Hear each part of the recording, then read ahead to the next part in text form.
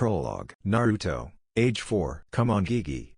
Let me be a ninja already. Hiruzen Sarutobi, the Sun Daime Hokage, massaged his temples as he looked down at the little blonde boy who had a determined look on his face. He had been visiting the boy in order to give him a monthly allowance and help him shop for groceries as he lived alone. It might be odd that a little boy like this lives alone, instead of with his parents or in an orphanage, but the little boy held within him a massive little deterrent that kept most from wanting to care for him. Naruto Uzumaki held within him the ultimate bijou, the Kyuubi no Yoko. The same demon that had attacked and nearly annihilated Konohagakure no Sato, the village in which this story takes place. Naruto, I can't let you enter the academy. Naruto's face scrunched up, trying to decipher why. But Gigi, you told me other kids ninja as young as me training as ninja, why can't I? Hiruzen did have to admit to that nugget of truth. Clans in Konoha such as the Uchiha and the Hyuga trained their children from around the time they can walk to become shinobi. Kakashi Hatake had graduated from the academy at the age of 5 and even been promoted to Chunin at the age of 6, same for other prodigious ninjas such as Itachi Uchiha. Hiruzen knew it was somewhat hypocritical of him to deny Naruto the same chance that they received. But the people of Konoha would never accept the demon spawn training in the ninja arts right in front of them. This was more for Naruto's safety. The worst thing to him was that he couldn't even tell Naruto why he couldn't allow him to join. That the irrational fear the village as a whole had of him being the Kyuubi reincarnated wouldn't allow them to see him as just a little boy that wanted to prove himself to them all. Hiruzen patted Naruto's head and looked down at him patronizingly. I'm sorry Naruto-kun. Maybe one day soon I can let you join, but not now. Naruto watched the old man walk towards his door and shut it on his way out. X. Naruto walked aimlessly around Konoha, trying to ignore the looks that he wasn't getting. He didn't get why Gigi didn't want him to be a ninja. He knew he would be the best ninja ever, that was all he would settle for, no matter how hard he had to work. There was something he wasn't getting, and trying to think about it made his head hurt.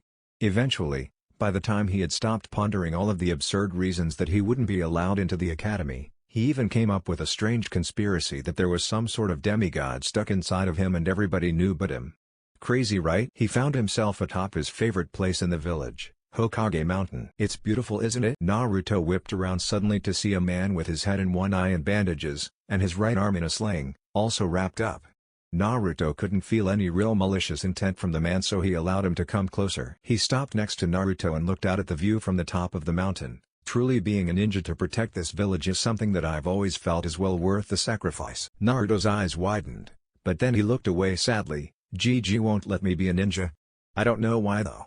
I mean, I'll work hard, and I know I'd be good at it. The man made a noise as if he was thinking of Naruto's words. You would really work hard? You would do whatever you had to in order to become the greatest ninja you could be? Naruto grinned widely at the man. Not just the best ninja I can be, the best ninja ever, Dadabayo. The man had a small smirk upon his lips. Well then, I think I'd like to take a hand in training the greatest ninja ever.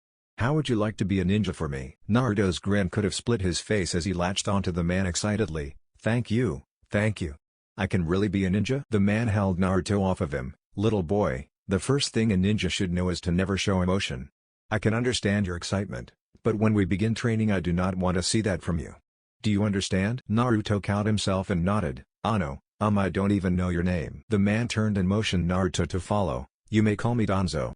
X. Naruto, age 7. Underground, the sounds of contact were made. The sounds of physical combat were common in this place. Sparring was intense and brutal to condition the ninja to field conditions. An unnamed teen hit the ground hard, groaning as his eyes flicked in and out of consciousness. The blood caking his face was just another sign of the intensity of the session. Standing over him was a blond boy sighing in relief at the conclusion of the spar. Takeshi. You hit way too hard. The blonde slowly walked away from the room, checking himself over. He scratched at his fists, flaking off the dead skin covered in dried blood. He checked his mouth and sighed before digging into the back of his mouth and pulling out a molar, dropping it on the ground as he walked away. He didn't care too much about it. It wouldn't be the first time he lost teeth down here, and they always grew back. Thank you, Furball. As the boy clad in black practice clothing entered the hall, he came face to face with the man responsible for training him. Ah, Danzo Gigi. Good to see you. Danzo frowned at Naruto's disrespect. Boy, if you weren't so damn good at what you do then I'd have you go back through emotional conditioning again. Naruto gave him a cheeky grin. But that's just it. You know I'm too damn good to waste going to do that crap, and besides, you know I can turn it on the second the mission starts. I can be as blank as everybody else when you say go. Danzo let a ghost of a smile appear on his face. He remembered putting Naruto through the paces to rid himself of his emotions. No matter how bad he had Naruto beaten and conditioned, he would still keep a spark of his old personality, even after several months of that treatment that had broken everyone else. Danzo had trained for decades until that point. Danzo motioned for Naruto to walk with him. "I have a mission for you, solo this time." Naruto went into business mode upon hearing those words. "What do you require of me, Danzo-sama?" Danzo would never openly admit it, but he did rather like the fact that Naruto could turn his ninja mode on and off at the blink of an eye. It made training a bunch of emotionless tools more bearable if one of them had enough self-awareness to actually speak to him with even a hint of cordiality. They weren't necessarily close. Naruto was well aware of the fact that Danzo saw him as nothing more than a tool, a weapon to be brandished to protect Konohagakure, but people have shown that they can value objects and tools above many things in this world, plus Naruto's childish streak got a kick out of making Danzo twitch.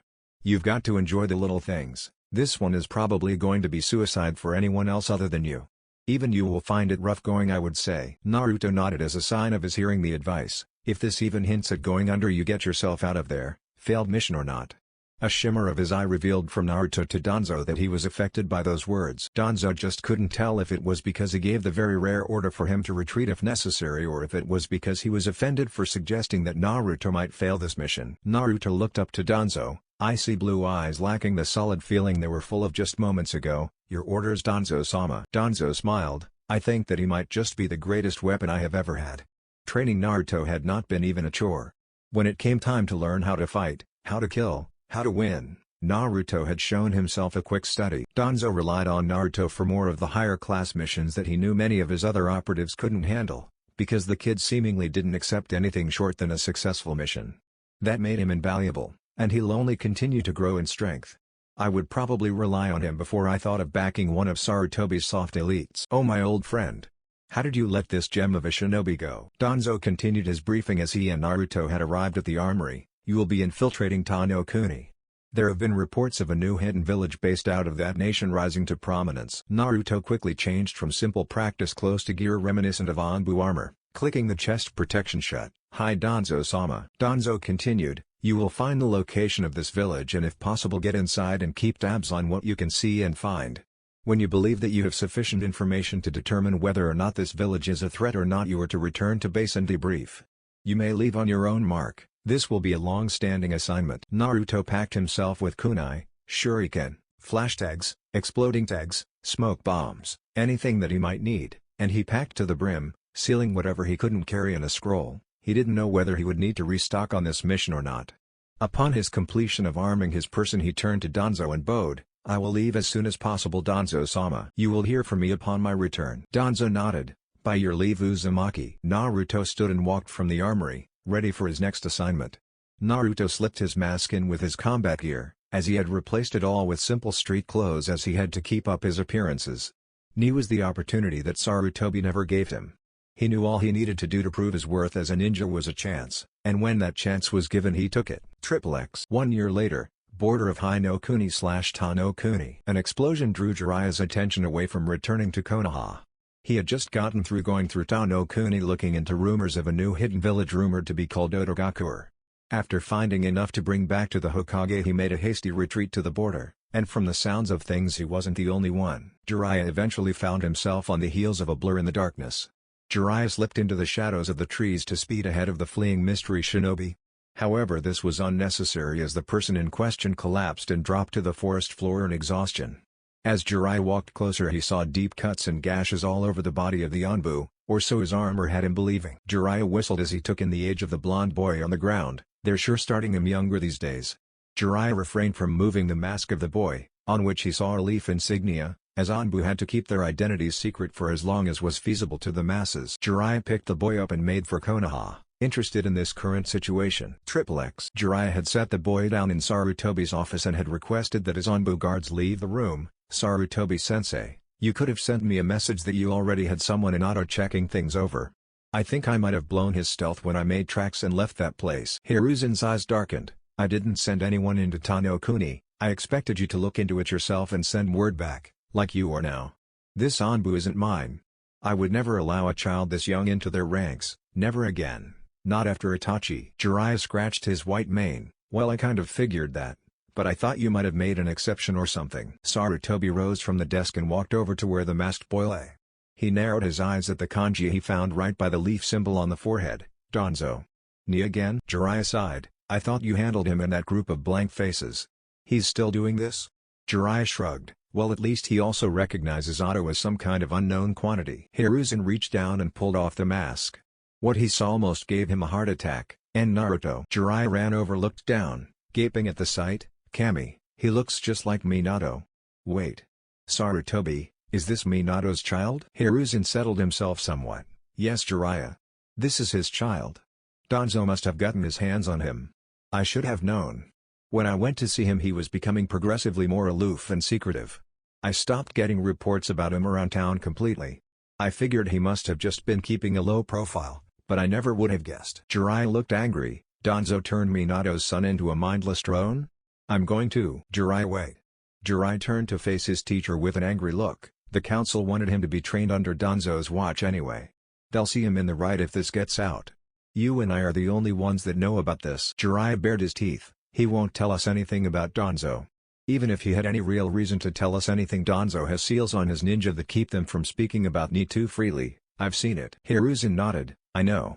So what if instead of using him to get to Danzo we just take him away from that place entirely?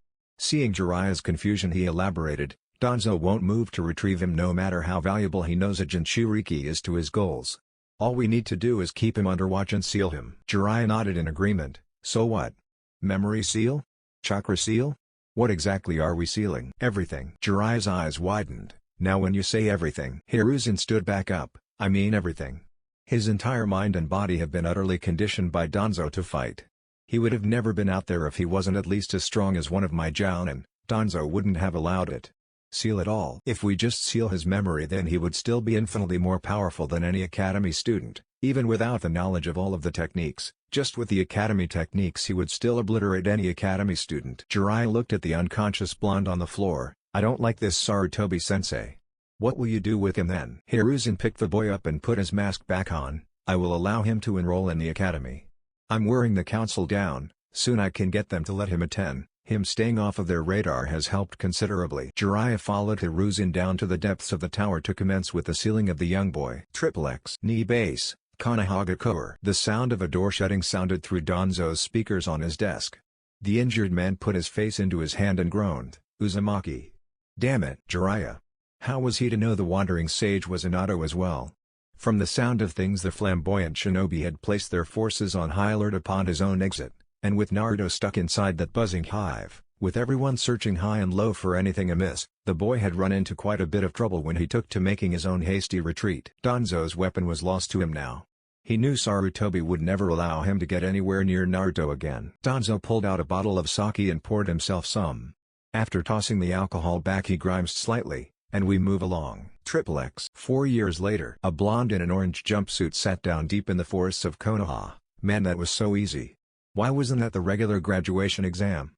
The boy unfurled the scroll in his grip and read it. Oh man. Kage Bunshin no Jutsu? Bunshin. My worst technique. He sighed and put on a cocky grin. Right then.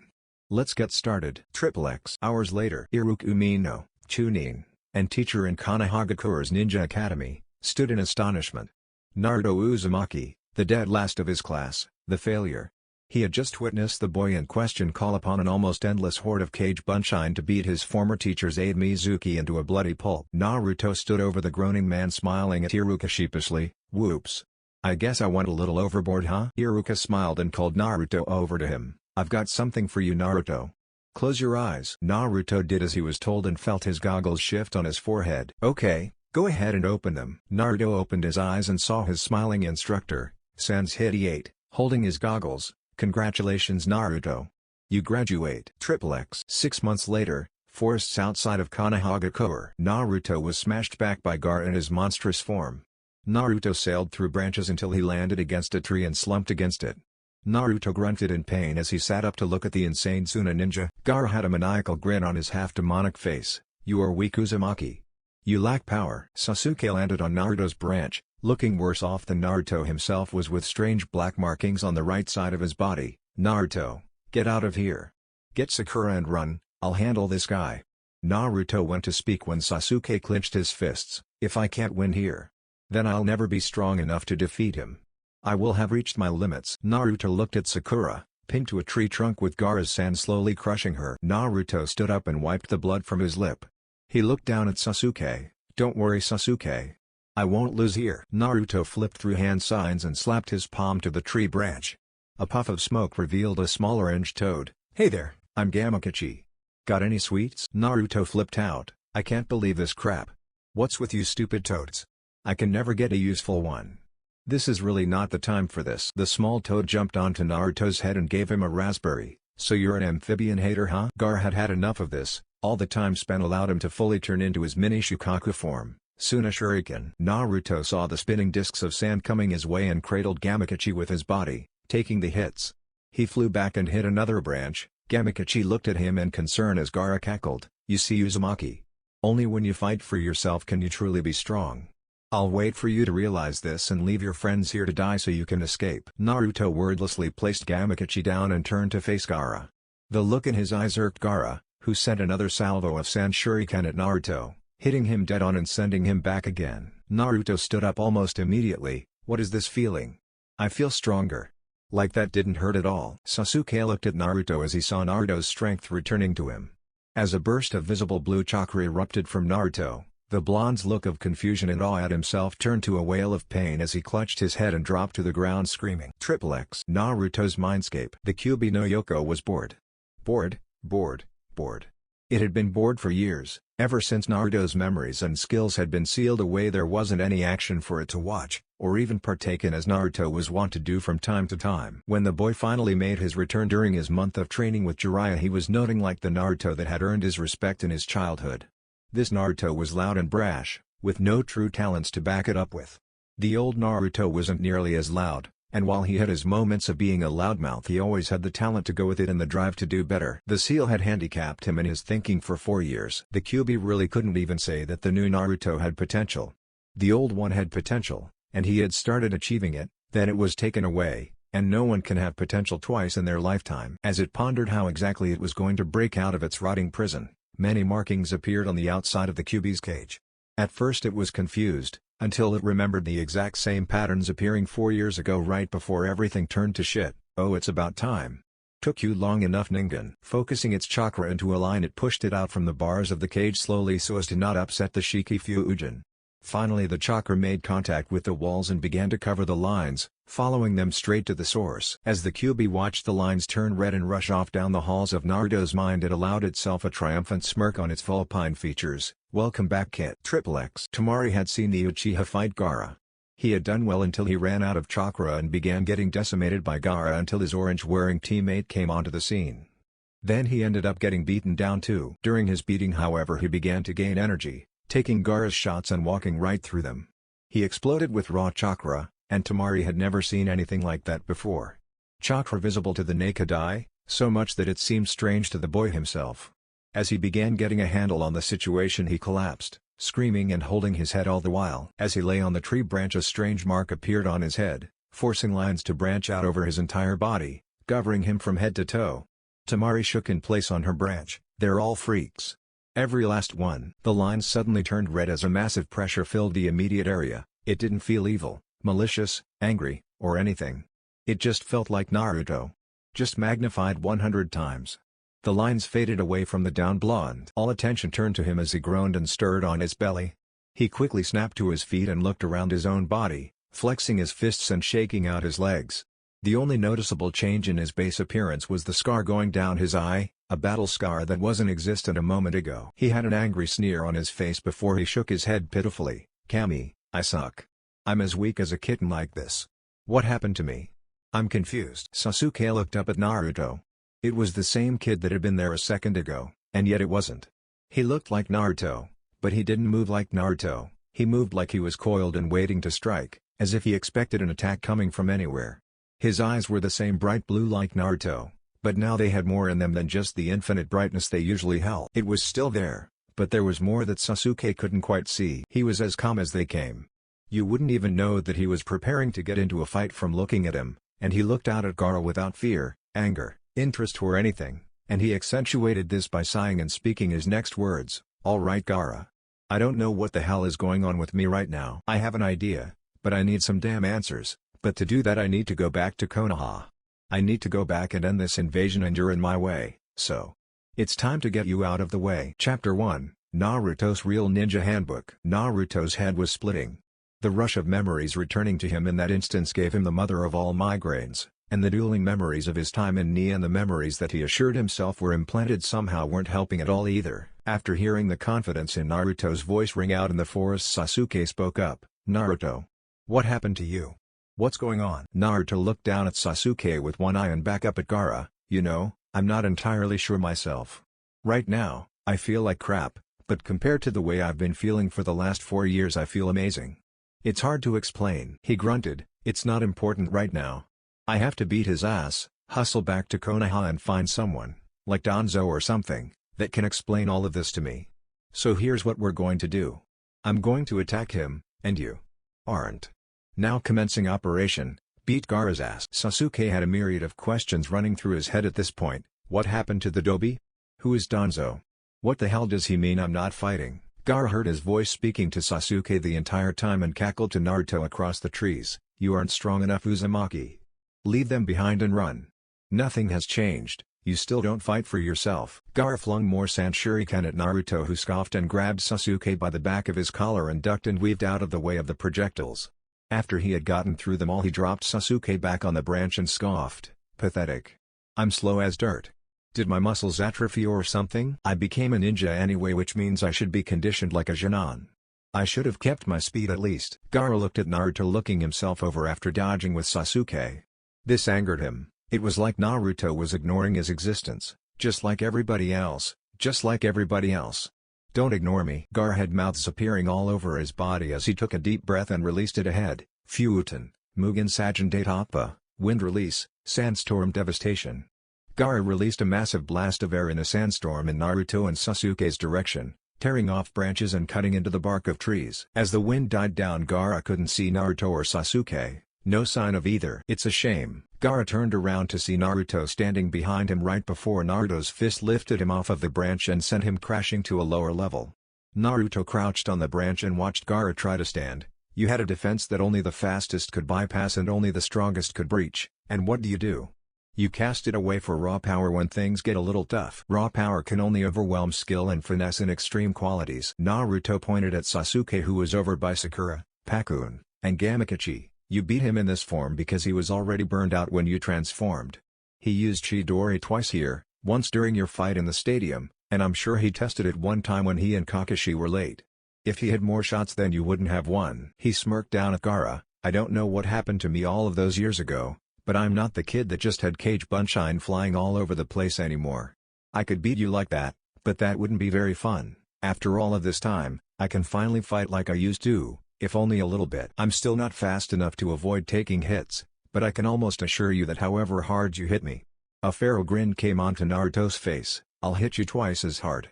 So let's see who can still stand up when this is all over." Naruto's hand moved unconsciously to his back before he pulled it down, clicking his teeth. "Damn, that's right. I don't have a sword. Seriously, what happened to me? These phantom urges to fight like I was trained to are going to get me killed if I don't get it together." Gaara stood with a growl. "You aren't stronger than me. You fight for the Uchiha. You fight for the pink-haired girl. Fighting for others makes you weak." Naruto scoffed. "That's the stupidest thing I've ever heard. There are detailed stories of mere mortal men overcoming demons for others. The Ondaime Hokage overcame the Kyubi no Yoko for his village. Orochimaru fights for himself, you fight for yourself, and that's why you will both lose here today, because you don't have a true purpose to fight." Naruto cracked his knuckles. "But let me show you just how wrong you are. Don't blink."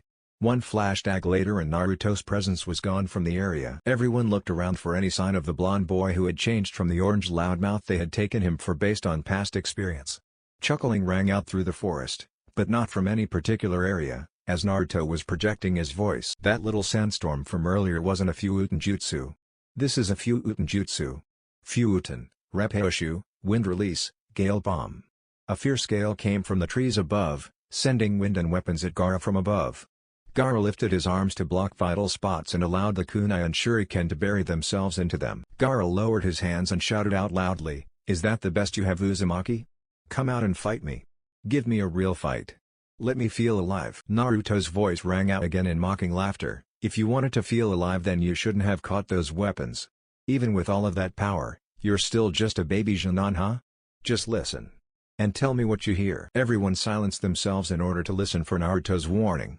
Temari's eyes widened. Too late to help. A hissing noise coming from Gaara was being muffled by the sandy appendage he had caught the mishmash of ninja tools in. "Gaara, no!" Temari's shout of warning did no good. It was too late for him to cast them out as a massive explosion took place in the trees, and the fireball that used to be Gaara fell to the forest floor. The others could only look on in amazement as the goofy boy in orange was systematically decimating the strongest person out of them all. Naruto's voice rang out again. "Damn it, I should have just killed you." Gaara was like a puddle of melting sand on the ground as Naruto spoke. "I guess my fake self has more influence over me than I thought. I should be down there killing you right now. But for old time's sake, I guess I'll hit you with an attack inspired by him." Suddenly several Narutos rushed out of the foliage and kicked Gaara into the air, one after another. Ki. As Gaara was stuck hanging in the air, a wave of orange revealed itself from the leaves above. Countless Kage Bunshin from Naruto descended with their fists and feet cocked to strike. Naruto Nisei Rendan. Naruto Uzumaki 2K Barrage. Naruto's Bunshin dropped an obscene amount of physical offense on Gaara's prone form, driving him back into the ground hard. Naruto and his clones littered the trees looking down at Gaara. Naruto sighed yet again. "If I was at full strength, he'd be a puddle in a crater right now. Someone's going to answer for this." Gaara looked up at the masses of Naruto Bunshin looking down on him. Each of them had the same uninterested look on their faces, as if they were trying to ignore him. Cold blue eyes magnified by 1,000 staring down on him. "There's no way." Gaara allowed the final shred of sanity and reasoning inside of him snap. "There's no way I'm going to lose to a guy like that." The original Naruto's eyes widened as Gaara's chakra spiked. "Oh crap. He can transform again." Naruto was blown back hard as Gaara was completely immersed in sand, swelling to the sky.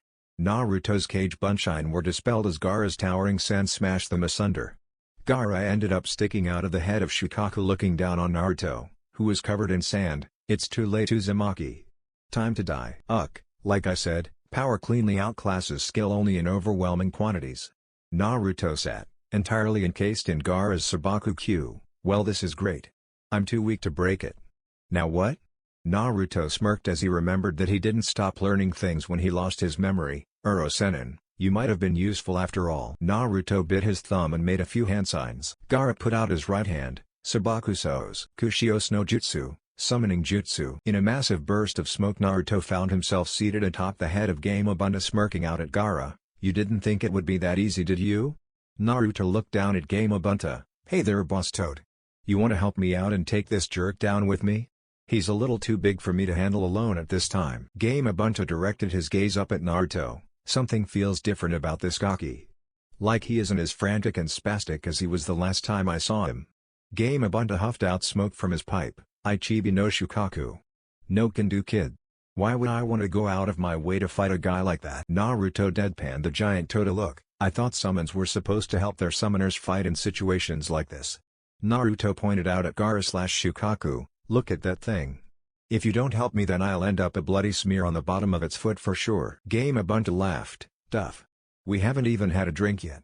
I can't accept you as my summoner until we share a drink together." Naruto glared down at him. "You better be the one supplying then.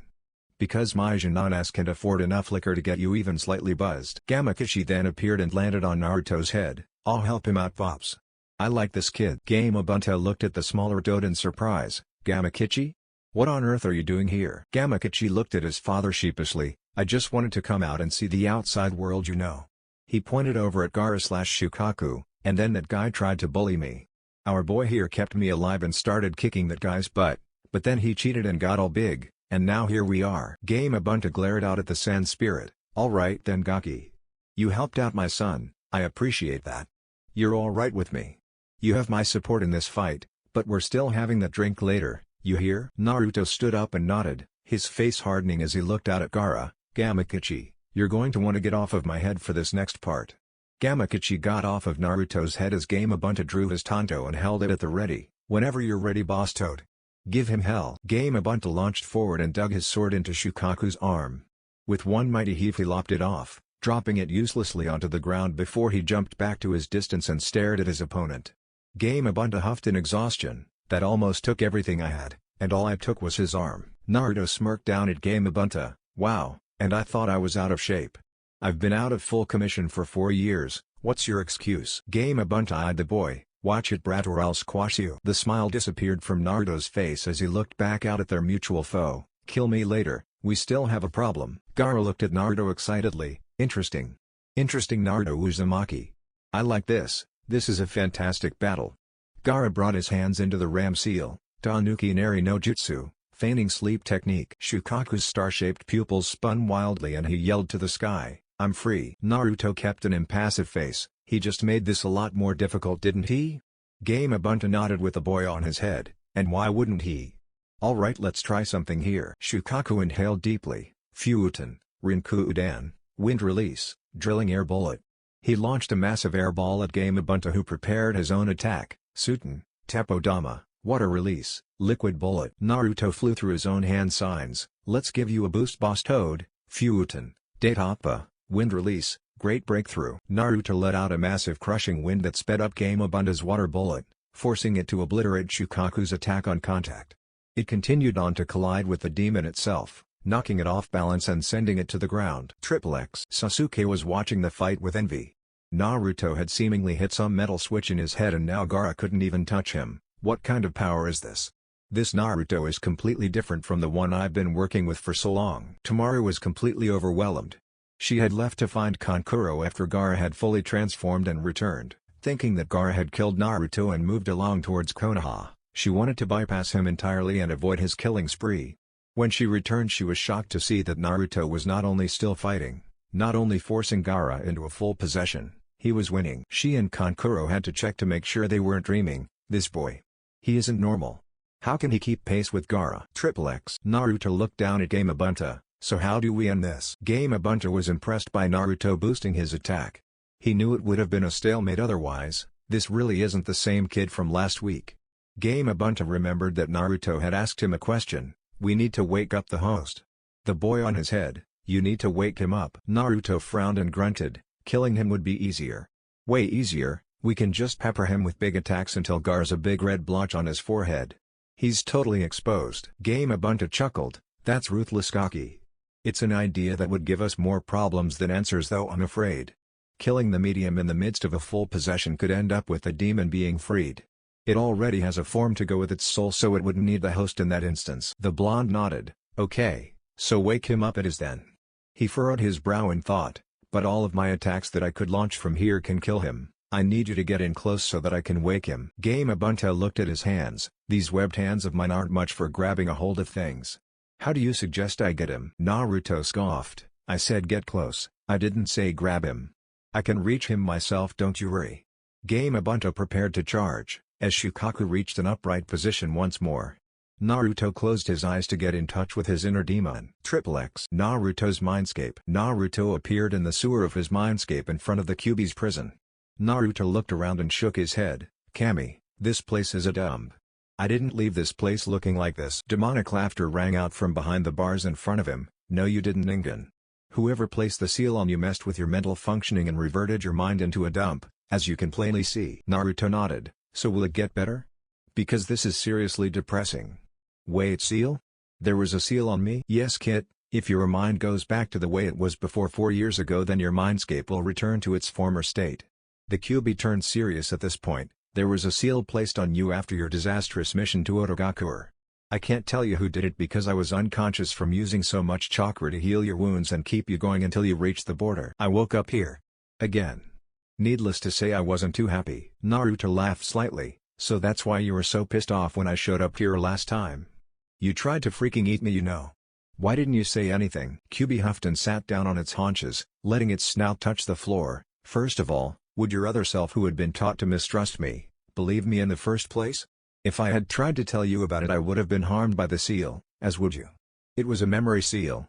Whoever placed it on you placed many others on with you that coincided with one another. You forcibly broke one, the chakra restrictor, and allowed me to force a chain reaction with the rest of your metal seals to free your mind. Naruto smiled at the massive kitsune, well I guess I owe you one soon then. But right now could you give me a shot of your chakra for old time's sake? I need to smack down your comrade Shukaku without killing his host. The ground in Naruto's mind rumbled as the Kyuubi jumped to its feet, tails waving behind it excitedly, really? You need my help again after so long? Alright then kid. Why not? I just wish I could experience the fight through your eyes and other senses like I used to. Naruto smirked as the red chakra engulfed his body. Well, after we survive this I'll set up my mind the way it used to be so you can. It's the least I can do. I missed being so badass. Naruto slowly faded from his mindscape as the Kyuubi lay back down on the ground. I did too kid, I did too. Triple X. Naruto's eyes shot open as his body filled with the Kyuubi's chakra. Almost simultaneously Gamabunta charged at Shukaku. As the two massive creatures got closer they both shot off their projectile attacks again. Naruto judged the distance just as the smoke from the collision of attacks rose. This is close enough I guess. Naruto crouched deeply and propelled himself high over Gamabunta's head, leaping over the explosion and posturing himself above Shukaku's head. Naruto hovered overhead for a second before forcing wind chakra out through his hands, accelerating his descent. This is going to be amazing. Naruto fell at high speed aiming for Gaara, who was stuck sleeping on Shukaku's head. Wake up you pasty bastard. Naruto delivered a double stomp right to the top of Gaara's head, driving him completely through the Shukaku figure forcing it to collapse on itself as they crashed to the ground amid a deafening roar as the sand crashed around the trees. Gamabunta stood slack-jawed at Naruto's vicious/reckless attack on Shukaku. The kid jumped from the relative safety of his head, 30 feet higher than he already was, towards a crazed homicidal demon. The more amazing thing was that it actually worked. He hit Gaara with the force of his body weight focused into his feet from 30 feet above his head, making the impact more intense by using wind chakra to send him down faster. After the attack he softened his landing considerably after he destroyed the Shukaku as he landed in sand that had been tenderized by his previous attack. Gamabunta was broken from his musing by his son. I like that kid pops. He's insane. Can I hang out with him more often? Gamabunta chuckled, if he allows it Gamakichi. Jiraiya sure picked an interesting one this time. I'll be watching you Naruto Uzumaki. Naruto stood up and shook the sand off of his body, dragging Gaara out with him and dropping him on the ground, watching him look up at him in fear. Stay away from me. I don't want to die. Naruto slapped Gaara across the back of his head. Act like a shinobi damn it. We deal in death for a living. Besides I'm not going to kill you. You're a weapon like me. He dropped Gaara onto the grass and walked away slightly. You're a weapon that I broke already. And while you can be repaired, most of the time a repaired weapon is easier to break a second time around. He turned back to look at Gaara, his cold blue eyes turned back to their formerly bright nature. I'll beat you down every time you try to harm me or anyone in my village. Because only when you fight to protect and defend others can you be powerful and find the strength to push beyond your limits. Naruto looked up to the trees. Sasuke. The Uchiha in question landed by his side. Is Sakura-chan safe? Was I fast enough? Sasuke nodded. Yeah Naruto, you saved her. Naruto looked back at Gaara just as his siblings landed and prepared for a fight. Naruto shook his head at the two Suna ninja. I just beat the guy that terrorized you since he was 6 and I still have enough chakra that I'm gonna sprint back to Konoha and finish up the battle there. You both already got your asses kicked by this guy and Shino and he looks like he's ready to go another round. Do you really think you can beat us if you were stupid enough to attack us? Kankuro and Temari bristled at Naruto's nonchalant threat as he shrugged. Fine, be that way.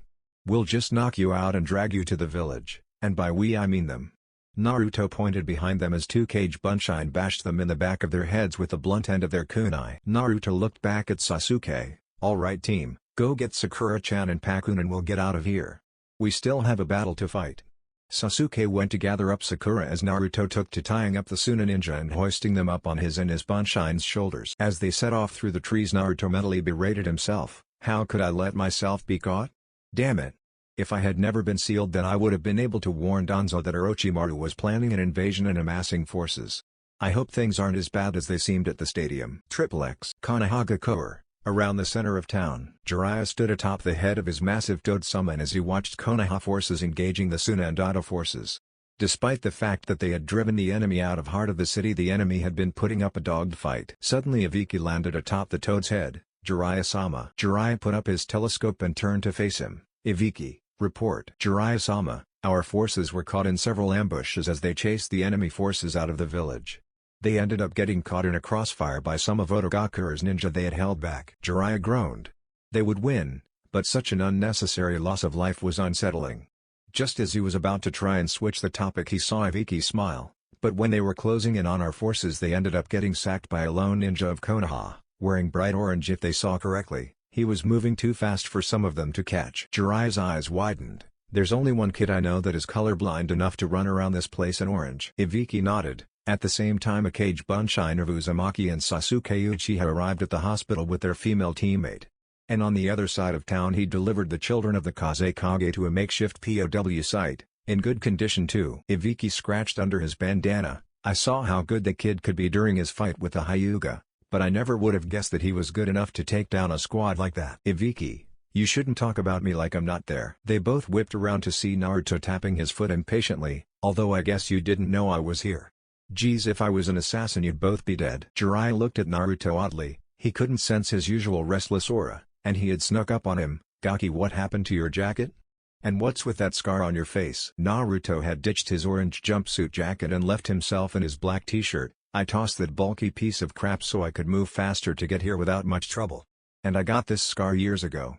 Someone put a bunch of seals on me that did a lot of stuff to me.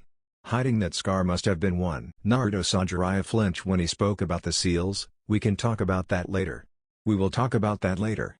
Dadabayo. Ibiki gasped as he looked out over the buildings and saw Orochimaru being whisked away by the Sound 4. Naruto growled and crouched down like a track runner, preparing to take off in hot pursuit until Jiraiya grabbed his collar. You're not fresh, kid. You can't take Orochimaru and his entire force of bodyguards alone. Naruto looked at him blankly. I'm not alone. You should be as strong as he is, right? And Ibiki can help me beat his entourage and help you. If he's running away, then that means he knows he lost today and he might be hurt. We can turn his retreat into a rout and finish this here. Jiraiya was about to respond just as a cloaked Anbu landed on the toad, bowing to Jiraiya. Jiraiya-sama, it's about Sandaime-sama. Jiraiya grinned widely. So Sarutobi-sensei sent the old snake back to his hole, did he? The Anbu flinched under his mask. Hokage-sama was killed in combat against Orochimaru. The three other ninjas stood in stunned silence atop the toad as the sounds of battle still rang out into the air. Naruto looked to Jiraiya, who looked down at him. That's enough death for one day, kid.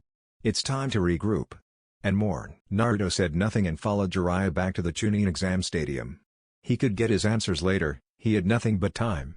Now belonged to the entire village as a whole. Chapter 2, The Root of the Issue. Naruto was far more ornery than usual as he partook in the usual D-rank missions that Junon teams like Team 7 got.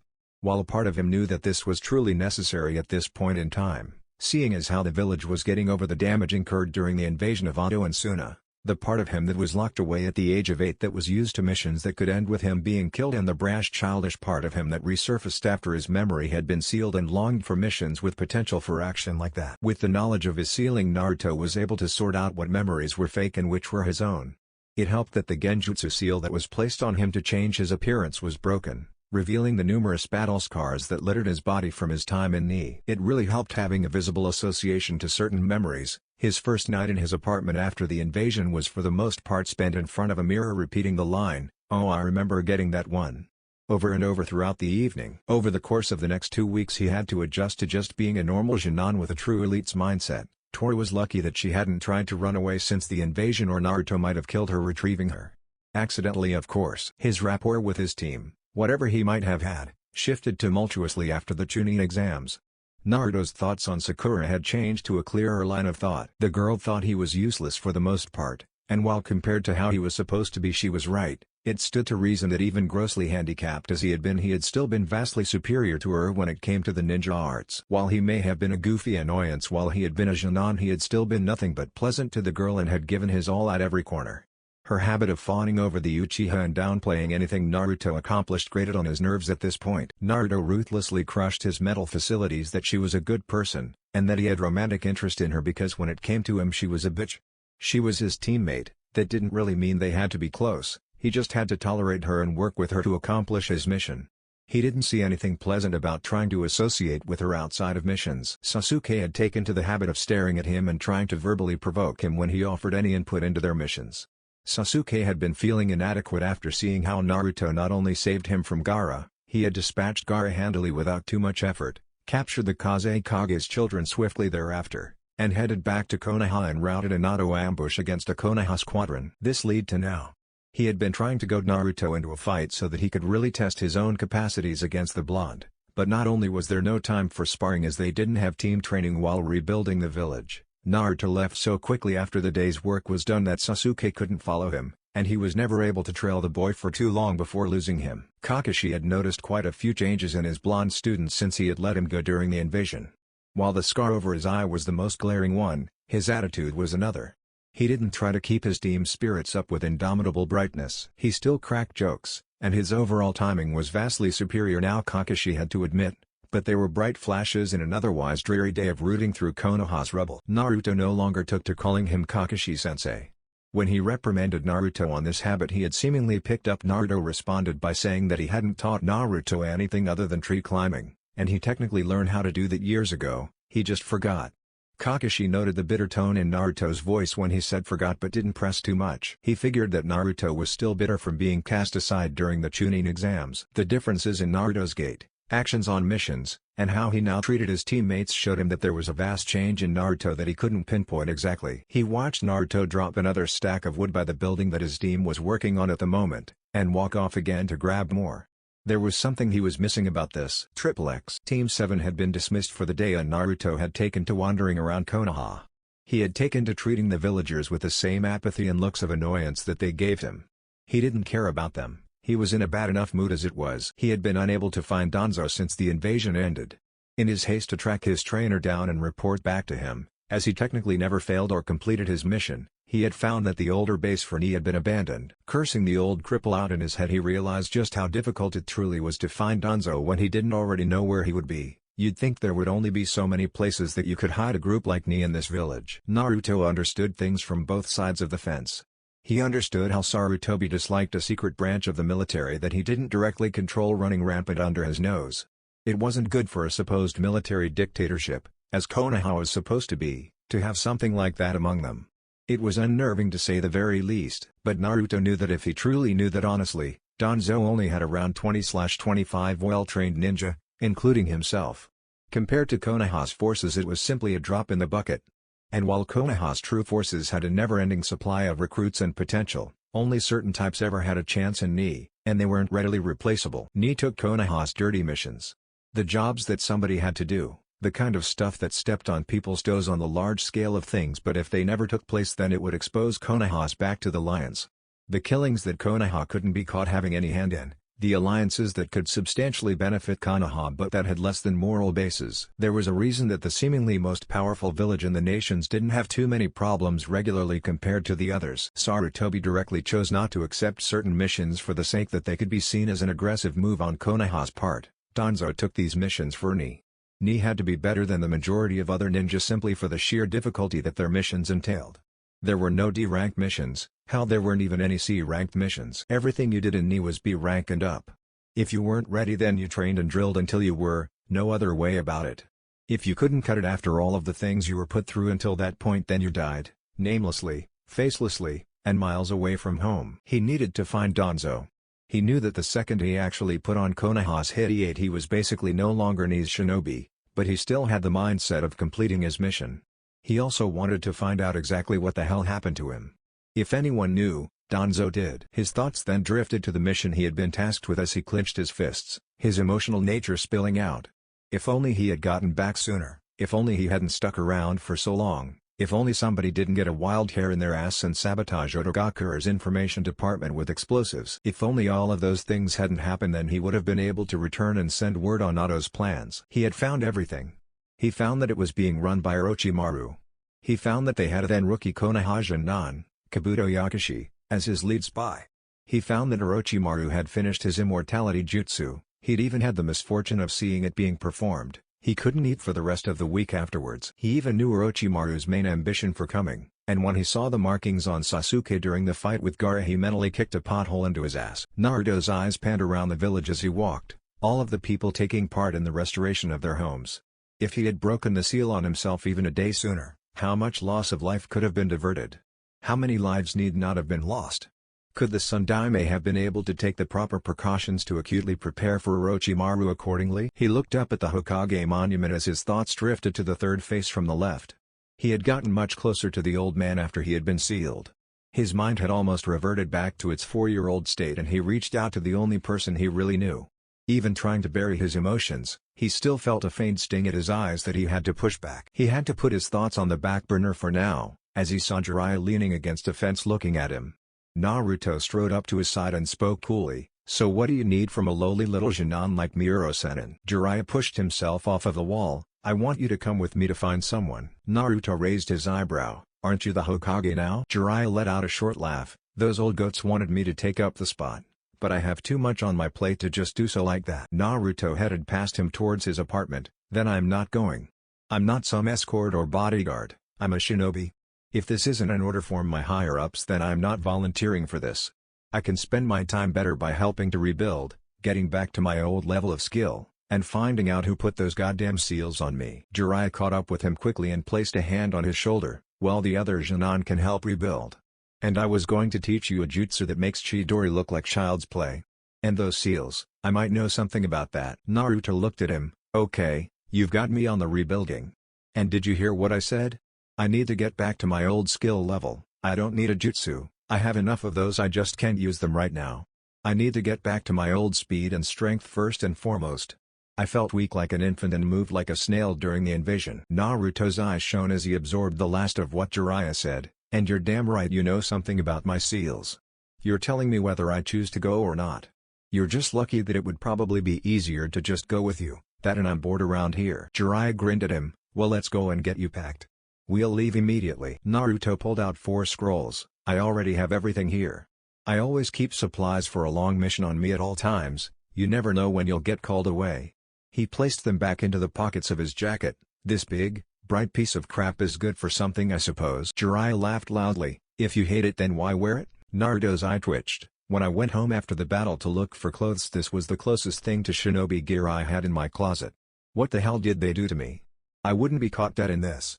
How did I live for as long as I did wearing this eyesore?" Jiraiya laughed again, getting his chuckles out of seeing the boy tear himself down. Jiraiya reached into his pocket and placed some bills in Naruto's hand. "I'll tell you what, Gaki.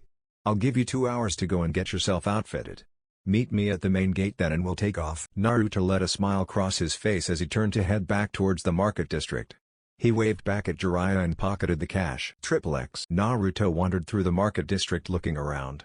While the Naruto that had become a Jonin would simply enter a shop and hope he didn't get ripped off, this Naruto was sick of being broke all of the time and was running through his head all of the shinobi shops that had done it to him. "That place did it, that place did it, that place won't even let me in to do it." Naruto had gotten his tools from old scavenging habits.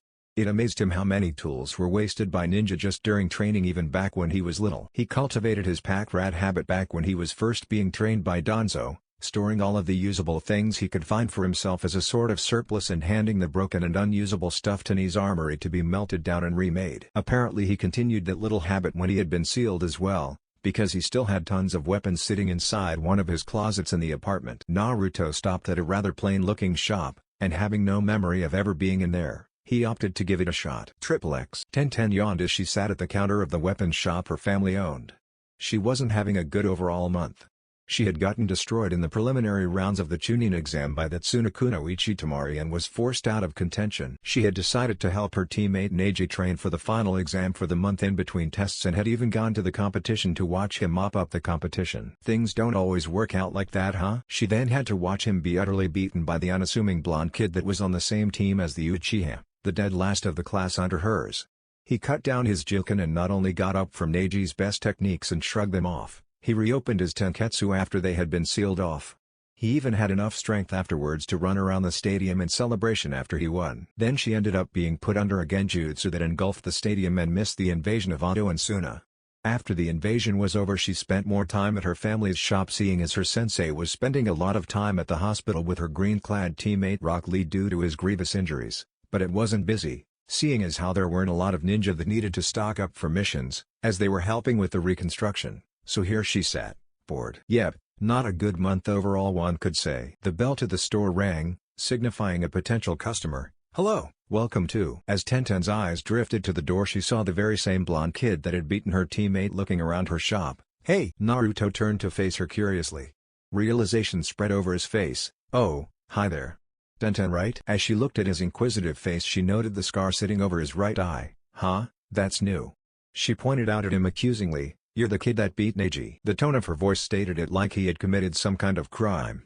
Naruto tilted his eyebrow. "My name is Naruto, and don't look so shocked. Was I supposed to let him win or something? Tenten was taken aback by his calm answer. She was conditioned from seeing him throughout the exams to expect a loud, hot-headed response. It's not that, it's just that you really weren't expected to win then. Damn idiot persona. It just had to wreck his standing in the eyes of the many. Oh well, he liked to be surprising anyway. Naruto sighed, and that is why you have to learn to expect the worst in most cases, because then you can only be pleasantly surprised. Naruto remembered Danzo or other elder operatives saying that to him a lot back in the day, then they would usually hit him or something. Stupid emotional conditioning. Tenten noticed the scar over his eye and found herself curious. How did you get that scar? Did you get it during the invasion? Naruto waved off her question. It's a long story that I'm not even sure of and that you wouldn't believe if I told you. Don't worry about it. Do you sell shinobi clothes here? She nodded and pointed over in the correct direction. Naruto thanked her and went on over. Tenten watched silently as he walked over to the clothing section of her store and rifled through the selection. Apparently he was getting rid of that sense-offending jumpsuit on his back. He nodded as he pulled out a set of shirts and a few pairs of pants. He went into a changing room and came out a moment later in a dark blue muscle shirt and dark blue loose pants tied at the ankles with wraps. He set the extras on the counter and went back into the accessories section and grabbed some black bracers that wrapped around his forearm entirely.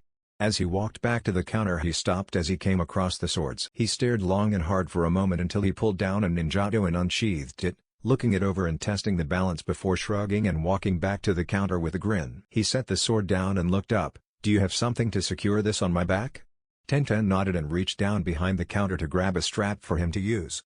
So how much is all of this? He seemingly gave her a set, appraising look as she tallied it up. Tenten looked over what he bought and looked at him. That will all come to 68,500 ryo. Tenten watched him switch moods apparently as he cringed jokingly and pull out his wallet and money he had in his pocket. He brightened up after hearing the price of his new equipment. Naruto chuckled as he gave her the necessary funds. This'll clean me out, but it's necessary. He strapped on the sword and placed the bracers on his forearms. Tenten watched him finish outfitting himself and huffed. Do you even know how to use that sword on your back? Naruto shifted the ninjato into a comfortable position on his back. I'm an old hand at it. It's time for me to get back into practice with Kenjutsu. I was no slouch I should say, I might be rusty if anything. Naruto quickly drew his sword for a few test slashes and shifted through a few regulation on boost stances before resheathing it.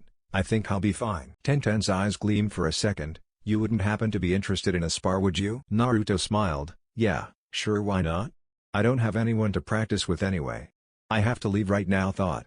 I might look you up when I get back. Tenten smiled at him as he moved towards the door. I think I'd like that Naruto. Naruto stopped at the door and turned around. I left the jumpsuit in the back. Feel free to burn it at your leisure, like on your break or something. I still have a closet full of them to get rid of. Bye Tenten. Tenten waved goodbye as he left the store. She furrowed her brow and thought, how can a guy change like that in 2 weeks? X. Jiraiya noticed a familiar mop of blonde hair heading towards the main gate. As he got closer he whistled at Naruto's appearance, looking dapper kid. Naruto looked up at him and grinned. It's easier to get girls if you don't blind them when they look at you. Jiraiya patted him on the back as they began walking through the gate. Well said Gaki. As they walked on Naruto eventually sighed and looked up at Jiraiya through half-lidded eyes. Alright, we're far enough from Konoha that if I don't like what you have to say I can kill you and no one can stop me. Tell me what you know about my seal. Jiraiya tried to be funny. Well the Shiki Fuujin is meant to hold back the Kyuubi. Naruto gripped his sword as he glared at him. Don't be an ass about this, I'm serious. What happened to me? Jiraiya sighed. Okay, but if I tell you this then you have to wait until I'm through explaining before you try to gut me, deal? Naruto kept up his glare but nodded. Jiraiya began, alright, you know your little trip to Tano Kuni? I'm the one that found you. I was there too investigating rumors on Otogakure. When I left I decided to torch their files, stuff on Orochimaru's bloodline research, jutsu development, things like that. Naruto's eyes widened. He unsheathed his sword and took a swing at Jiraiya in anger, forcing the man to jump back. Hey brat. I said wait until I was done. Naruto pointed at him angrily, you dumb old bastard. You were the one that turned the heat onto me. Don't you know the first thing about infiltration?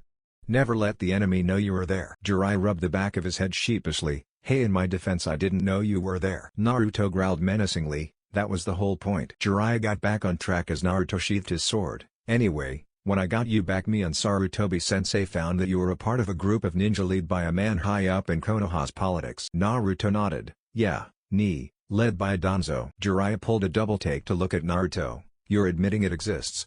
Wait. You're talking about it. Naruto sighed, yes Uro-sennin. I swear, I kept telling Danzo it was the second worst kept secret, almost as bad as me being the Kyuubi Jinchuriki. The fact that Sarutobi Gigi and you both knew about it proved that. And Danzo never put any seals on me. I was too much of a high-profile figure to make into a mindless drone. I mean at first he tried, but he quit after a while. Jiraiya looked at him oddly. Wait, so you always had your sense of self? You weren't a mindless drone? He just trained you? Naruto looked up at the man. Yeah. And anyway I couldn't tell you anything currently relevant about me even if I wanted to anyway, seeing as how I haven't been there in 4 years. The old cripple probably cut his losses and let me go. It's all he could have done. Trying to get me back and break the seal might have been too risky. Jiraiya looked down. We never had to seal him. He's right. As long as we kept a tight watch on him he couldn't have gone back to Danzo. Jiraiya gulped. So about the sealing. Listen Naruto, when me and Sarutobi-sensei sealed you we thought you. Naruto's blue eyes snapped up at Jiraiya's face. You and Sarutobi-sensei? You and the old man were the ones that sealed me? Naruto didn't wait for a response. You asshole. You could have waited for me to wake up and explain what was going on to both of you. Instead you left me with the mindset of a 4-year-old? I was mentally behind everybody else by 4 years. Jiraiya already knew that they had messed up back when they first sealed him. But it still sucked to have it thrown back at him. We didn't know what you would do when you woke up. We didn't know how you would react. We were just running damage control as quickly as we could. Naruto shook his head angrily. There was no damage control to run. All this time. I'm a shadow of my former self. My chakra control is shit. I have a fraction of the speed I used to have. Why? I still trained hard even after I was sealed. I should have kept that speed. Jiraiya rubbed the back of his head sheepishly. I kind of put a gravity seal on you too, sorry. I knew it. I knew I couldn't have been that slow naturally. Kami, I felt like I was waiting in jelly. Naruto undid his hideate to reveal his forehead. Take the seal off, damn it. Jiraiya made a few hand seals and placed his hand on Naruto's head. Fuuinkai. A glyph of a seal appeared and faded from Naruto's head. He tested his body's functions with some short motions. I feel better now. Jiraiya felt the need to keep explaining. Naruto just kept walking. I don't want to hear any more right now. I don't think I can take much more of this story before I feel the need to hurt you. You guys almost killed my career, you know that? Come on, let's get to a town. XXX. Jiraiya and Naruto had gotten a hotel for the night in a town not far off. Upon arriving Jiraiya had gone off gallivanting after some woman who showed a little interest in him. This suited Naruto just fine as he didn't really want to be around Jiraiya at the moment anyway. Naruto took himself up to their room and laid down on one of the beds. He had a whole new set of things to think about. Was Hiruzen close to him only because he had gotten out from under his watch once, or was it truly legitimate? When he showed up at the ceremony for Konoha's fallen ninja the day after the invasion he had gone up to the Sun Daime's memorial and he didn't know what to feel. He shed not one tear, his head was jumbled enough at the time. He was still sorting through his mind to figure out what was factual and what was fabrication. He shook his head free of that thought, putting his training under Danzo into use. He was a ninja, and while it was seemingly a simple mission it was still a mission, and he needed a clear mind to go through it successfully. Naruto felt a pair of powerful presences coming closer to his door. They were hiding their chakra levels but it was noticeable that they were considerably strong. Now the side of him that had been out and about for the last 4 years wanted to confront them, see what they wanted, and, if necessary, kick their asses. Unfortunately for that line of thought, rational Naruto was in control at the moment. He darted out of bed and leapt out of the window to find Jiraiya. Fighting two opponents that were potentially overwhelming in strength for no reason didn't really appeal to him after just starting to get himself back into fighting condition. He knew they wanted him for some kind of unpleasantness, because in Naruto's life experiences for the most part new meetings equaled lots of pain and trouble. Naruto dashed along the rooftops until he reached the outskirts of town. Naruto bit his thumb and summoned a toad. Not even giving it time to speak Naruto belted out an order, go find Jiraiya. Tell him to find me as fast as he freaking can or I'm screwed, okay? The toad nodded and ran back into town to find Jiraiya. Naruto sighed and turned around slowly, I know you're there. Come out already. Save us all some time here. Two figures in black cloaks with red clouds appeared, both donning straw hats. Naruto sighed at the sight of the familiar red eyes signifying Sharingan. Of course it would be a guy like Itachi Uchiha after me. The other figure chuckled and removed his hat to reveal a blue-haired, blue-skinned man. It looks like you're still famous in that village of yours, Itachi. Naruto smacked his forehead, and Kisameho Shigaki. What a fantastic day. The hits just keep on coming. He sent himself into a ready stance. Who else do we have coming? You guys happen to have another S-ranked cameo coming from the woodwork? Kisame scoffed at the sight of Naruto's small frame, who knew the Kyuubi Jinchuriki would be such a runt. Itachi, should I cut off one of his legs to make sure he can't run away again? Itachi stepped forward, red eyes spinning. Please come with us, Naruto-kun. Naruto sighed and brought his hands together. Kai. Come on now. I'm a kid, but don't insult me like that. I'm not that easy to yoke into oppression, you know. Kisame reached for the sword on his back. Itachi, this kid is mouthy. Let me handle him. Saimata can just taste his chakra from here. Itachi stared at Naruto, unblinking. Very well. Don't go overboard and kill him. Leader Sama needs the Jinchuriki alive. Naruto narrowed his eyes. Two powerful guys like this want me alive. They won't fight to kill, they can't. But I don't have that kind of restriction here. And all I have to do is wait for Uro-sennin to show up. Even if the Todai-san is slow or can't find him, once the fight starts it shouldn't take him too long to get here. Naruto drew his ninjato and in the blink of an eye was at Kisame's throat, who had brought Saimata down to parry his blade. You're pretty fast, Gaki. Naruto pushed with his sword. I used to be faster. He felt Kisame pushing him back and grunted, used to be stronger too.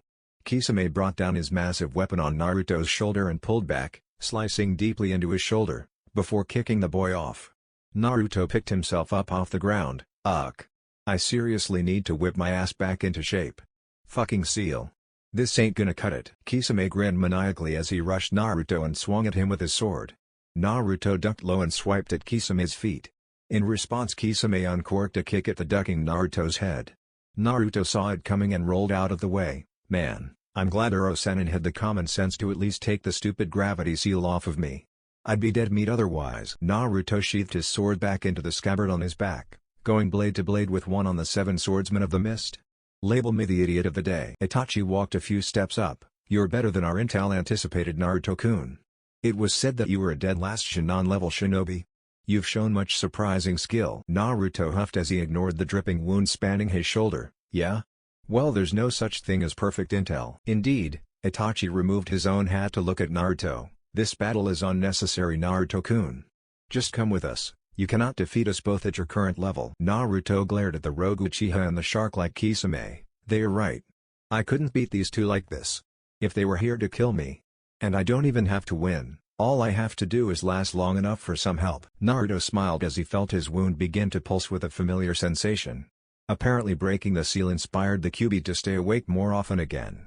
Good. Now if only he had found the time to set up his old arrangements with the powerful Kitsune, then he could just have Kyuubi help him rampage on their asses and be done with it. There was time to think about that later. He had a tall order ahead of him here. Kisame and Itachi covered each other's weaknesses extremely well. What Kisame lacked in long-range ninjutsu, potent genjutsu, and tactical finesse and patience, Itachi more than made up for. Vice versa for Itachi and his close-range skills. Naruto didn't think he could win in close with Itachi anyway. That damnable Sharingan would give away his every move. Unless Itachi walked ahead and called Kisame back. Kisame, I would like to test Naruto-kun for a bit. Stay back for a moment. Naruto would have grinned from ear to ear if it wouldn't have looked so suspicious. Itachi and Kisame both think he's weak. Itachi will probably let the Shinnon in close to humor him. That's where he would get his chance. He needed to abandon all logical reason and just flow. The only way to bypass the Sharingan was to simply move faster than the body could adjust to. As if that would work on someone like Itachi. However, if Itachi could anticipate his movements, then what would happen if even Naruto didn't know what he would do next? It would be a pain to try, fighting his own muscle memory and his own instincts just to attempt a new strategy on the fly. Sounds like something his jumpsuit-wearing self would try. But then again, why the fuck not? Even an idiot can come up with some masterful gems of ideas every once in a while, right? Naruto ran in and ducked, looking to jump when in range of Itachi, but as he crouched, spontaneous inspiration came to him. Instead of jumping high as he had crouched to do, he tumbled forward and rolled through. This random act got him inside of Itachi's guard. Now what? As he saw Itachi move his arms to react to any action he could take from this point in a split second, Naruto once again listened to the most random thing he could think of. He tilted his head up and spit directly in Itachi Uchiha's face. Now at this time, if he wasn't already in a fight that he knew wasn't going to be pleasant if it dragged out, and that's if he actually believed he had a snowball's chance in hell of actually winning said fight in the first place. 2. Flying by the seat of his pants too fast to take into account what he was actually doing. After all, if he wasn't a bloody mess on the ground yet, that had to count for something, right? And 3. primarily trained to not show any emotion or feeling in combat against any enemy, even if pressed with insurmountable odds, and Itachi Uchiha was damn insurmountable for a handicapped former knee operative 4 years out of the game. If it weren't for all of that, then he might have had the logical inclination to shit his pants when he saw that Lugi make contact right on Itachi's left brow. And it worked too, because from the look on Itachi's face he damn sure never saw that as a viable option against him in the middle of a fight. Itachi froze in place, giving his diminutive adversary the opportunity to launch a vicious jumping snap kick to the side of his head, sending him flying back to his partner. The combination of seeing a 12-year-old kid spit into Itachi fucking Uchiha's face, and then seeing said kid dropkick Itachi Uchiha back 15 yards left Kisame's jaw quite slacked. Kisame pointed dumbly at Itachi as he watched him rise to his feet. Itachi. You've got a little something. Right there." Kisame felt a shiver go down his spine as Itachi sent his Sharingan glare on his as he wiped his dripping brow. You got it." The adrenaline from Naruto's little improv session wore off as he got distance and waited for Itachi's response. Naruto attempted a little denial therapy. "Maybe he isn't as pissed as I thought. He's a former Anbu, those guys get bodily fluids on them all the time. A little spit didn't even faze that guy." Itachi, turning a downright murderous look at him, spinning Sharingan enhanced of course, perished the thought that he was getting out of this alive without missing some important body parts.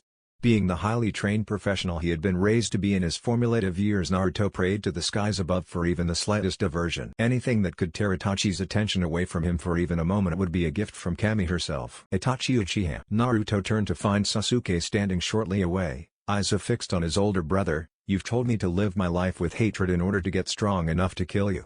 Well, that day has come." If he wasn't such a highly trained warrior and if he wasn't in the middle of a serious, high-tension situation, Naruto could have broken down and cried in sweet relief. Those two reasons, combined, were the only reasons he didn't. Naruto knew there was no I in team. But sorry Sasuke, someone had to take one for the team today. And on this day, Naruto was more than willing to spell team with an I. Chapter 3, Konoha Business. Naruto slumped against a tree and sat down as he saw Jiraiya talking to Midougai, with Sasuke over his shoulder. Itachi had really done a number on that kid and Naruto knew it was mostly his fault, but defended himself with the fact that Sasuke either didn't notice or didn't care that Itachi was in such a pissy mood.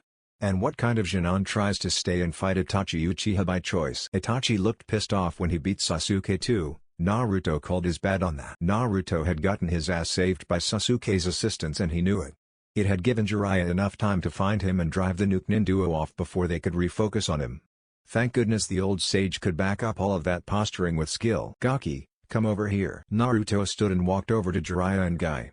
While he was pissed off at Jiraiya, he had to admit, without his timely interference he would have gotten turned into hamburger. Guy gave Naruto a blinding smile as he got close. "Yosh Naruto-kun, you have certainly shown yourself to be quite flushed with the power of youth today. Holding off those two like you did." Naruto looked at Guy strangely. "Thanks Guy-san. I was useless though.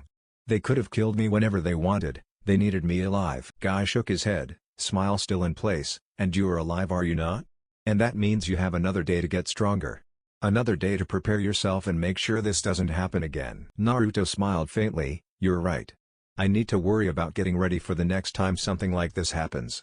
Naruto clenched his fists. "There's no way that guys like that are going to get the drop on me ever again." Guy shifted Sasuke on his shoulders. "Well, I do hope that you two are successful in your mission. We could use her expertise for more than just Sasuke-kun here." "Kakashi got hit as well." Naruto looked at Guy. "Kakashi made eye contact?" Guy nodded and began reaching for something on his person. Jiraiya grabbed Naruto by his shoulder. "We should go, kid. We'll lose the trail if we stay after all of this." Naruto grunted as Jiraiya pulled him away. Later Guy-san. Tell Rock Lee, and Tenta and I said hi." Guy gave him a thumbs up and a smile in return before turning to blaze a trail back to Konoha. Naruto noticed Jiraiya was hurrying him away. "Why are you pulling me so fast, Hiro-sen?" Jiraiya looked down and back out at the road ahead. "He was going to give you one of those god-awful jumpsuits, kid.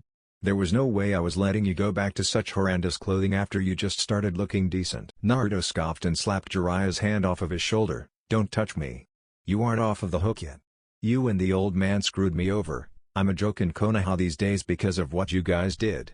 Itachi and Kisame treated me like a piece of crap back there, and while it helped keep me alive and out of their hands, it was insulting." Naruto grumbled as he stomped down the road. "I've got at least 2 S-rank nukemen after me and I'm a sitting duck if they decide to get serious on me. We seriously need to finish this mission so I can work on getting back up to snuff. Jiraiya shook his head as they traversed the roads. X. Naruto had calmed down over the course of the next few days. He was still incredibly testy due to still not finding any time to train himself properly. Jiraiya tried to placate him by saying he had proven himself to be far stronger than a Genin should be. Naruto countered by blankly stating that he wasn't supposed to be a Genin. He was on Bull level at 8. Jiraiya didn't like Naruto fretting over his skill level like this, but then he remembered what he met Naruto doing, infiltrating an unknown country. When he saw Naruto again at the hot springs years later, he was rather underwhelmed. After taking the Gagyo Fuin off of Naruto and watching him immediately stand on water, he wasn't surprised. He figured he subconsciously knew how to do it already. What had been done to him was a damn shame, and he had every right to be angry. Years of blood, sweat, and tears. Okay, not so much tears if he was trained by Danzo, but everything else, all of that was spent to give him his strength, and to have a considerable amount of it ripped away by the folly of a pair of old men? Jiraiya knew he would be in an uproar about it too if it were him. And he knew Naruto had all the reason to worry about it.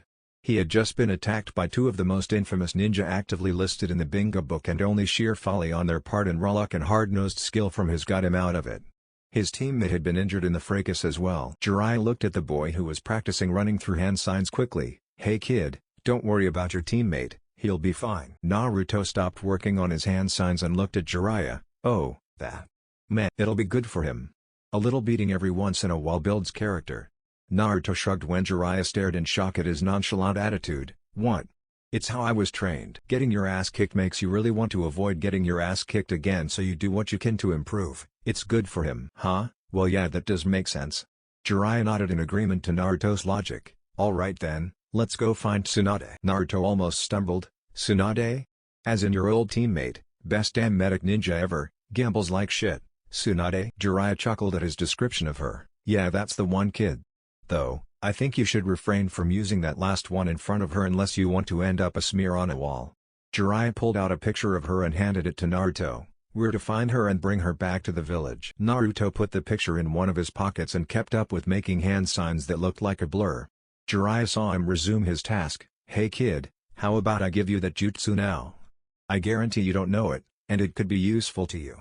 You can even train with it while walking like you are right now. Naruto thought for a moment. Sure, why not? It's not like I can go out of my way to handle any other kind of training while we're out here. Jiraiya grinned. Good choice kid.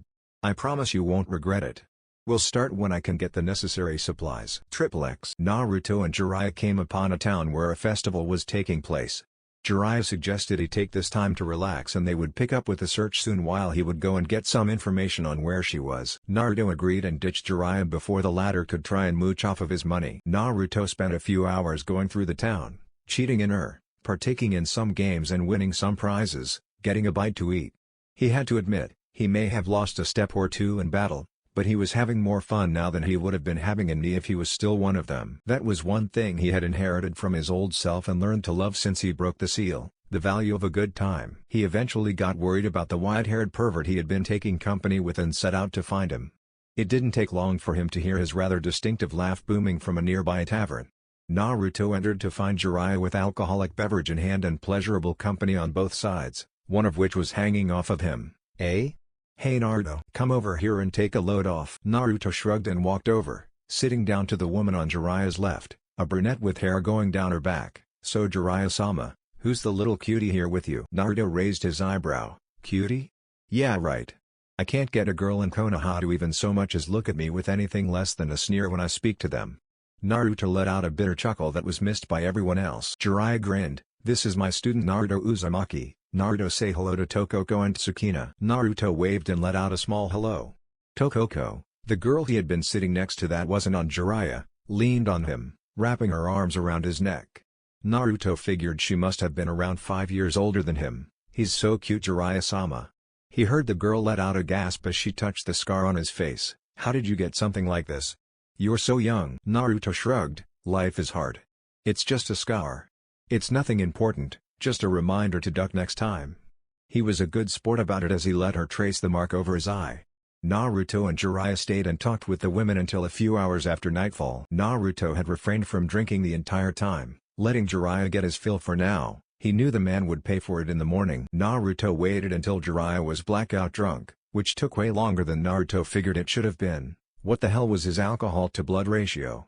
Kami bid goodbye to the women they were with and proceeded to haul Jiraiya out of the bar towards an inn for the night. As he got a certain distance down the road, Jiraiya seemingly got a second wind and rose from Naruto's shoulders. "Wow, you are strong, Gaki. That was quite a ways to haul dead weight like me." Naruto looked up at Jiraiya, who had seemingly shrugged off the effects of an entire day's worth of binge drinking. "You should be laying face up choking on puke right now.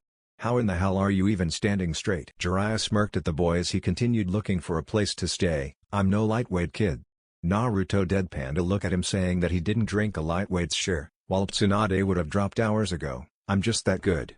I'm surprised you didn't drag me out or call me an old perv or something." Naruto sighed. "I'm not adverse to enjoying myself. And those women were hot.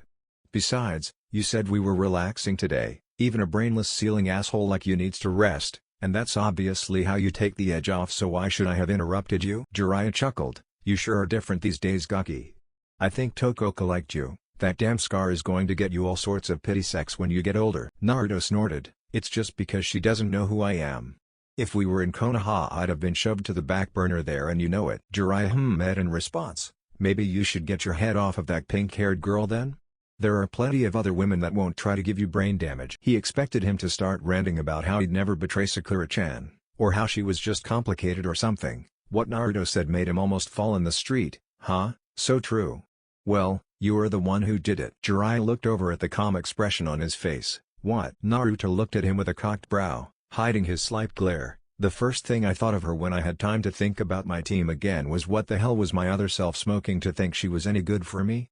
My dumbass, childish self was the one that was attracted to her, therefore it's your fault." "However, I don't interact with any other girls, my age or otherwise, not before you sealed me and sure as hell not after. They all got used to the me that was terrible at everything." Naruto looked up at the moon. "All the kunoichi my age all think I suck, or they can't stand me. All of the civilians fawn all over Uchiha team, or are too weak to be able to put up with my life, and the ones that don't, all hate me anyway." I think Danzo might have been onto something when he told me to get rid of my emotions, because knowing you'll never get laid out of love kind of sucks. Uro-senin. Naruto scratched his chin in thought.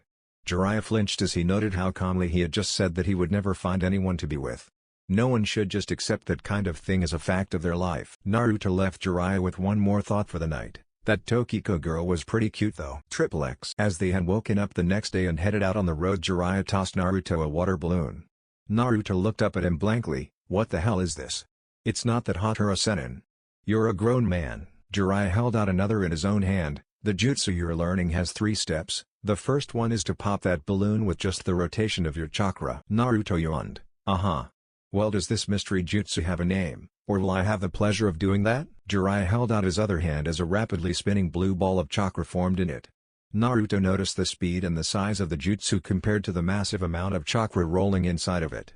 Jiraiya smirked as he saw Naruto's eyes affixed to the ball. "It's called Rasengan. It was one of the Yondaime Hokage's prized jutsu." Naruto nodded. "Whoa." Jiraiya let the jutsu fade. "Indeed. Now let's." He was cut off as the sound of water splashing rang out. He turned to see Naruto shaking his hand and picking pieces of rubber off of it. Jiraiya held out his balloon. "Do that again." Naruto grabbed the balloon from his and popped it like clockwork. Jiraiya had to rub his eyes. "What? How?" Naruto shook more water off of his hands as he kept walking forward. "I saw that the jutsu had chakra flowing in all directions. I just did that to the balloon and, pop." Jiraiya shook his head. A Genin shouldn't have gotten something like that so quickly. A tick mark on Naruto's head appeared. "Yeah, well, I'm not supposed to be a Genin either. I'm supposed to be a Nihonbu, remember? Noticing a detail like that is amateur hour stuff." Naruto looked at him expectantly. "What's the next step?" Jiraiya dumbly held out a rubber ball. "Pop this with your chakra. It should be the most difficult step. It has to do with just power." Blam! Naruto's hand snapped to his ears as the rubber ball exploded in his hand. "Damn it, why was that so loud?" Jiraiya almost had a seizure out in the open road. "How did you get it that time? Generating a consistent amount of power like that takes time." Naruto dug into his ear. "And I have what sealed inside of me again? I've been dealing with powerful chakra since I was little. My own naturally got stronger. Danzo had me spamming high-level jutsu all over the place by the time I was 8. Jiraiya opened his mouth but nothing came out. "I'll show you the final step later. I need to find something new to start you on. What about your elemental affinity?" "Wind, and I have several jutsu for that element. I just need to relearn the big ones again." Naruto walked along with a bored expression on his face. Where is Tsunade, damn it? Did you find out anything in that town we were in? Jiraiya ceased his thoughts on Naruto's training and answered, I did actually. She was heading up towards the edge of the country. She'll probably wind up in Tanzakugai, so that's where we're going. Naruto grunted, tell me the third step so I'm not wasting time on the way. If I can't get my conditioning in, then I'll have to work with this jutsu until we get somewhere where I can actually work on it. Jiraiya sighed and blew up a balloon. The next step is to mix the first two steps in this balloon. Naruto looked at the balloon in Jiraiya's hand. So what am I doing? Jiraiya lifted his other hand and formed a Rasengan for Naruto to see. Naruto opened his mouth, forming an O in recognition. So I'm doing that, just inside the balloon instead, right? So I can get the spatial composition down? Jiraiya nodded. It took me 2 months just to get this far. It hasn't even been an hour yet for him. Kid, what were you like before you were sealed? Thinking about something like that terrifies me. Naruto attempted Jiraiya's instructions. Jiraiya actually breathed a sigh of relief when Naruto's balloon popped. If the kid got Rasengan in one day, then he would have had a fit. Naruto received the pack of balloons from Jiraiya and took out another to blow up. Well, it looks like this will keep me busy for a while. X. What happened here? Jiraiya and Naruto looked at what used to be the famous castle of Tanzakugai. It was nothing but rubble at this point. Jiraiya and Naruto walked over to the scene and looked around. While Naruto kicked at the rubble under his feet, Jiraiya noticed holes in the wall nearby, a sign of his wayward teammate. Jiraiya jerked Naruto by his arm to lead him away. Come on, kid, we're close, very close. After searching the town all day, they stopped at a tavern for a little meal before retiring for the night. Jiraiya stopped as he walked inside. Tsunade, a blonde woman with a jewel-looking mark on her forehead, looked up in shock. Jiraiya?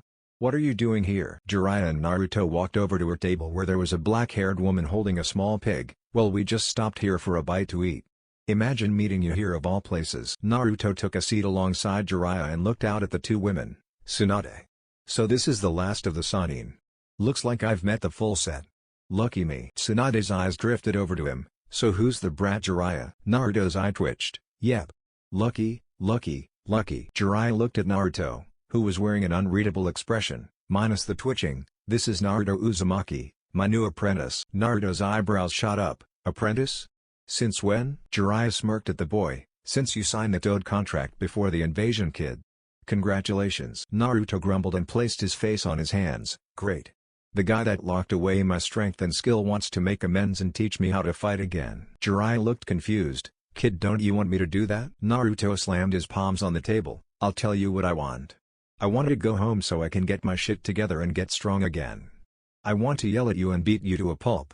I want something or someone to cling to, because I think I'm starting to lose it with all of the shit running through my mind. Naruto was standing now, but I can't have those things, not for a bunch of reasons. I can work on one of those things now though. Naruto pointed at Tsunade. We're going back to Konoha. Time to go home. Tsunade was stunned silent by the sheer fact that some kid just ordered her to do something of that magnitude, and he didn't even blink. Jiraiya palmed his forehead. Smooth kid. Really subtle stuff there. Naruto glared at Jiraiya. You can shut up too. I'm still pissed at you, damn it. Jiraiya groaned. When won't you be pissed at me? Naruto smirked. When I can do everything I used to be able to do and then some. Naruto looked back at Tsunade. So let's go. Come on. Tsunade flipped the table over angrily. Who the hell do you think you are, runt? Where do you think you can get off telling me to go back to that place? Naruto didn't bat an eye. I think I'm the unfortunate bastard tasked with dragging your sorry alcoholic ass home, and I don't fail missions. Naruto kicked his chair backwards. You can come with us, or I can beat your ass and drag you back myself. Tsunade pointed to the door and stomped outside. Naruto followed briskly. Jiraiya groaned as he stood to leave as well. Come on, Shizune. Someone needs to sweep that kid's remains off the street after Tsunade is done with him. X. Naruto stood across from Tsunade in the middle of the street. He looked around. You know, this really isn't the place for something like this, unless you like paying for property damage. But don't you have enough debts? Shut up and get ready to face the music, you brat. Tsunade lifted her index finger. One finger. That's all I need for a runt like you. Naruto smirked. I thought I was rusty after 4 years. Well, when was the last time she was even in a fight? Sometimes life cracks a window for you. Well, she just opened the goddamn front door for me. Jiraiya and Shizune walked out. Tsunade let it go. We can talk about this. Tsunade glared over at Jiraiya. Shut up, Jiraiya. He has this coming. Brats like this need to know their place. Naruto glared over at Jiraiya also. Yeah, shut up, Hiro-senin. Old ladies like this need to learn how to deal with their problems before they turn old and gray instead of just running away. Tsunade growled at Naruto, "Give me your best shot, brat. You won't get another one." Naruto's eyes went cold as his face went blank. "If I do this right, then one shot is all I'll really need." His eyes narrowed. "You'd better hope I miss." A slight shiver went down Jiraiya's spine as he saw the look in Naruto's eyes. "Tsunade? You might want to use more than." Tsunade snapped at him again. "I said shut up, Jiraiya." Naruto kept his stone-cold eyes leveled on her. "Looks like the crabby old lady needs an attitude adjustment. Yelling at her old friends like that." Tsunade had enough of Naruto's mouth and charged at him. Naruto's body tensed as he counted the steps until she was in range. Shouldn't a Sannin be faster than this? I guess she really is rusty. Tsunade attempted a backhand swipe but Naruto swatted it away, leaving her guard wide open. Tsunade was shocked as Naruto moved far faster than she expected a kid his age to be able to, ending up with him sinking a fist into her ribs. Jiraiya had to let a small smile come on his face as he saw Shizun's jaw drop. Shizun's grip on the pet pig, Tonton almost squashed the poor thing as he saw a child get the first shot on Tsunade in a fight. "Jiraiya-sama, how can that Jonan land a blow like that on Tsunade-sama? He hit first." Jiraiya shook his head. "Just because he's a Jonan doesn't mean he has to fight like a Jonan, does it?" Tsunade ran green glowing hands over her torso and glared at Naruto who had simply reset himself in his stance. "So you can move with some quickness? You're still a brat. I still only need one finger." She won't even acknowledge when someone is a threat. This is going to work out better than the fight with Itachi. Naruto formed a cross seal and formed several cage bunshine. "You got disoriented by just one of me, how are you going to handle 8? Scatter." Naruto's clones blurred around the street, looking more like an angry hive of bees rather than a group of boys. Tsunade's eyes kept themselves on all possible threats. She ended up blocking a few preemptive strikes with just one finger, per her boast, and kept looking for a prime target to hit. The sounds of something swirling made Tsunade turn her head to see Naruto forming a blue ball that Tsunade could label from a mile away. Realizing just how damaging that move could be, she chopped at the ground with her finger, disrupting his footing and forcing him to break the attack and fall down. Tsunade looked over at Jiraiya. "Jiraiya, what were you thinking? Teaching a kid like this that kind of jutsu?" Jiraiya wasn't even looking at her. He was looking in another direction with a grin on his face. "Hey Naruto. Don't embarrass her badly, kid. She's supposed to be our next Hokage." Naruto strode out of the darkness of a nearby alley holding something in his hands. He had a dumbstruck look on his face. "Really? Her? Are you sure? Because for all intents and purposes I just killed her." Tsunade watched as the Naruto in front of her burst into smoke and was about to ask what he meant. All of a sudden she felt a draft around her chest and looked down to see her gray kimono/blouse open and fluttering in the breeze. Shizun looked mortified at the sight of her master's busty glory out for all the world to see. She was thankful solely for the fact that the street was clear. Naruto smirked in a mean-spirited fashion as he slung her obi around like a rope. "I think you're missing something there." His eyes widened as he actually got a decent look at her. "Whoa. Good on you though. Bravo." Jiraiya ran up to Naruto and shook his hand with stars in his eyes. "Kid, that was amazing. You're my hero." Jiraiya dropped to the ground and bowed down. "I'm not worthy to train you, kid. You should be training me." Tsunade's senses came back online as she proverbially saw red and rushed over to Naruto, hitting him dead on and sending him flying into the front wall of a nearby building, utterly turning it to rubble. Jiraiya and Shizun ran over to where he had landed as Tsunade held her clothing shut with her hands. Amazingly, they found him still conscious, but not in any condition to get back up. As Shizun started running a diagnostic jutsu on him, he coughed up some blood. "Cough, I win." Tsunade stormed over and ripped her obi from his grasp, reapplying it. "What do you mean? Look at you, brat. You're a mess." Naruto grinned, showing her bloody teeth in his smile. "You still used more than one finger to beat me. You lose." Naruto shakily picked himself up off of the ground, shocking all who witnessed it. "Now playtime is over. Time to go back to Konoha already." Tsunade sneered at him. "Why would I? Why should I? I already said I'm not going. That place has taken too much from me. It isn't getting my life too." She turned to leave. "Shizun. Come on.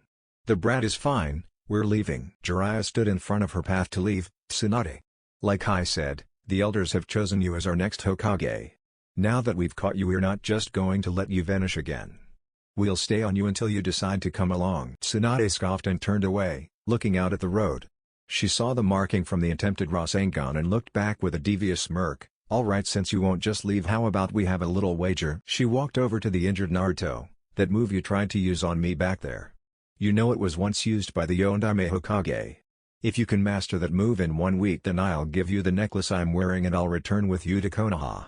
If you fail, then you'll give me all of your money and give up the mission." Naruto looked at the necklace and back up at her. "Deal.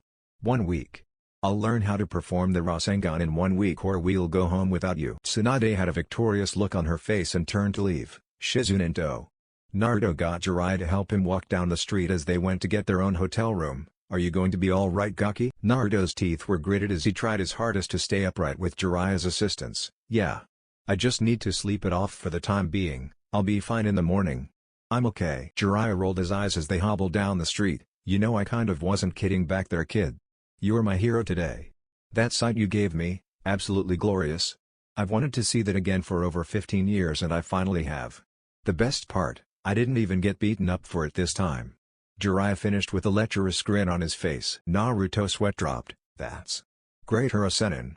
Glad I could help, I guess." XXX. The next day Naruto was awakened from his deep slumber by a knock at his door. Lumbering over to the door, he opened it to find Shizune. "Shizune-san? What is it?" She came inside and looked him over, noting the fact that he was shirtless and had scars littering his body. "Are you sure you're okay from last night? Tsunade-sama has liquidated men using less force than she used on you." Naruto sat on his bed and stretched. "I'm fine, I've had worse. So what do you need?" "I need to go train for this bet already." Shizune rubbed her arm awkwardly. "That's what I want to talk to you about. I don't want you to think of Tsunade-sama as a bad person, she's just bitter." Naruto nodded, "Because her brother and lover were killed during wartime."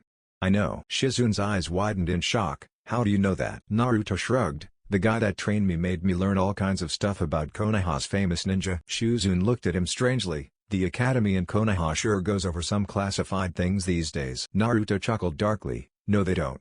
I didn't learn that in the academy.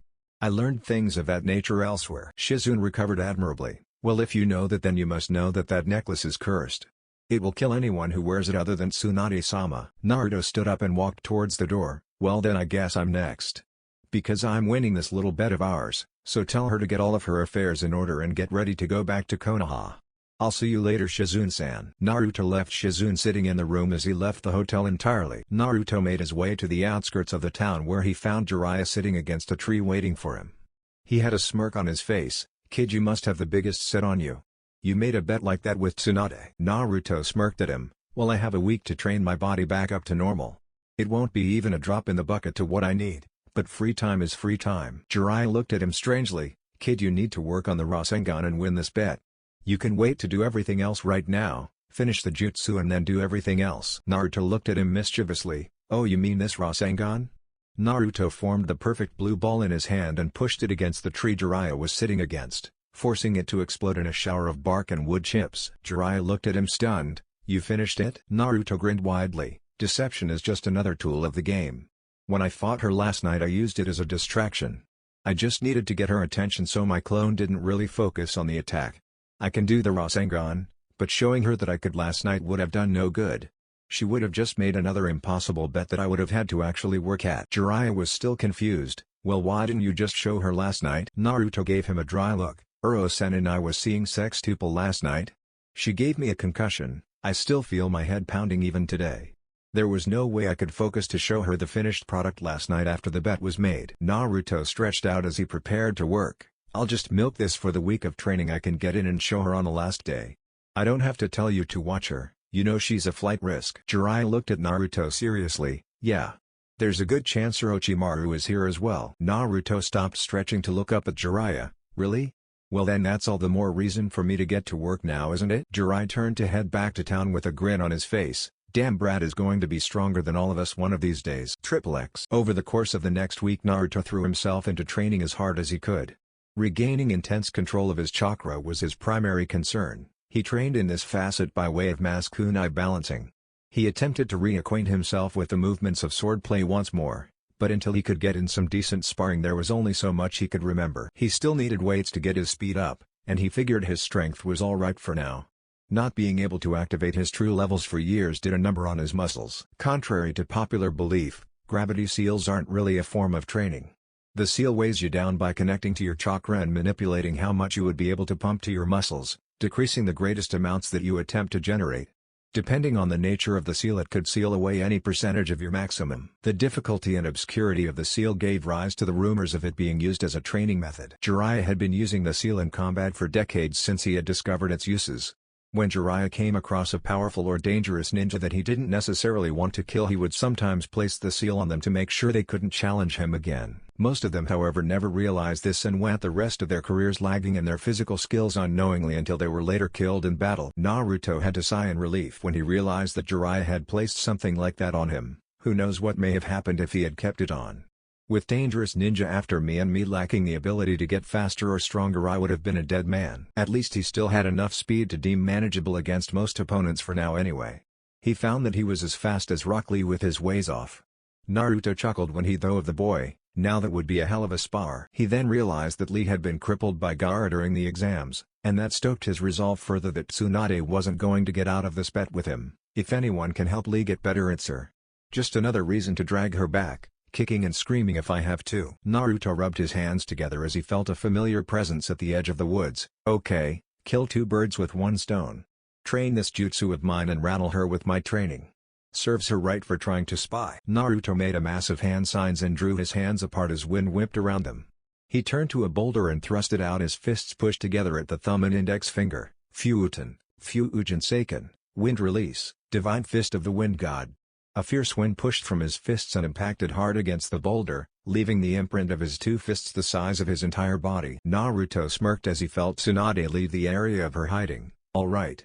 Finally, one down, 8 more to go. I'm getting all of my jutsu back. Just wait till I bust out the big ones. Jutsu list. Fuuten, Fuujin Seiken, wind release, divine fist of the wind god, B rank ninjutsu. Mid to close range.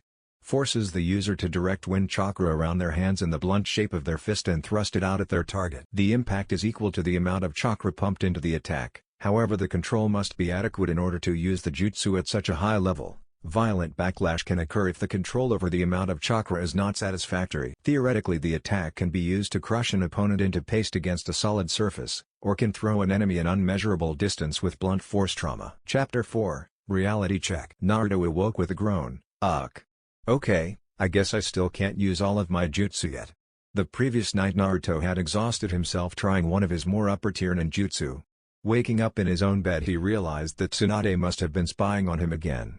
Naruto chuckled. Hey, I wonder if she saw that one. Naruto jumped out of bed and tripped over a black bundle at the foot of his bed. As it groaned, he realized who it was. Shizune-san? What are you doing here? Shizune's hazy eyes opened and widened as she jumped up, surprising the blonde. Tsunade-sama. Where is she? Naruto grabbed Shizune to calm her down. Hold on a second, just wait. You're saying she did this to you? Shizune stopped stirring and rested in his arms, though he felt her breathing was still frantic. Naruto sighed and let her go. Shizune immediately made for the window. We have to find Tsunade-sama.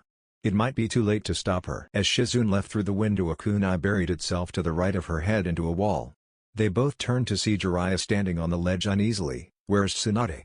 His voice held a threatening tone as he slinked along the wall up to Naruto and Shizune. Naruto took note of Jiraiya's condition. Chizuru-san, what the hell happened to you? Jiraiya sat on the ledge and experimentally flexed his arms. Tsunade drugged me last night. I should have known better. She wasn't as pissy as she usually was when she drank with me. Naruto's attention was drawn up at an adjacent rooftop. But when he peered up, he saw nothing. Shizune had gone to fetch Jiraiya an antidote to whatever Jiraiya had ailing him. She ran back and handed Jiraiya a glass of water and some crushed-up pills. Sorry Jiraiya-sama, there isn't an antidote to the poison. This should even you out though. Jiraiya took the pills and swallowed them with the water. Thank you Shizune.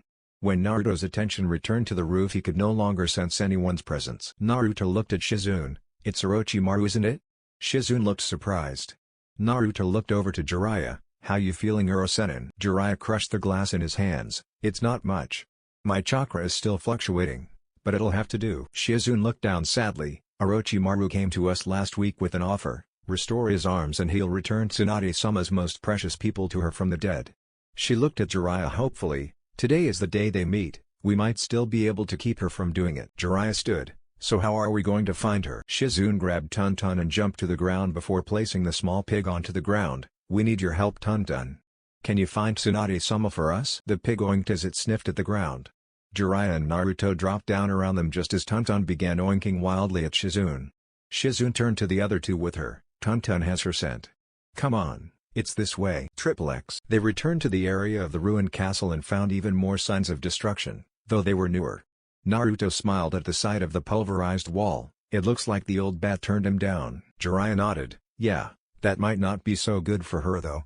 Come on. We still have to find her. As they ran into a field they found Tsunade being beaten by Kabuto. Shizune shouted for her mistress as she ran over to her side. Tsunade-sama. Naruto and Jiraiya waited close by as Shizune took out a handkerchief and wiped blood from Tsunade's face. Naruto looked at the scene in confusion. Uro-sennin, what's going on here? Is it a genjutsu or something? Jiraiya shook his head in the negative. Tsunade has hemophobia. She's afraid of blood, kid. Even the sight of it messes her up and makes her like that. Right now she's utterly useless. Naruto looked out at Orochimaru, whose arms were wrapped up, but Naruto could see faint traces of blood coming through. Next to him was Kabuto, who was wearing a headband with a musical note on it. Naruto's eyes narrowed at the sight. Kabuto Yakushi, I can't say it's good to see you again. At least I know my information was right. I just wish I could have gotten your ass before the invasion. Damn seal. Jiraiya looked down at the now fuming blonde. Kami kid, I said I was sorry. Hindsight is 20/20 they always say. Orochimaru chuckled as he saw the arrival of his third teammate, Jiraiya, and Naruto-kun too. What a warm reunion this is. Though I do no wonder what you are doing here. Jiraiya held his arm out in front of Naruto, keeping him from beginning to engage the enemy. Protect Tsunade Gaki. Orochimaru is too much for you, and that Kabuto kid is out of your league also. It would take an Anbu. Jiraiya trailed off as he looked down at Naruto, who was giving him a deadpan look. Trying to be funny, old man? Jiraiya sighed and waved. Fine. Shizune can watch over Tsunade, I guess. Go ahead and fight Specs over there. I'll handle Orochimaru. Orochimaru heard this and chuckled. You'll handle me, Jiraiya? You were always the weakest of the Sannin. Even handicapped you can't beat me. And sending your little blonde against Kabuto here, you must not like him too much. Jiraiya looked back at Shizune. Can you keep an eye on Tsunade? Me and Nagaki will handle the snake and his flunky. Shizune nodded and returned to trying to calm Tsunade down. You ready, brat? Jiraiya looked over at Naruto, who smiled up at him angrily. This one's for Sarutobi-sensei. Naruto snorted. You can make it for the old man if you want. This one's for the heavy douche sicking those 5 souped-up cursed seal assholes on me when he chased me out of auto. That son of a bitch with the bones wasn't a joke. I've still got a gripe with him. Kabuto now. Kabuto pulled the bandages off of one of Orochimaru's arms and ran his own blood down the summoning tattoo on it. Kushios no Jutsu, summoning jutsu. Kabuto and Orochimaru then stood atop 3 rampaging snakes, heading towards Naruto and Jiraiya. Jiraiya went to summon himself, and in a small puff of smoke Gamakachi was revealed. Oh, hey! Good to see you again. Naruto's sweat dropped. Seriously? I could do better than that. Come on, this is serious. Gaki. Room. Naruto moved back as Jiraiya made a set of hand signs and slammed his hands on the ground. Doten, Yomi Numa, Earth Release, Swamp of the Underworld. The ground in front of him turned into a dark murky substance, trapping the snakes within, disabling their movement. Jiraiya audibly cursed, damn it. It isn't very deep at all. I must still be under the effects of Tsunade's drug. Naruto shook his head. Man, Uro-sennin, you sure do suck today. Come on, we don't need any help right now anyway. Naruto turned to Gamakachi. Go over to the lady in black and the blonde woman and stay put. This won't be a nice battle. Gamakachi hopped off as the battle stalemated. Jiraiya and Naruto both launched out at their chosen opponents, who broke off to confront them separately. Jiraiya began assaulting Orochimaru, who was noticeably unable to attack using his arms, instead lashing out with kicks and slipping away from Jiraiya's assault. Jiraiya decided to tease his former teammate. Man, it must be hard to use jutsu with no arms, eh? That must suck for a guy like you, Orochimaru. Orochimaru gave a superior smirk. I don't even need my arms to destroy you, Jiraiya. I saw your weak jutsu. You're just as bad as me. Jiraiya barked out a laugh. I guess that's true as well.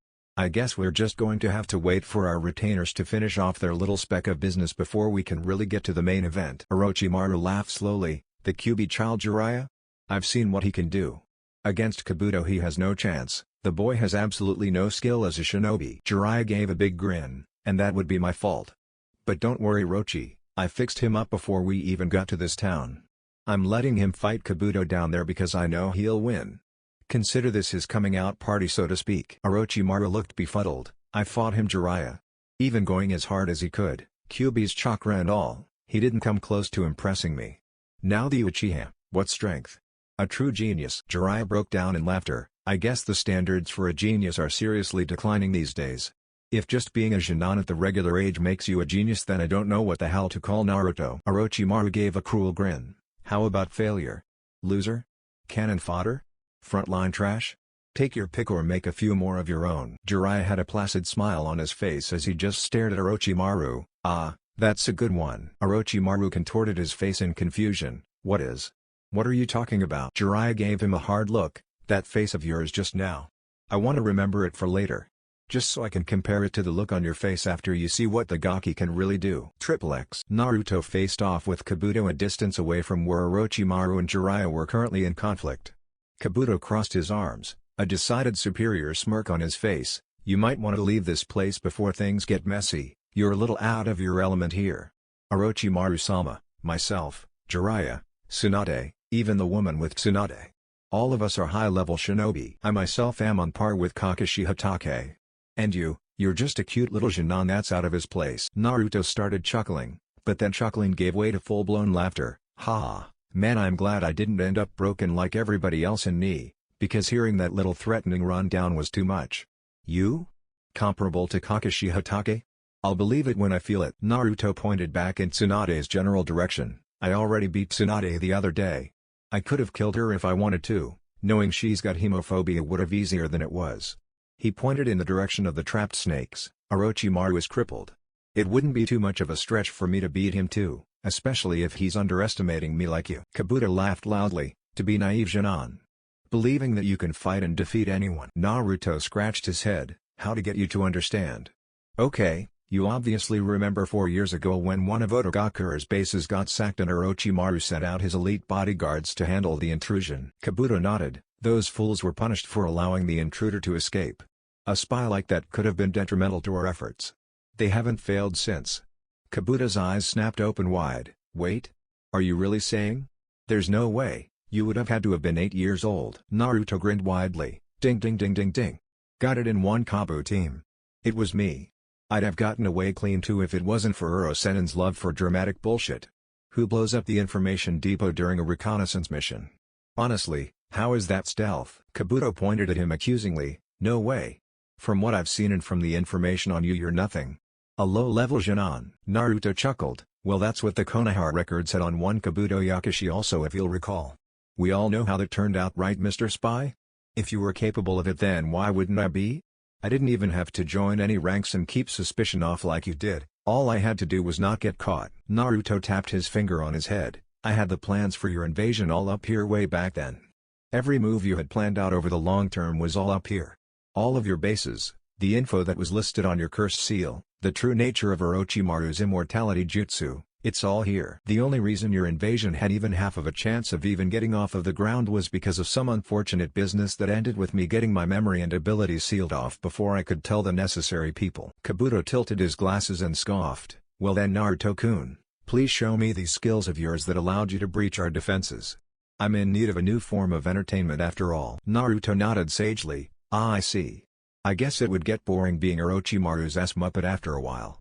Playing hide the trouser snake would get dull even for a flaming fruit like you, I assume. Kabuto gritted his teeth in anger. Do not slander Orochimaru-sama like that.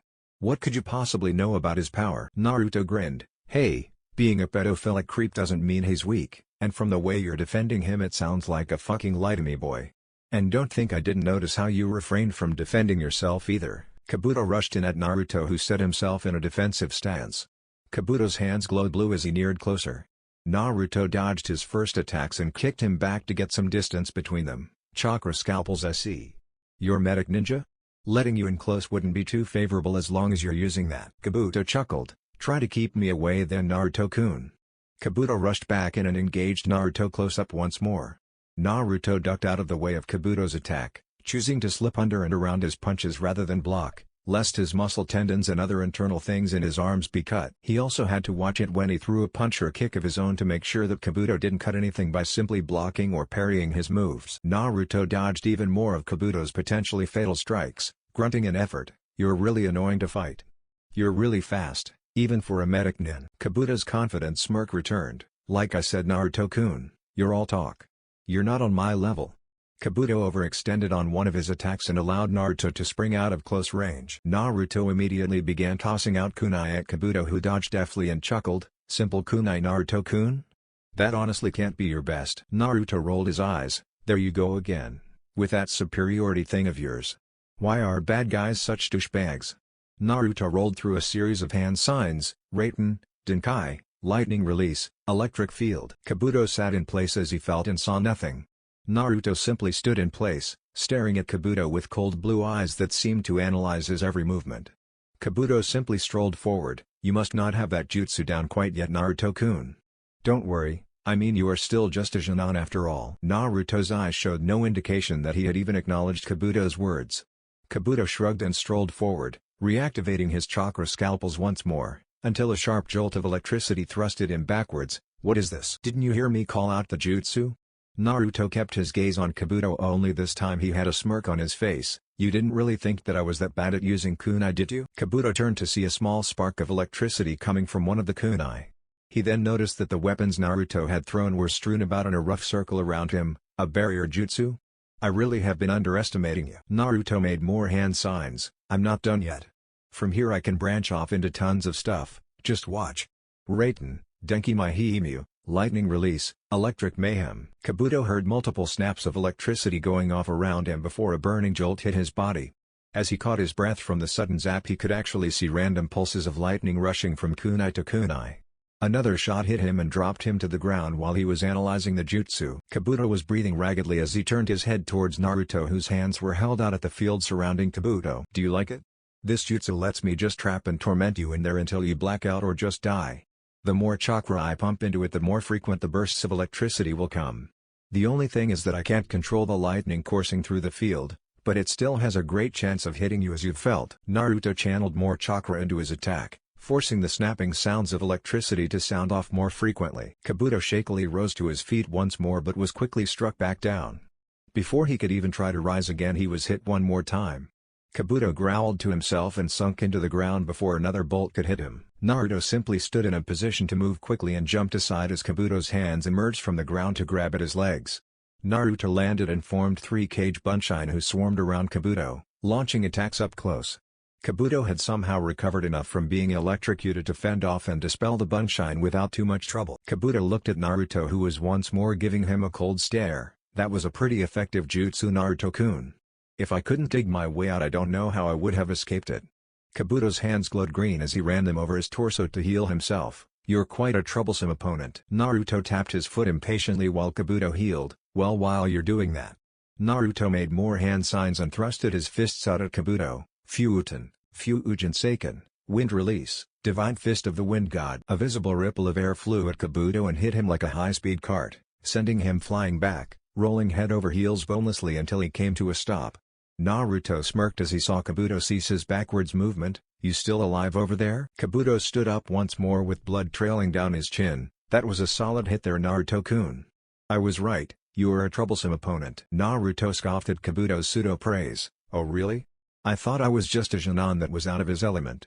If all it took to get your praise was an ass-kicking, then when I go back to Konoha I guess I'll have to start dealing them out en masse." XXX. Shizune had cleaned the blood from Tsunade's face quickly but found that she was still lacking response. She had taken to watching Naruto fight Kabuto, seeing as how Jiraiya and Orochimaru were too far away to find, and that she didn't know whether or not Naruto would require her backup. Much to her surprise and delight, however, Naruto was capable of handling Kabuto handily. Were it not for the fact that Kabuto was a medic ninja, she was sure that the accumulated damage of Naruto's attacks would have beaten him. Tsunade's eyes had been affixed straight ahead ever since Kabuto had splattered her with blood, so she actually had been watching Naruto fight Kabuto the entire time. Watching him fight off the silver-haired medic, she realized that she had been extremely wrong in her first impressions of him. He shot his mouth off when they first met, not because he was too confident in his own abilities, but because he found her pathetic. He truly did.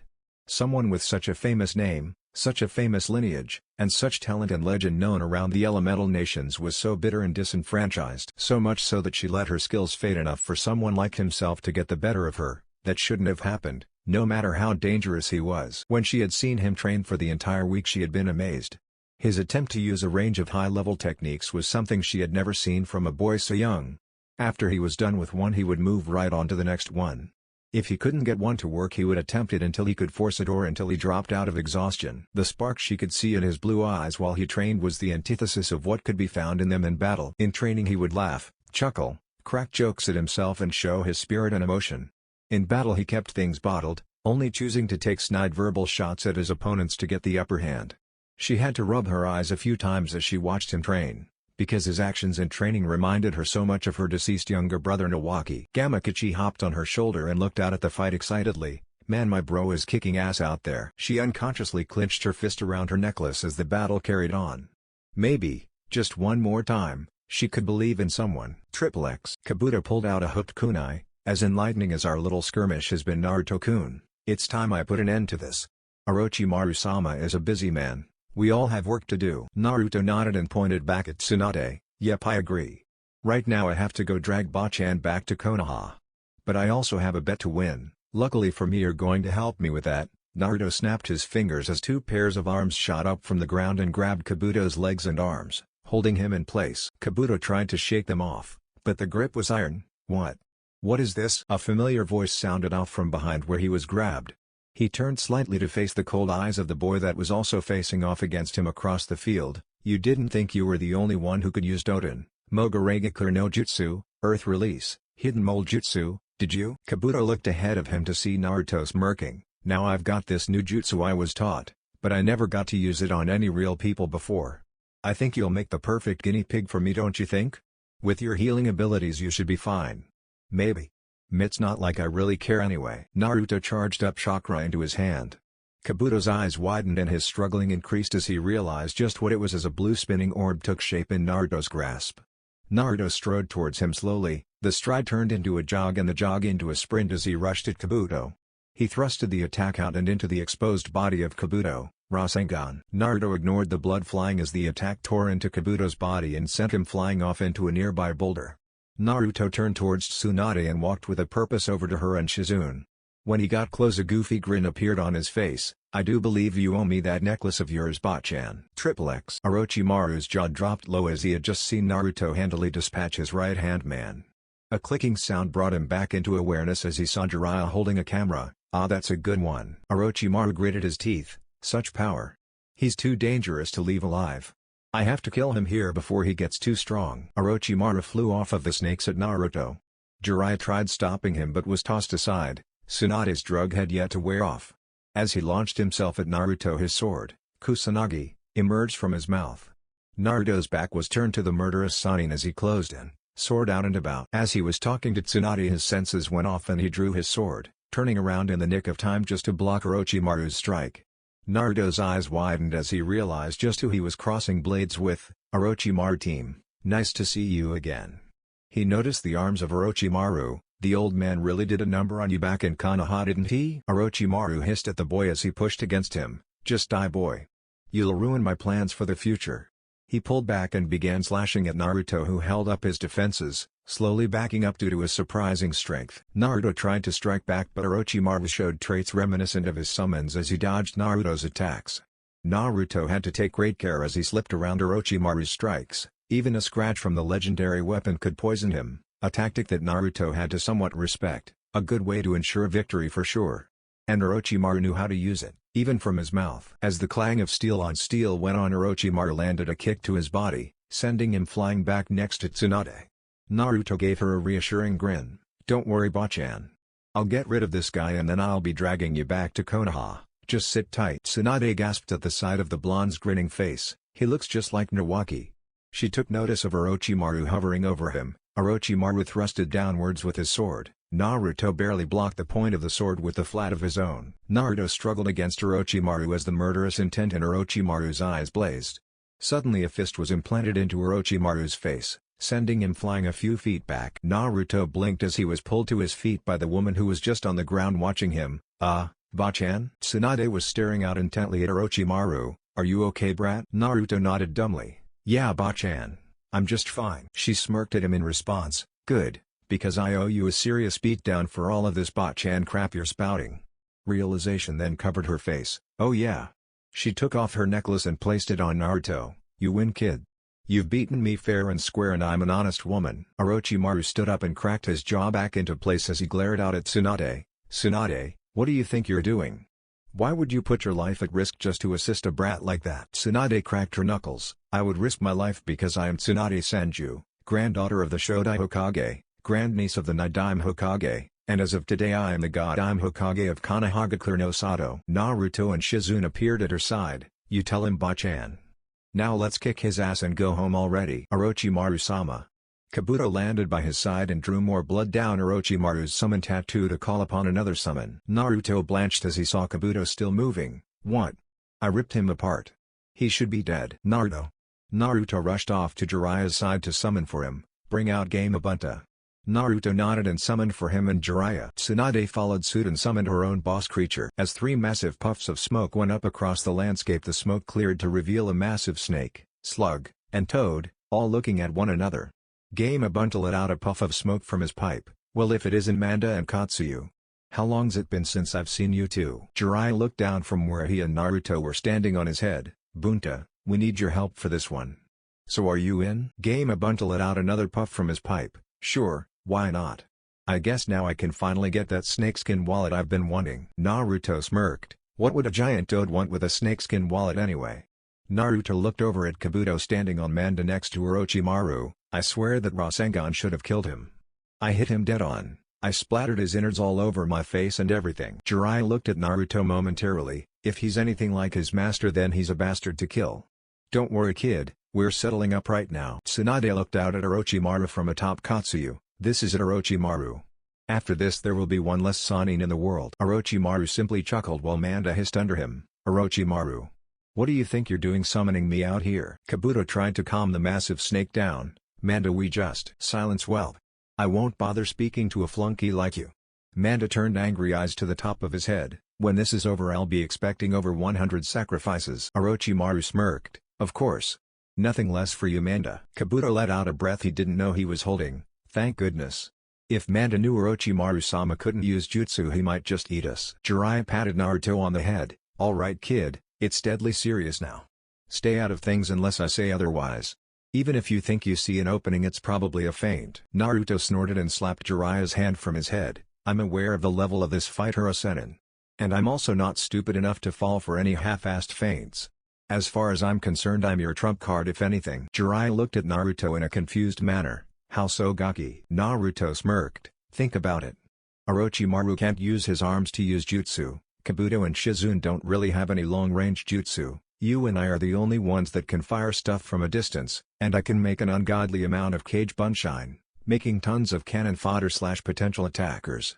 I'm your ace in the hole here. Jiraiya chuckled. Well, I guess that's one thing about you that didn't change. You always want to be in the fight. Naruto scratched his head. Yeah, I guess it's in my blood or something. Jiraiya patted Gamabunta on the head. Let's go, Bunta. Gamabunta drew his tanto and rushed at Manda, who slithered away rapidly, surprising Naruto. Damn. That big-ass snake is ridiculously fast. Manda moved to Gamabunta's blind spot and attempted to bite down on him, poisonous fangs glistening in the sunlight. Gamabunta jumped aside in time to dodge the strike and hopped away. Katsuyu moved in and launched acid from her mouth at Manda. Once again showing deceptive speed, Manda slipped away and rushed Gamabunta. The boss toad lifted his sword to block Manda's bite, but with a swing of his tail he knocked the sword out of Gamabunta's webbed hands. Katsuyu launched more acid out at Manda, but he dodged before it could hit. Manda rushed over to Katsuyu and began constricting her. Tsunade noticed her boss summon in dire straits. Katsuyu, separate. The massive slug did as commanded and broke off into tons of smaller forms, disorienting Manda, who had been wrapped around her at the time. Jiraiya and Gamabunta decided to take advantage of the momentary advantage given to them. Gamabunta jumped back to gain some space while Jiraiya on his head went through hand signs. Gamabunta. Give me some oil. Gamabunta spat out a glob of oil as Jiraiya held his fingers to his mouth to make a fireball. Kaden, Gamayuenden, fire release, toad oil flame bullet. The massive fire stream that followed engulfed Manda, seemingly melting his figure. However, it revealed to simply be a snakeskin. Manda then burst from the ground behind Gamabunta. Naruto, who had been sitting back the entire time, saw this and whipped through hand signs. Fuuten, Fuujin Seiken, wind release, divine fist of the wind god. Naruto shot out a double-fisted punch at Manda, who recoiled with the markings of fists on his face. Manda hissed as he coiled himself up, the stinging marks still evident. Little fucking brat. Jiraiya grinned at the shot Naruto had taken at the powerful summon until he blinked. Wait. Where's Tsunade? Right on cue. Tsunade flew at Manda, holding Game Abundance Danto and slammed the blade through his mouth, pitting him to the ground. Naruto's eyes widened at the feat of strength. Uro-sennin, remind me to never pull the crap that I tried when I first met Bachan ever again. Jiraiya patted his head. Well, first of all, calling her Bachan is just asking for it. Naruto scoffed. That's pushing it. If I won't stop calling you Uro-sennin, then how can she stop me from calling her Bachan? Super strength beatdown be damned. Tsunade ran up Manda's body and began pummeling Orochimaru while Kabuto's attention was held by Shizune. Naruto sweat dropped at the sight of the snake Sannin taking such a beating. Why, you think we should jump in or something? Jiraiya had his telescope out with a stupid grin on his face. Nah. Tsunade's got it, kid. Naruto's eye twitched as the fight persisted. No, I mean for Orochimaru.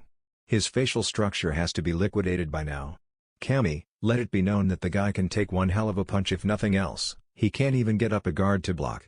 That sucks. Tsunade sent him flying with one last massive shot. Kabuto rushed to his side and picked him up. Orochimaru glared out at Tsunade. Damn you, Tsunade. My plans have failed for now.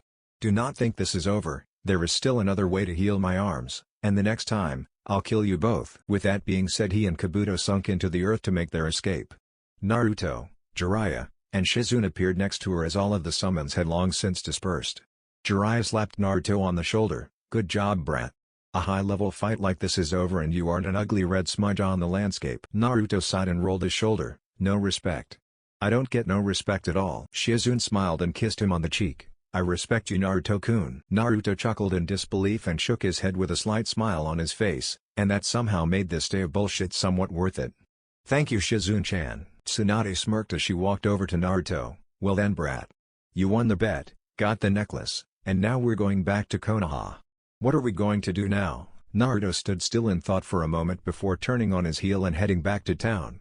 He waved over his shoulder as he walked away. We just got through fighting Orochimaru and I've been training non-stop for about a week.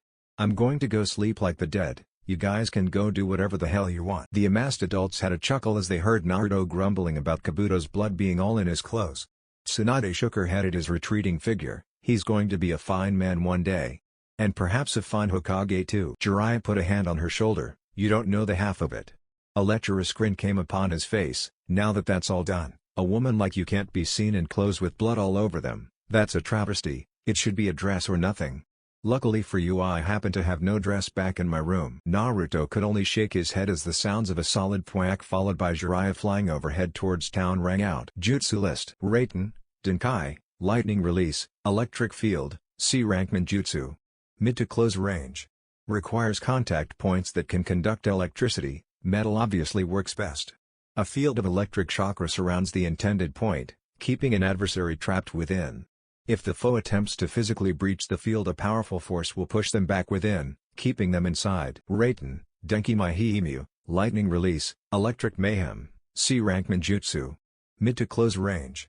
A branching technique from Raiten, Denkai. Sends random bolts of lightning between the conductor points. The more chakra used, the faster and more frequent the jolts will be. Fyuuten, Fyujin Seiken, formerly Fyuuten, Kazino Kamiken no Kami, Wind Release, Divine Fist of the Wind God, B-Rank Ninjutsu. Mid to close range. Forces the user to direct wind chakra around their hands in the blunt shape of their fist and thrust it out at their target. The impact is equal to the amount of chakra pumped into the attack, however the control must be adequate in order to use the jutsu at such a high level. Violent backlash can occur if the control over the amount of chakra is not satisfactory. Theoretically, the attack can be used to crush an opponent into paste against a solid surface, or can throw an enemy an unmeasurable distance with blunt force trauma. Chapter 5, Wrath of the Maelstrom. The walk back to Konoha had been entirely uneventful. Entirely, and this is what terrified Jiraiya more than anything else. Naruto had said no more than 5 sentences to him over the course of the trip home. And whenever he did, it was simply business.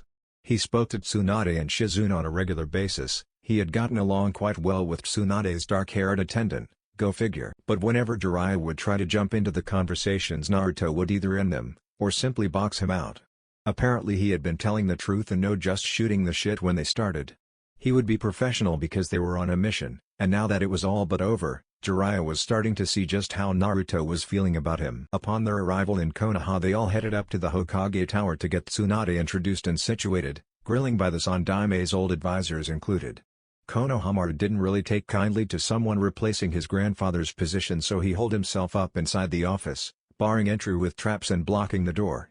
Somehow he ended up keeping people out all day long. Upon being informed by Konohamaru's friends, Udon and Moigi, Naruto just walked up. Sparta kicked the heavy oaken door off of the hinges, sending all of the stuff behind it flying, walked through the office using the door to block all of Konohamaru's traps, and dragged the kid out by his collar. He chose to do this himself because he knew Tsunade would have done roughly the same thing if she really wanted to get into the office, and she might not have been so nice about it.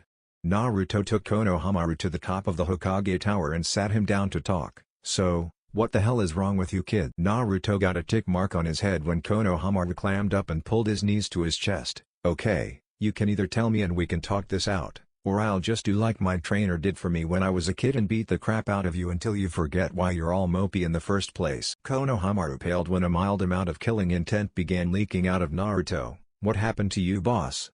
You've been different since the Chunin exams." Naruto sighed. "It's a long story, and because I know what's wrong with you, it might make you even more pissed off than you already are, for one reason or another.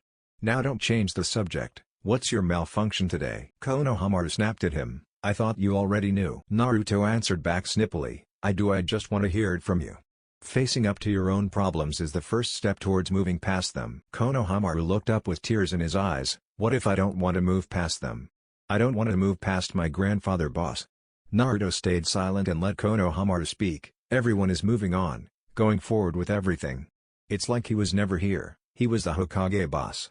And everyone's going to forget about him." Naruto steeled himself. He really didn't feel like touching anything that involved Sarutobi with a 10-foot pole right then. But this kid needed him, and being a ninja means doing things that you don't want to for the greater good. Look, Konohamaru, he was the Hokage for many years, longer than anybody else. He had a long reign, and he's done so much for this place. I'm sure everybody has a standout memory of him." Naruto then grumbled under his breath, "Kami knows that I do." Naruto shook off that dark line of thinking. The point is that someone that has touched so many people can never truly just disappear. Trust me, brat, chances are that they'll be talking about him long after we're dead. You can go up to just about any of the ninja in this place and the majority of the civilians, and they can probably give you some stories. Konohamaru started drying his eyes. "What about you, boss? What kind of stories do you have of Grandpa?" Naruto held back a frown. "I don't think you're old enough to hear about my story of the old man. Maybe one day I can tell you, but it's better that I don't right now." Naruto patted Konohamaru on the head. "Do you feel better now?" Konohamaru nodded. "Are you going to cry and bitch around me again anytime soon?" Konohamaru shook his head. "Good." Naruto picked the kid up and sent him off on his way. He made his way back to Tsunade's office, where she had a massive Chunin picking up the mess left by Naruto, going hard on the door. Seated behind what was soon to be her desk, she smirked upon seeing the young shinobi enter. "Nice mess, Gaki. Why did you kick my door?" Naruto raised an eyebrow. "2 reasons. You would have done it yourself eventually, and honestly, I've wanted to do that for years. That just gave me an excuse." Naruto took a seat as the last of the mess was cleaned and the door was put back. Tsunade took on a business face when the door was shut. "So what's going on with you and Jiraiya?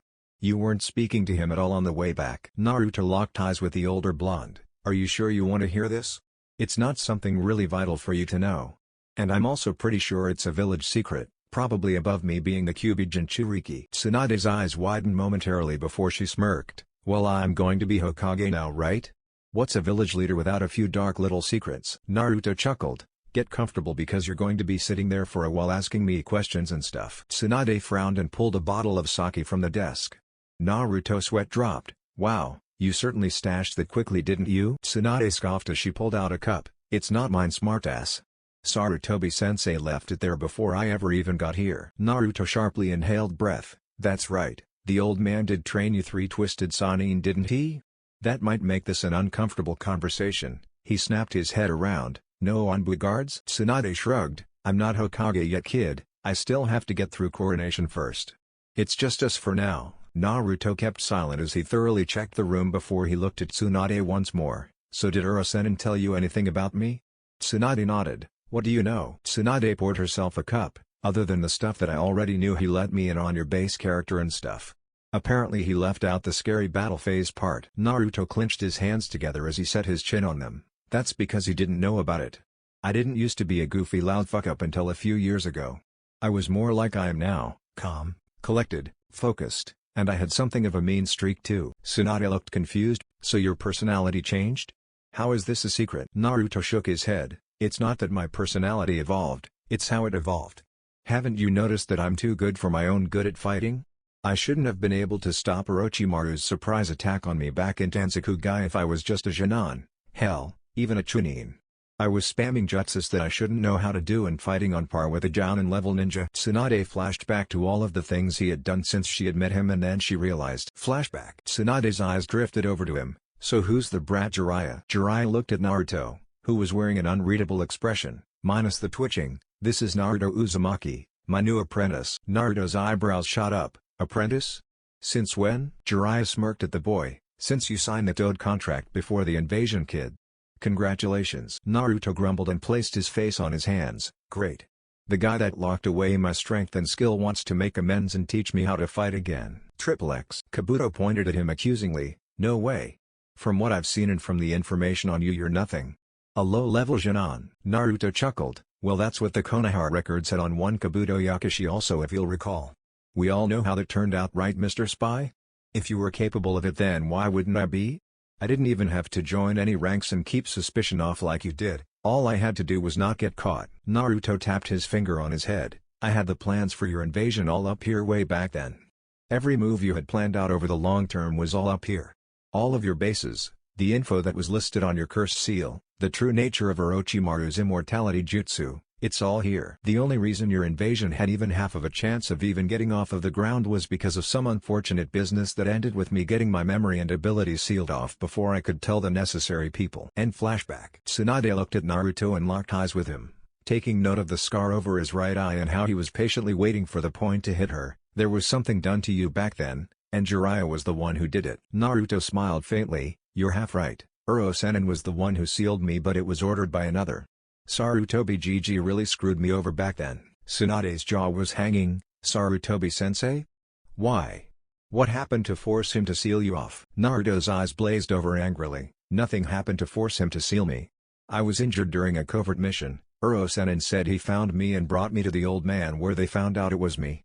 Apparently they thought I was some kind of threat, too strong for my age to be left alone. They didn't even wait for me to regain consciousness before they took me and locked away my strength and speed, my skills, my jutsu, my knowledge, everything. Tsunade was enthralled with the story. So what happened then? Why did the seal break?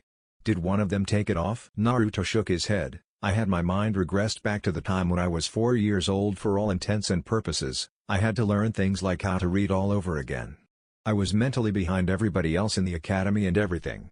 I broke the seal during the invasion, and since then it's been a matter of picking up the pieces and relearning everything. Those 3 jutsu that I used against Kabuto, I have tons of those. Those were just the ones that I had the time to relearn, not even master. Tsunade still had a question. Why did Sarutobi-sensei do it? Why did he think you were dangerous? Naruto leaned back in his chair. I can't tell you that. It would be a matter of total betrayal.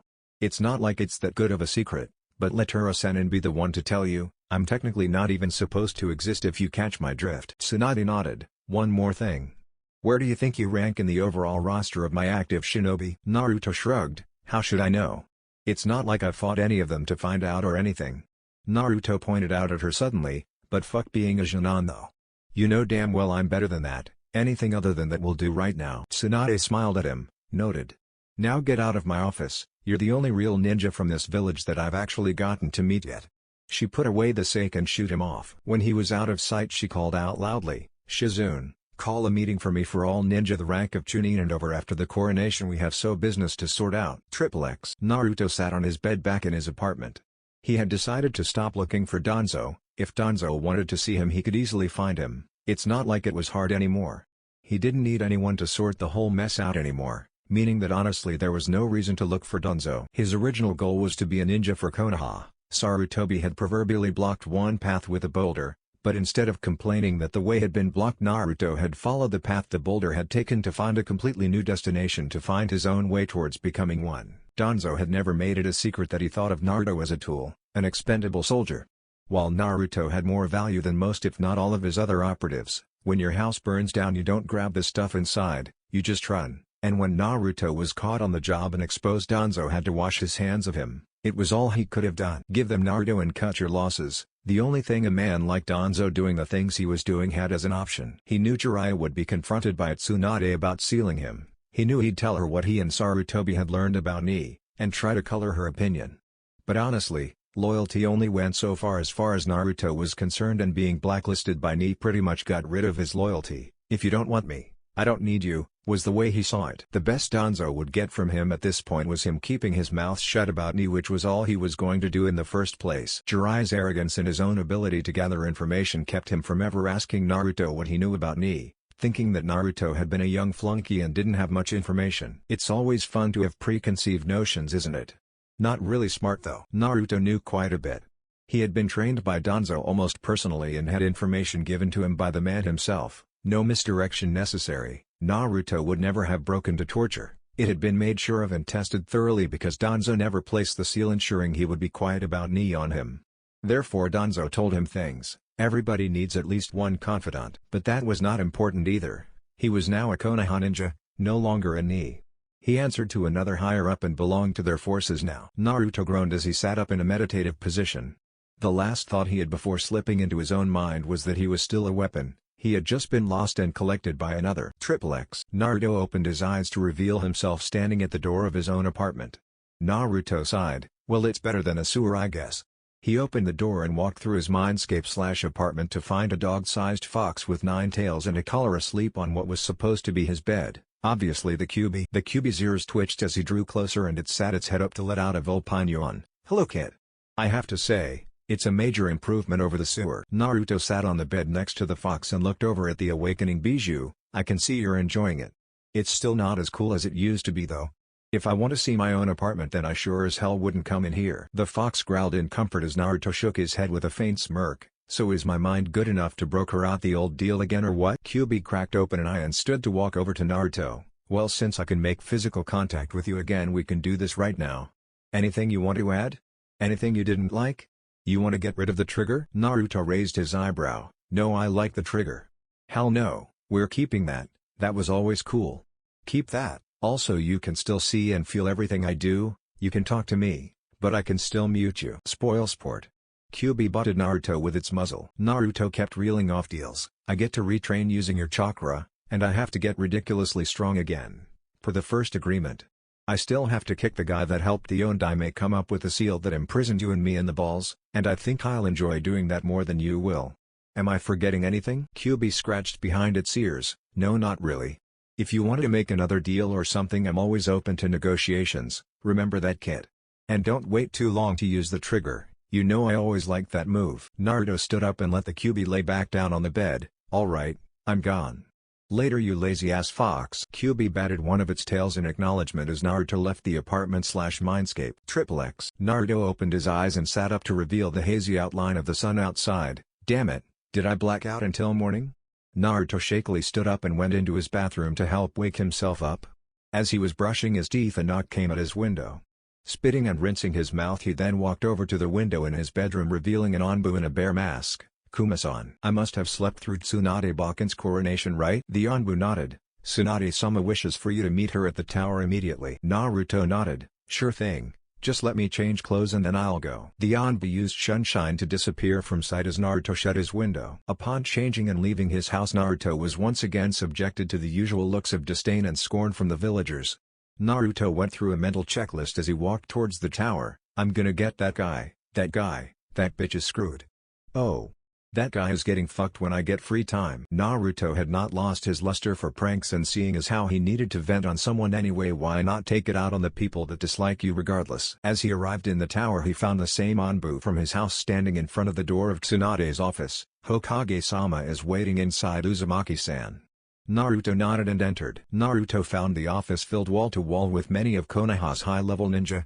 Naruto sauntered, pushed, slid, and mashed his way through until he reached Tsunade's desk. You wanted to see me, Ba-chan? Tsunade glared at Naruto as she heard snickering coming from the back. Yes, brat. I asked for you to come today so that I could get a general idea of your promotion. I've asked these jounin here because they must know more of what you're capable of than I do. Naruto snorted. Yeah, right. Tsunade opened the floor for the others to voice their opinion on Naruto. Needless to say, most had nothing too flattering to say about the blonde. The only thing most said that was actually good was that he had high reserves, and then the compliments dropped off sharply. Naruto could only stand silently and pondering, that guy's getting it, that guy's getting it. Oh hell no. He called me what? That guy's getting fucked. Meanwhile the Kyuubi was doing some musing of its own, you could kill that guy, you could kill that guy. What the hell?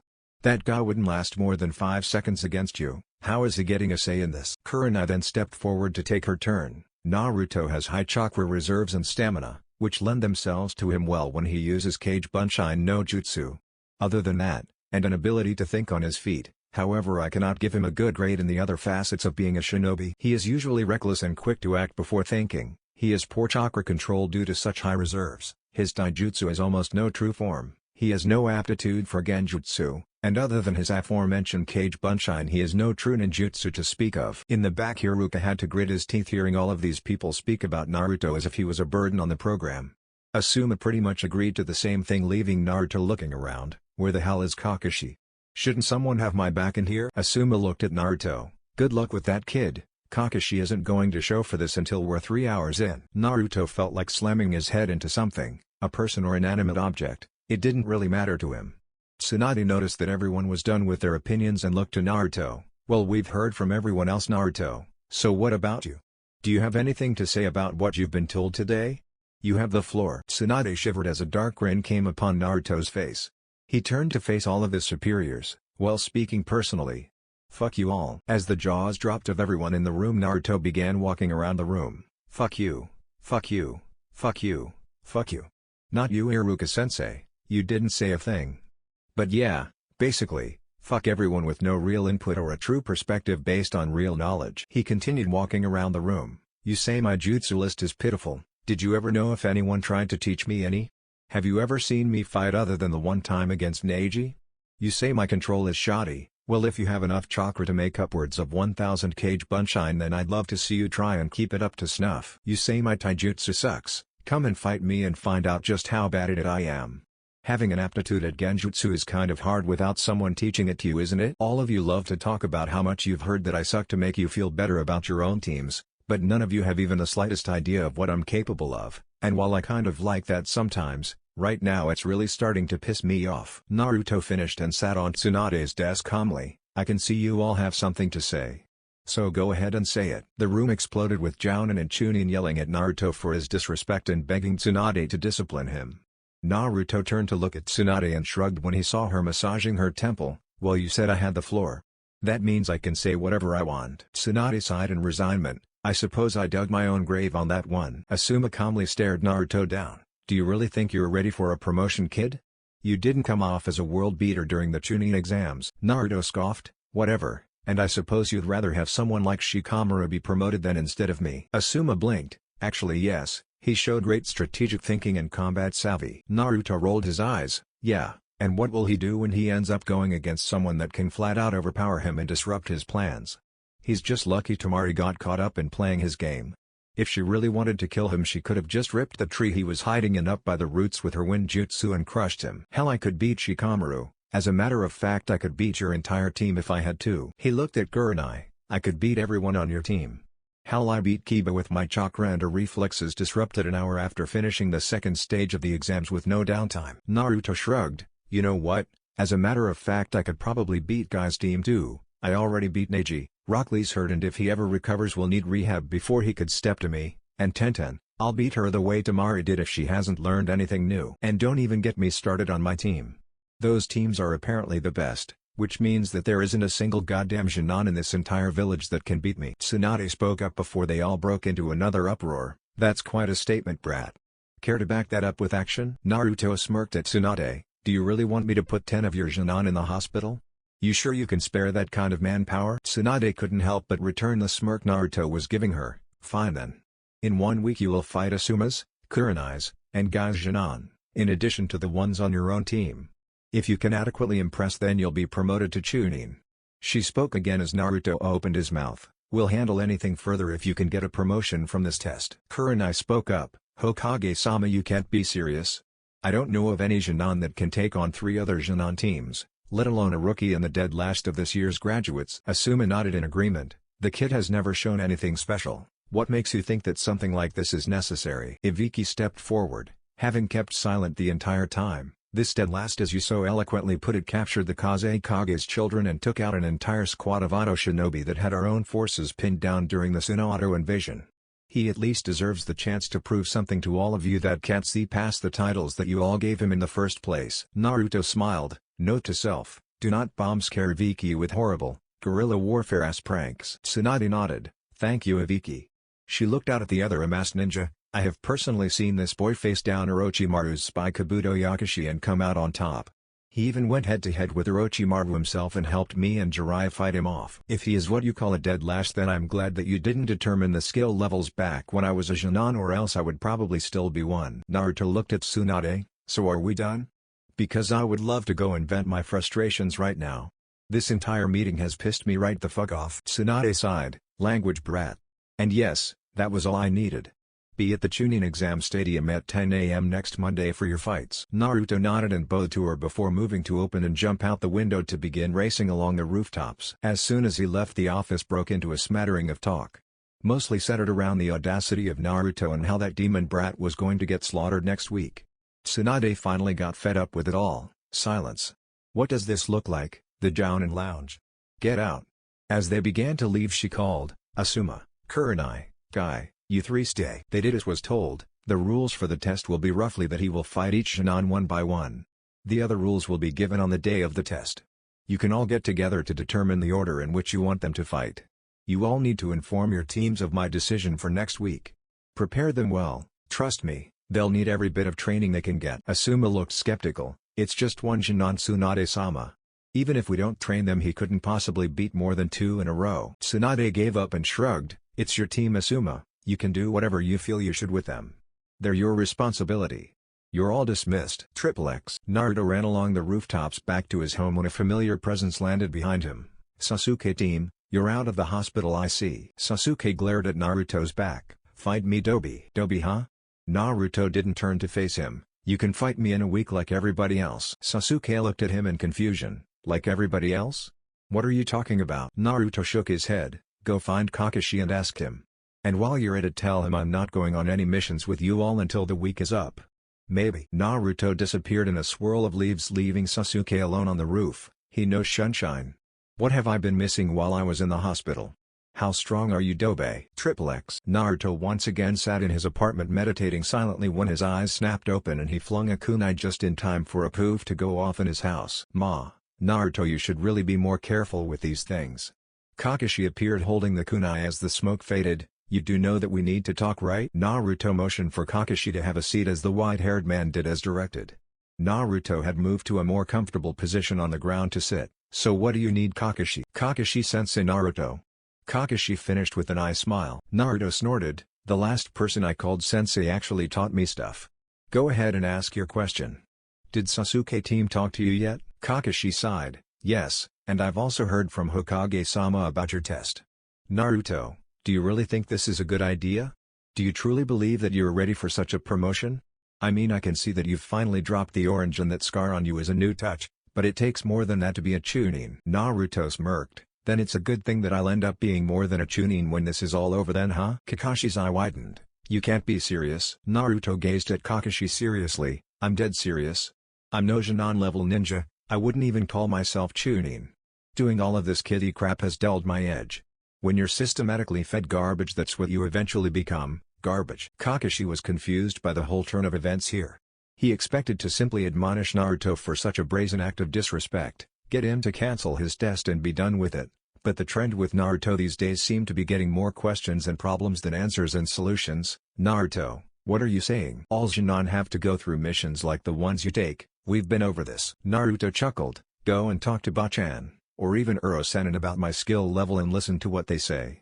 They've both got the closest inkling to what I can really do more than anyone, and the truth is, I'm not even as good as I should be. At first I thought it was just a work in progress, that if I just trained like I used to that it would come back to me, but I recently realized something. Naruto clenched his fists. I realized just how fucked up I am when I fought Kabuto when we went to go get Bachan. I was talking to the guy, instead of just running through him and moving on to more important matters. I was casually engaging him like it was a game. Like we weren't both there to kill each other instead of me running through him like a buzzsaw, which was what I should have done. I should have been kill first, ask questions later. I realized this when I noted that he had gotten back up from the Rasengan. Naruto pointed out the window at Konoha. It's this place. When I was little that never would have happened, I would have just killed him and moved along. This place's arrogance rubs off on you. The academy stresses stealth, but apparently stealth isn't good enough for a Konoha ninja once they graduate, seeing as how I've yet to actually meet one that actively uses it in fights. Kakashi took offense to that.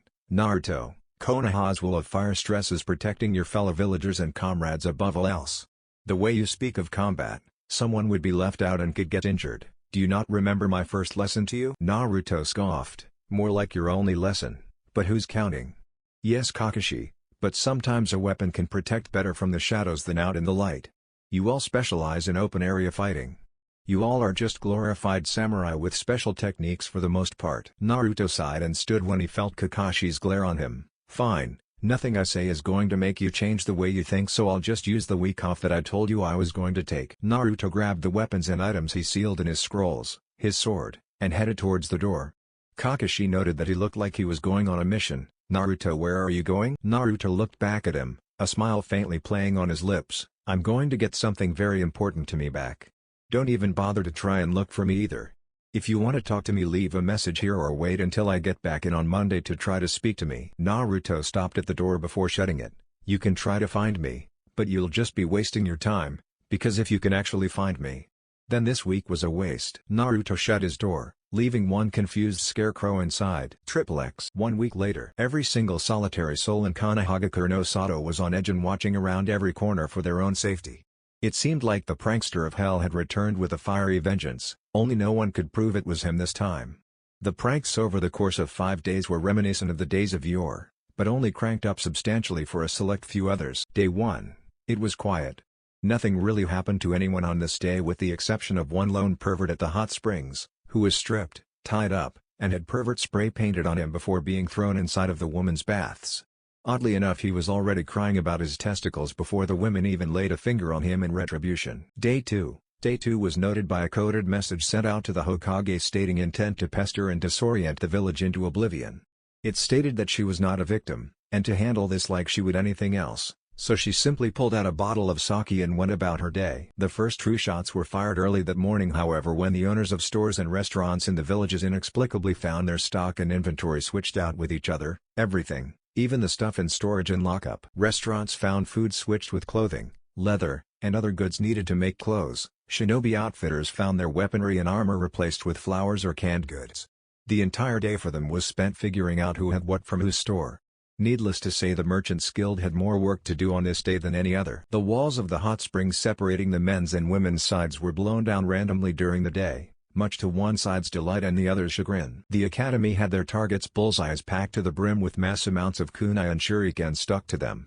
Inside each classroom had the definition of stealth written on each chalkboard, and each student's seat had a handwritten and copied pamphlet on how to develop true sneaking skills. No teacher at the school's desk was free of nasty trappage, ranging from silly string, to stink bombs, to paint and glitter mini cannons, with the exception of one Iruka Umino who had a sealed, steaming bowl of ramen within his, chopsticks helpfully included. Day 3. At 5 p.m. in the evening, the Jounin lounge had been riddled with pranks. At the lounge, the common area refrigerator was filled with urine samples swiped from the hospital, replacing all of the things that had been stored within.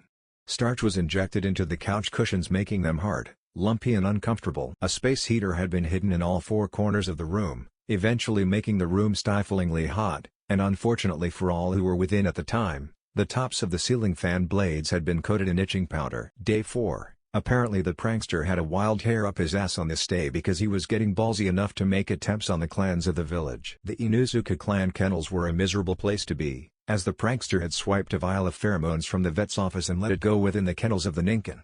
The poor Genon squads that were hired that day to walk the dogs were subjected to a sight better left to a twisted nature documentary of some sort. Entire teams were mentally scarred from the scenes. The Abrame clan was heckled repeatedly for hours by their Kikaiku, repeatedly reacting to a delicious source of chakra being flared on their grounds in different areas randomly and blatantly. When they arrived on the scene to check it out, they couldn't even find the faintest of signatures. The final massive flare-up, however, scared the shit out of them, being something reminiscent of the night the Kyuubi attacked 12 years ago. The Nara clan's deer had all been removed from their grounds and spread out all over Konoha. Now while the deer were just as easygoing as the clansmen and wouldn't move too far from where they were placed, it was still damn troublesome for the ones sent out to retrieve them. The Hyuga clan grounds ended up having flash bomb traps set up over random areas of mass traffic. Doorways, hallways, the waiting room outside of the clan head's office, all of them and more. Every Hyuga ended up being flashed at least once during the day. Those that thought that activating their Byakugan while roaming the halls to find the bombs before they went off would be a good idea not only failed miserably, they ended up getting it worse that way. The most unnecessary and shining example of overkill that could be provided took place at the Uchiha clan main building where one Sasuke Uchiha resided. From the second his foot hit the floor that day he instantly tripped a wire that activated a massive smoke bombs that filled the house room by room. As he went to brush his teeth he ended up heaving in the toilet due to the fact that his toothpaste had been switched with a tube of raw ground beef. All of Sasuke's shirts had an iron-on emblem of a heart on the front of them, even the undershirts. Seeing this he scoffed and decided since he was staying at home that day to train he didn't need a shirt. As he walked into the kitchen he was blasted with a hidden glitter cannon. Glitter is mother fair so you just have to imagine this. When he opened his refrigerator door cologne was dumped on him from above. Now getting pissed off that his attempts to start the day kept ending with some kind of shenanigans he decided to head outdoors to practice with his kunai.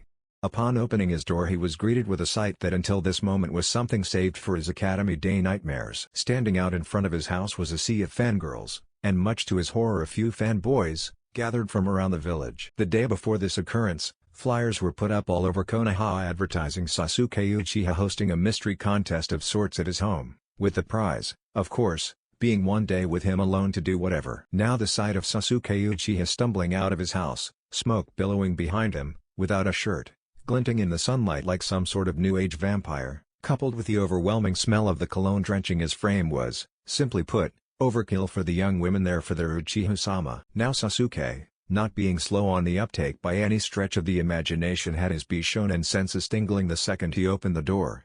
And with good reason he took the staring, hungry looks of the females in attendance as his cue to get the hell out of there, taking off in a dead sprint towards town to find a place to hide and lose the raving fangirls. And this is where the cologne came in, because he could run, but smelling like an entire bottle of cheap-ass body spray, he damn sure couldn't hide. And so Konoha was subjected to the sight of Rookie of the Year, the last loyal Uchiha, Sasuke Uchiha, running around town frantically ducking and dodging attempts from other girls to make him theirs and win his love. Day 5, at the limits of their own sanity, nothing really happened on this day, it didn't have to. By now the citizens of the village were so frazzled by their week in hell that they ended up screwing with themselves. Prices in the general stores were dropped to all-time lows in a collaborative effort to lure out the prankster in question who they figured had to restock. They were wrong, and simply ended up getting mobbed all at once by artisans ordering raw materials in bulk after having everything ruined by the prankster, young kids rolling through with pockets full of cash and a sweet tooth, and pretty much everybody in Konoha that liked to take advantage of a good deal. They lost more money than they really made, the prices were so low. The ninja sent to patrol and watch out for suspicious activities were at the end of their rope, so much so that in addition to turning on each other and hatching crackpot theories about whodunit they had taken to harassing the general public. The bags under their eyes showing that they hadn't gotten any good sleep over this in days. By the end of the reign of terror the only people not touched by the spree of pranking in some way were Tsunade herself, Shizune, Konohamaru and his 3 friends, the ninja outfitting shop owned by Tenten's family, Tuchi and Ayame Ichiraku, and Iruka Umino. The final prank was harmless compared to the rest of the week's activities. It consisted of every face on the Hokage monument with wide eyes painted on looking out towards the Chunin exam stadium with stupid grins on their faces, with sundry sweets and refreshments being painted around their faces.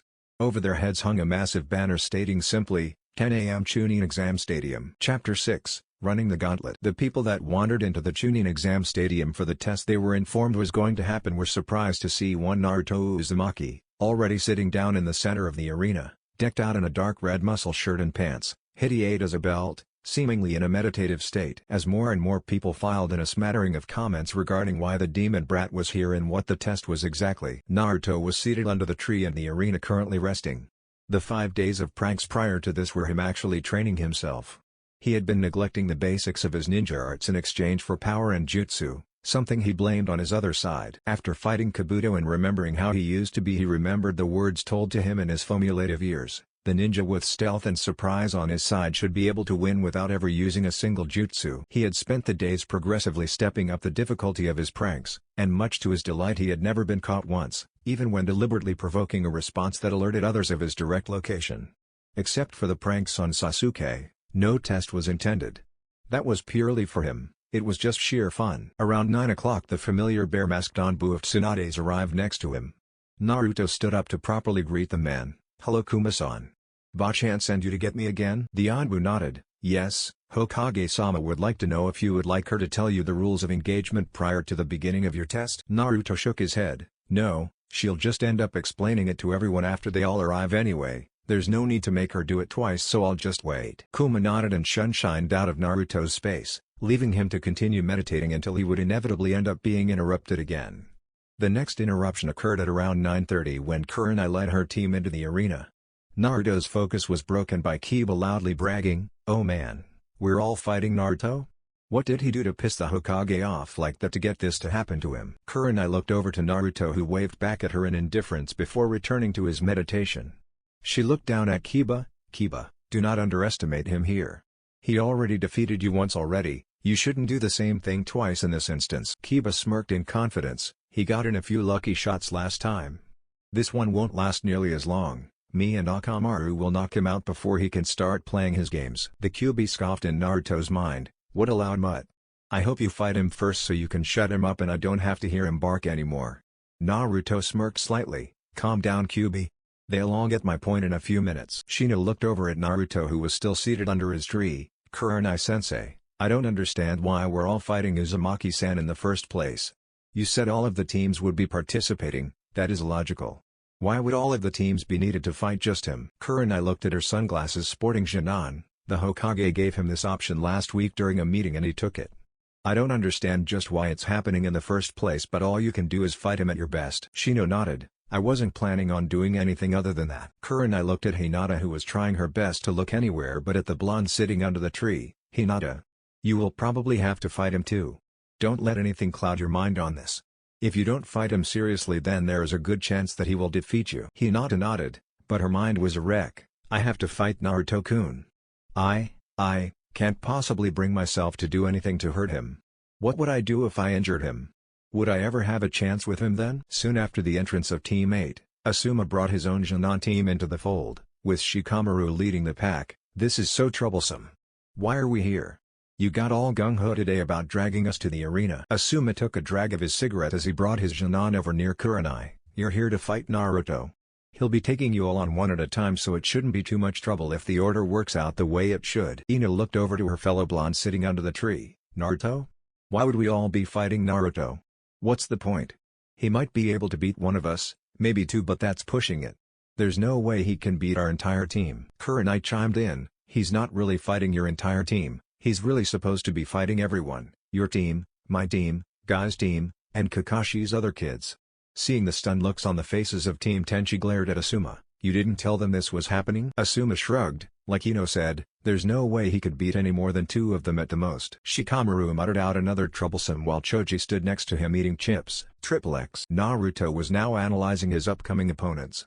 He noticed that Shikamaru and Shino were subtly doing the same of him and he mentally groaned. "Man, I hope the dumb, stupid ones fight me first so I can get them out of the way. No matter when I fight Shino or Shikamaru it's going to suck because they're already thinking on how to beat me. I hope I get someone like Kiba or Neji first. They might still underestimate me and I can just run right through them." Kyuubi was seemingly getting excited as the time for the fights drew nearer. "Hey Kit, are you going to use the trigger?" Naruto paled. "Hell no, I'm not using the trigger. Not here in front of all of these people, and not on Jinan. Are you insane? That would kill them." Naruto could feel the grin on the Kyuubi's face. "I know." Naruto shook his head free of thoughts just as an unmistakable shade of green entered the scene. X. Guy, glistening smile included, ambled into the stadium with Rock Lee on crutches, an uncaring-looking Neji, and Tenten who actually waved at Naruto. Eyes widening, as he didn't really expect that, he gave her a small smile and waved back to her. Kurenai was still mad at Asuma for taking this so casually. "Guy, I hope you informed your students about what was going on today." Guy gave her a thumbs up. "Of course I did. It would have been a crime not to let my adorable students know that they would have an opportunity to fight today. My only regret is that Lee-kun here could not have a chance to test his flames of youth against Naruto-kun. Neji ignored the continued ramblings of Guy and Lee and looked over to the placid blonde under the tree. Taking note of his new look and the sword strapped to his back, Neji narrowed his eyes. Why are we all here, just to fight Naruto? At 10:24 on the dot, guess who managed to find his way into the arena? Being dragged by Sasuke, Kakashi let out a nervous eye smile. Sorry, we were almost late. I accidentally covered both my eyes with my headband this morning, and by the time I thought about it I was on top of the Hokage monument. Sasuke growled at the excuse while Sakura shook her head. Then you should have seen the massive banner up there telling everyone about this. Kakashi smiled at her. Ah, but I did. That's why I found you two, remember? Tsunade, with Shizune behind her, arrived with a deadpan expression on her face. This isn't the kind of thing that I'm going to have to get used to with you, Kakashi, is it? Kakashi smiled at her. No. I'm usually much later. After a round of face faults all around, Tsunade straightened up and faced the audience, projecting her voice to be easily heard. Ladies and gentlemen of Konohagakure no Sato, today we have a special attraction for all of you. You will get to see some of the most prominent Genin in this village pitted against one lone Genin in today's battles. She pointed out to the tree where Naruto had long since stood up and begun loosening up. The sole Genin in question is Naruto Uzumaki. A chorus of boos rang out among the audience until Naruto used the technique Tsunade had used to project her voice. Aw, shut the hell up. You miserable bastards. Tsunade's sweat dropped at Naruto's dismissal of the crowd. Right. Well then, the rules will be as follows. A one-on-one bout between Naruto and one of the Genin to be selected by their sensei. If Naruto can defeat the opponent he is matched with, he will be matched up with the next, and so on, and so forth until he is either defeated or runs through them all. She finished with a smirk. She motioned for someone to walk over. The proctor for the bouts will be Anko Mitarashi. Anko came from the back smirking at the Genin whose fights she would be refereeing.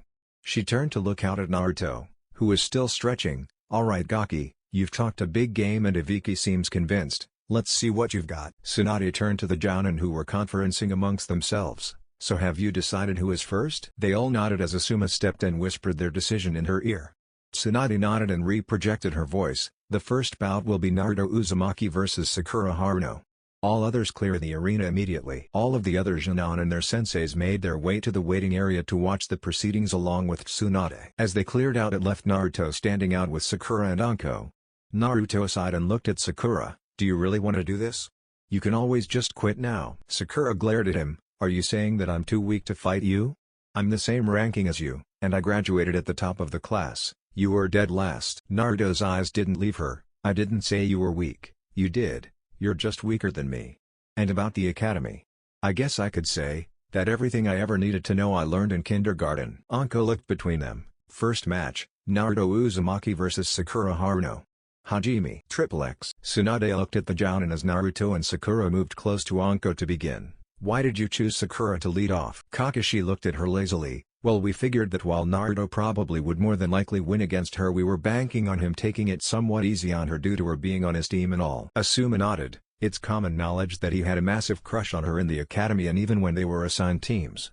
We thought that this would force him to take some damage before kicking it in high gear to actively finish her. Thwap. Shuza. Naruto Uzumaki. What? XXX. Naruto looked down at the unconscious Sakura at his feet and then at Anko who was poking her with a stick.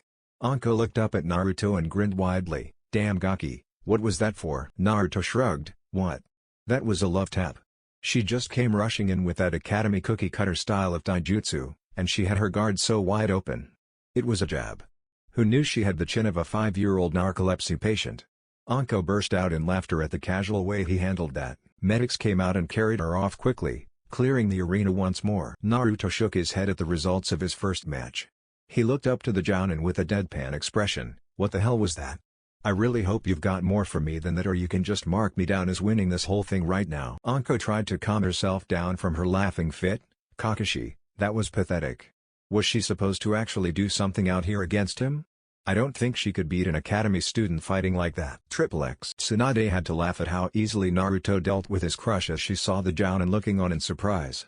Kakashi rubbed his visible eye. I didn't think it would be that fast. Asuma chuckled at Kakashi's expression. Why, what happened? I blinked and I missed it. Kurenai looked at Kakashi suspiciously. Kakashi. That looked like a strictly academy attack.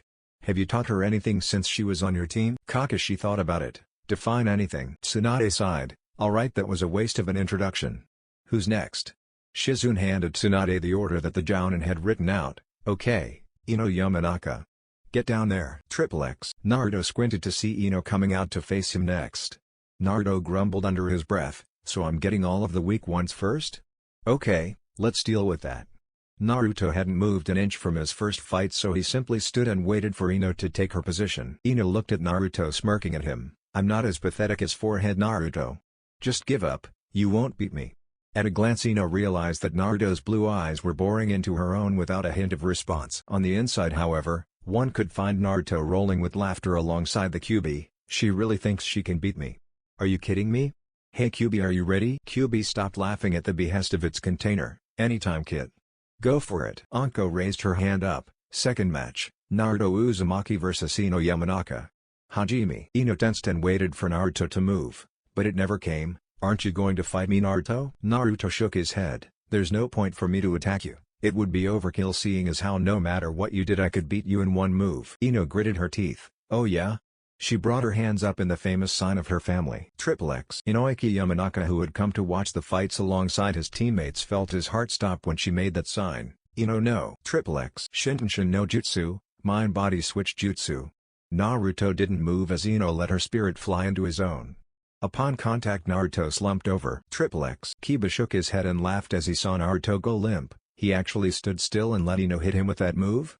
He was watching during the Chunin exam like the rest of us, he should know what it does. Shikamaru nodded. I was worried at first. I didn't know how Ino was going to get him to hold still to hit him with it, but he did most of the work for her. Asuma, however, wasn't so confident. Oh Ino, that was not a good idea. X. Anko walked over to Naruto's slumped over body and poked him in the head. Hello? Which one of you brats is in there? Naruto stood up straight. It's me. Ino is in there being entertained in the confines of my mind. Anko shook her head. That's mean, Gaki. You know why that isn't safe, don't you? Naruto scoffed as he took out some ninja wire and walked towards Ino's body. Well, it was her own damn fault. No one told her to try and mind rape me, but she did anyway. It's not my problem that the only jutsu she knows isn't a battle jutsu. He began tying her up casually. Call it. Anko nodded. Shuza, Naruto Uzumaki. After hearing that, Ino broke out in a scream as she returned to her own body, babbling about massacres and torture and all kinds of things. Naruto raised an eyebrow as the medic team escorted her off. Kyuubi, what the hell did you do to her? Kyuubi was batting its tails in a pleased fashion. Well kid, you told me not to kill her or maim her, so I simply directed her to some of your older memories.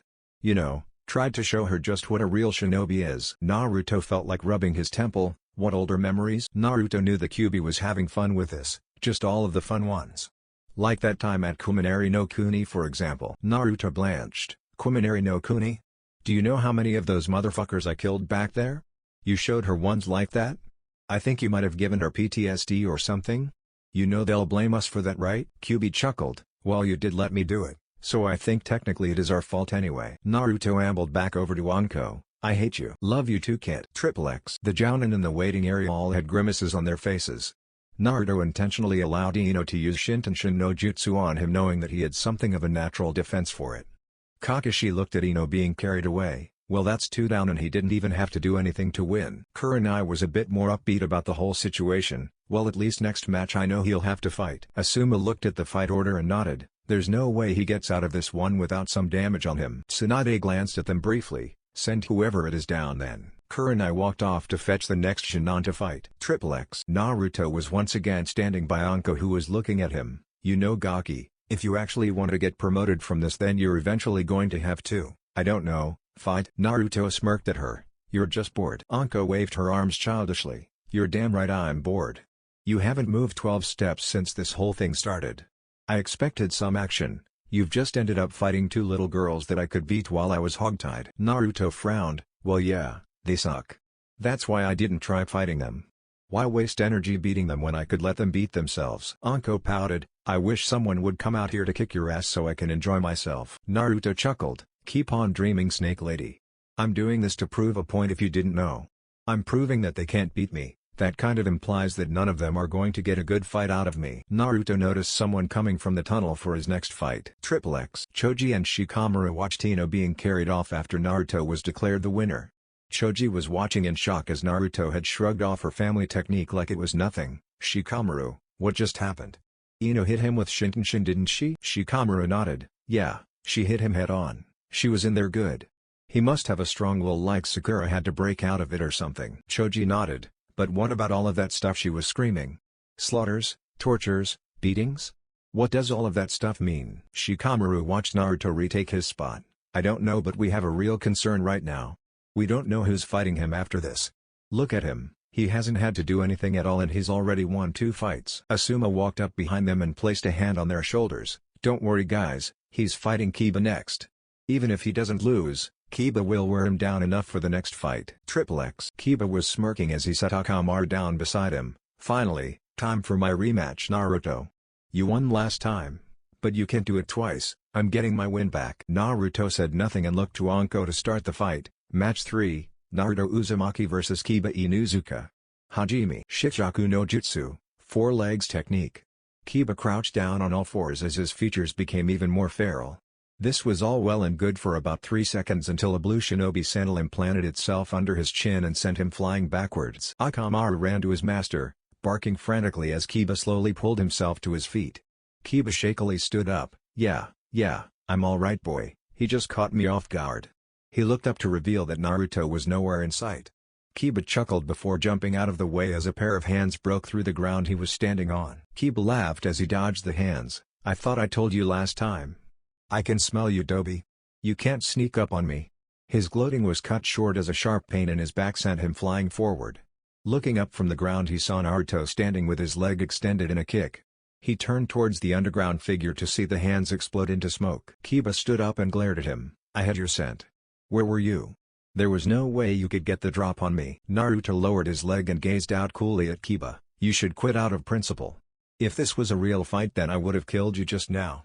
Kiba growled at Naruto while he just looked at him. Just because you can identify that I'm in the area means jack shit if I'm too fast for you to pinpoint my location. Kiba hurriedly grabbed a pill from his pocket and threw it at Akamaru, remembering his opening troubles when it came to moving too slow. The little dog turned red after swallowing the pill while Kiba provided him some of his chakra, Jujin Bunshine, man-beast clone. Kiba pulled out his smoke bombs and threw them at Naruto, engulfing him in smoke. Remember this Naruto? Well, here we go again. Kiba and the transformed Akamaru ran at the smoke and jumped towards it. Gatsuga, dual piercing fang. After the twin drills tore through the smoke until it dissipated, Kiba and Akamaru stood in the smoke, sans Naruto, dumbfounded. And surrounded by kunai. Naruto came from his spot in the tree over to them. Kiba saw him walking up with his hands in a hand sign and tried to charge and attack him before running into an invisible barrier that threw him back and numbed his body. What the hell is this? Naruto made some more hand signs before stopping halfway through the last one. You should surrender. This is going to suck for you. Kiba bared his teeth at him. Answer me. What did you do? Naruto shook his head. It's not what I did, it's what I'm going to do. Last chance, I'm not supposed to really be trying to kill you guys and this jutsu has the potential to do it. Kiba and Akamaru just kept trying to break through his barrier. Naruto shrugged and made the last hand sign. Your funeral, Raiten, Denki Hokai. Lightning release, electric implosion. The electric prison glowed white within until it was blindingly bright before the sounds of sharp crackling rang out. Naruto held the final hand sign for 10 seconds before he finally released it, revealing Kiba and Akamaru both unconscious and suffering from electric burns. Naruto walked over and picked up his kunai as Anko checked Kiba and Akamaru's vitals.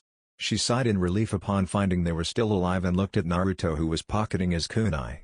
Naruto shrugged. What? I asked him if he wanted to surrender. Did he think that anything I did from that point wouldn't mess him up? Anko gave him a dry look. You know you kids aren't supposed to kill each other out here. Naruto gave her one in response. He's still breathing isn't he?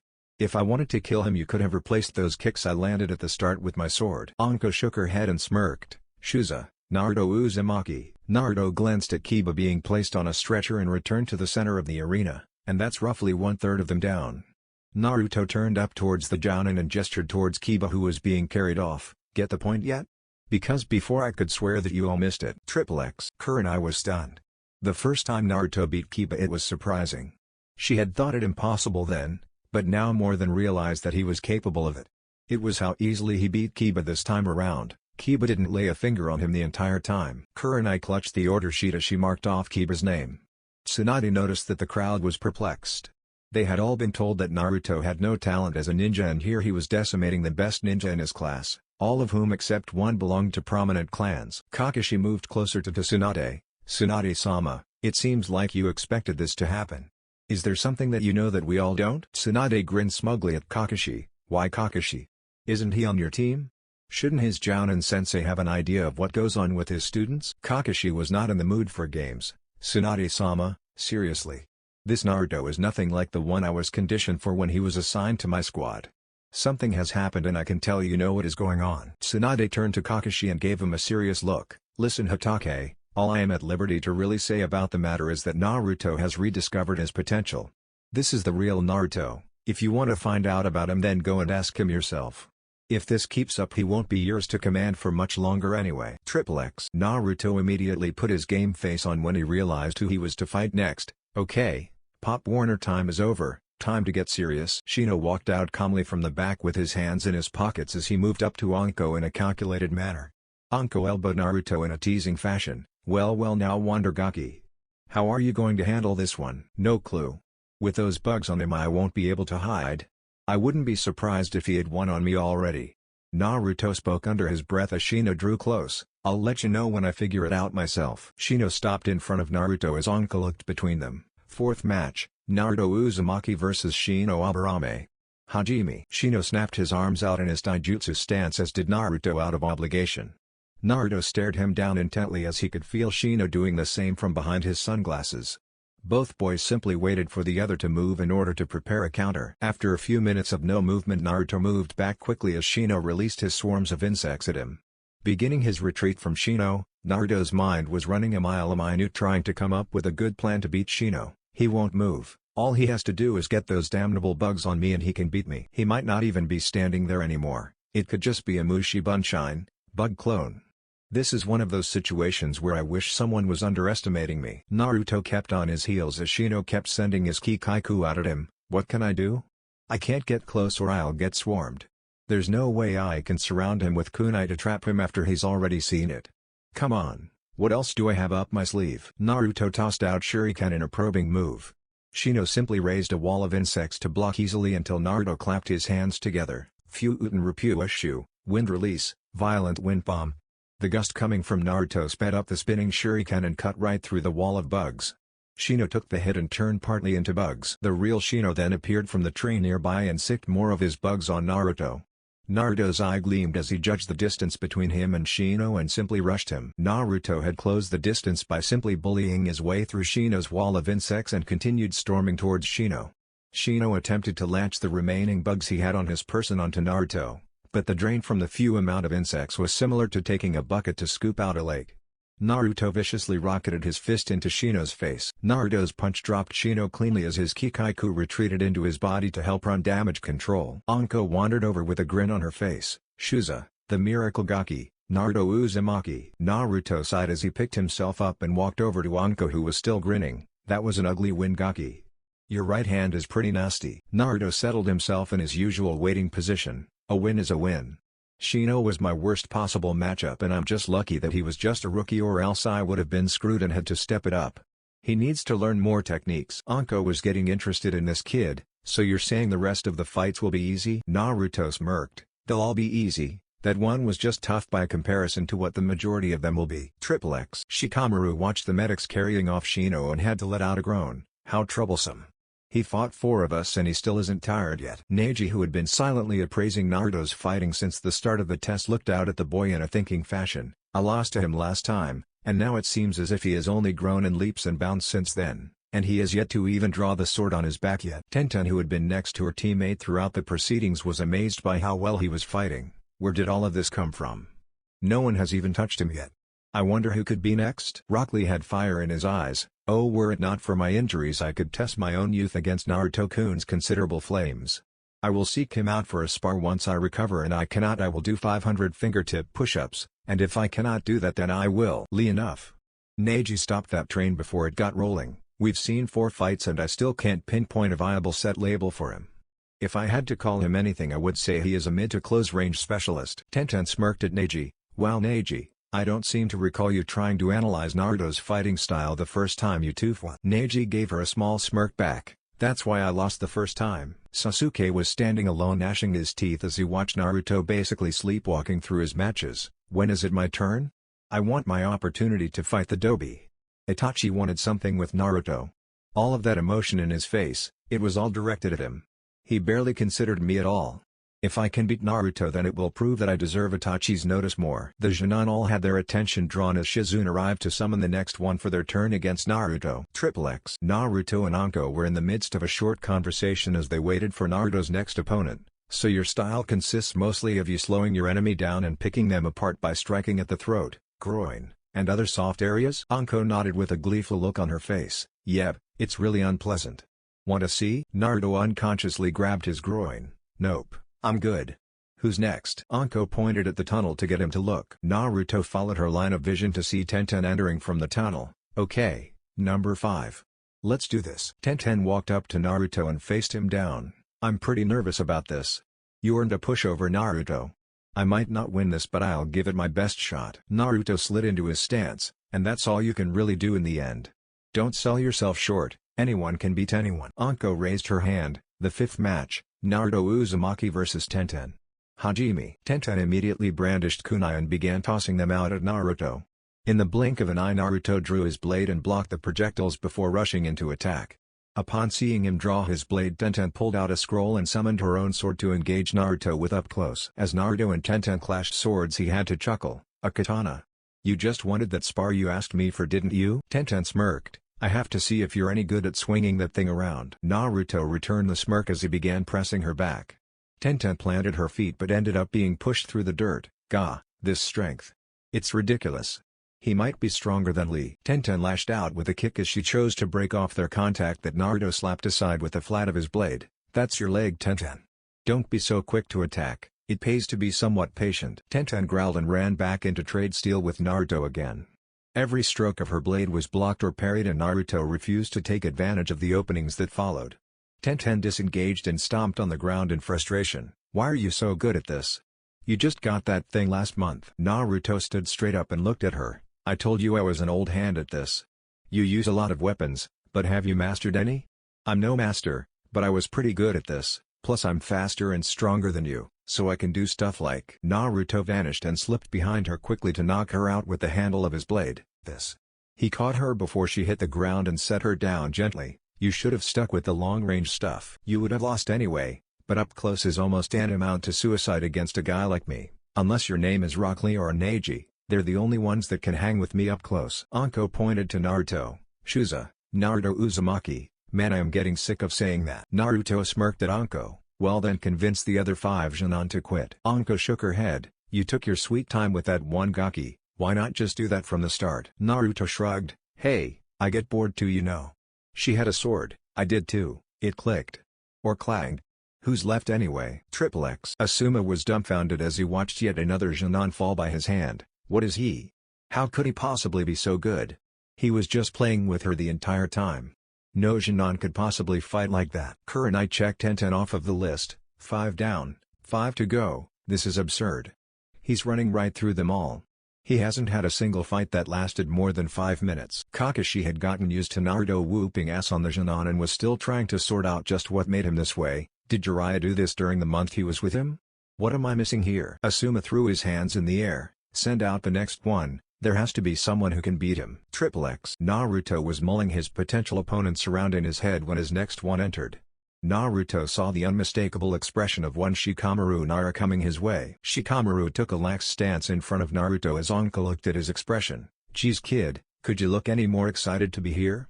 The 7th match, Naruto Uzumaki vs Shikamaru Nara. Hajime. Shikamaru scratched his head and made his rat seal. That's because I don't want to be here. There's no reason to fight here. At least during the Chunin exams I had to fight to avoid getting hurt, to get my team to the next stages, and if I had been motivated, fight to get promoted. There's no reason to fight you, there's nothing to gain or lose. This whole thing is so troublesome. Naruto put his hand on his neck and rolled it around. So. Quit. Shikamaru shrugged. Alright, later. Shikamaru turned and headed back up the tunnel waving over his shoulder. Anko blinked a few times. Wow kid. Just. Wow. Naruto blinked at Shikamaru's retreating form. Holy crap, I just took a freaking shot in the dark. I had no idea that would actually work. I'm awesome. Anko snapped out of her stupor. Right, well. Shuza, Naruto Uzumaki, X. In the stands, Chozo Akimichi and Inoiki Yamanaka sweat dropped at the results of the fight. Chozo looked over to his longtime partner Shikaku. Your boy is more like you than you care to mention, Shikaku. Shikaku shrugged. Hey, have you been watching this crap like I have? He didn't have a chance to win and he knew it. Naruto gave him a way out. The kid must be getting tired of this. Inoiki nodded. We've already determined that he can wipe the floor with all of our kids, so why are we still here? Chozo chuckled. Speak for yourselves. He still hasn't fought Choji yet. There are still kids that can fight.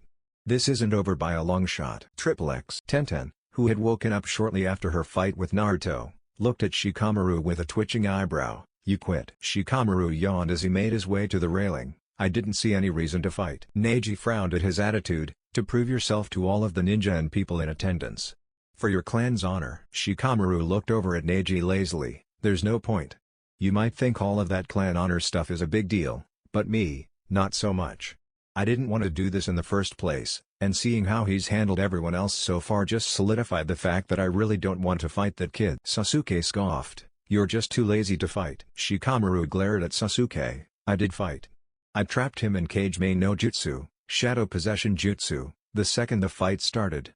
When he rolled his neck he didn't show any resistance at all. My control over the technique isn't enough for me to keep a hold over a certain amount of brute force. The light out here was too much for me to use it effectively. It's around noon, and he didn't even blink. That jutsu was all I had on him. I couldn't have won. Triple X. Asuma was hitting his head on the wall. Damn Shikamaru. I should have known he would do that shit. Why didn't I put him on sooner? Tsunade was hanging on the railing laughing. Well, at least he knows when he's outmatched. Maybe he should be a Chunin Asuma? Kurenai checked his name off. 6 down, 4 to go. Her eyes widened when she saw who was next on the list. Oh no. I didn't think it would get this far. Triple X. Jan, Ken, Pon. Anko pounded at the results. You brat. Naruto slapped Anko's closed fist. It's not my fault you always choose rock, Anko. Anko kissed her fist. A good old rock. Nothing beats that. Naruto sweat dropped. Yeah, sure. Why not? Naruto growled in frustration. Kemi. When's the next fight? I want to finish kicking everybody's ass so I can get my promotion and go home. Anko looked behind Naruto and turned him around. Oh, Hinata's next I guess. Naruto jumped backwards and set himself in his stance. Hinata shakily set herself in her Juken stance and looked out at him. And Naruto-kun. Naruto's eyes hardened. Talk later, fight now. Come on Hinata, bring it on. Naruto's eyes bored into hers. Analyzing everything he could find, stripping her bare, this isn't Naruto-kun. His eyes have never been so cold before. There's none of the warmth there was before, just strength, strength that I can't match. Anko noticed the fidgeting of the girl. This girl is going to get destroyed if she doesn't shape up. This Gaki will be ruthless once the fight starts. She lifted her hand. 7th match, Naruto Uzumaki vs Hinata Hyuga. Hajime. Naruto wasted no time and dashed in to deliver a hook to Hinata's body and a sidekick to her head, sending her to the ground quickly. Hinata laid on the ground with her eyes welling with tears. Naruto-kun. Could you really hurt me like this? What happened to you? Get up. Her eyes turned onto the boy in question who was patiently standing and waiting for her to get up to continue. There is no way that was enough to put you down, so get up and fight me. Don't lay down and quit. I can accept that from Shikamaru but not you. I thought you had more in you than that. He began pacing as she remained on the ground. I remember watching you fight Neji, and I remember how you fought him. Yes, he was more skilled than you, but you showed fire, you showed that you have drive, and you showed that you have the courage to fight. He stopped and looked at her. Not now, I have to say. She locked eyes with him again and tried to find the Naruto she had come to love during the days in the academy and again found nothing. None of the upbeat, positive, bright Naruto she had known back then. This one was serious, professional, with the eyes of someone who knew just what kind of world he was living in. The scar simply added onto that. She began to stir from the ground and looked at him defiantly. You're not Naruto-kun. Naruto jerked an eyebrow. Excuse me? Hinata's eyes sharpened as she raised her voice. You're not Naruto-kun. Naruto-kun never acted like this, never spoke down to people. He would never use techniques like he used on Kiba-kun. Who are you? Naruto's eyes narrowed at her insinuation. Oh, I get it. I don't have my head in the clouds and can see things around me for what they are, so I'm not Naruto. I can find people's flaws and will actually comment on them openly, so I'm not Naruto. I'm actually skilled enough to use more techniques than Kage Bunshin and they don't put me in direct danger, so I'm not Naruto. Naruto saw her falter with every word he made. I know why you're so upset about it. Her eyes widened. Does he really know? How did he find out? Naruto nodded to himself. You probably saw me as I was in the academy and liked my never say die attitude. How I always got back up and shrugged off what everyone did and said to me. You figured, there is no way anyone can take all of that and still smile and keep on trying.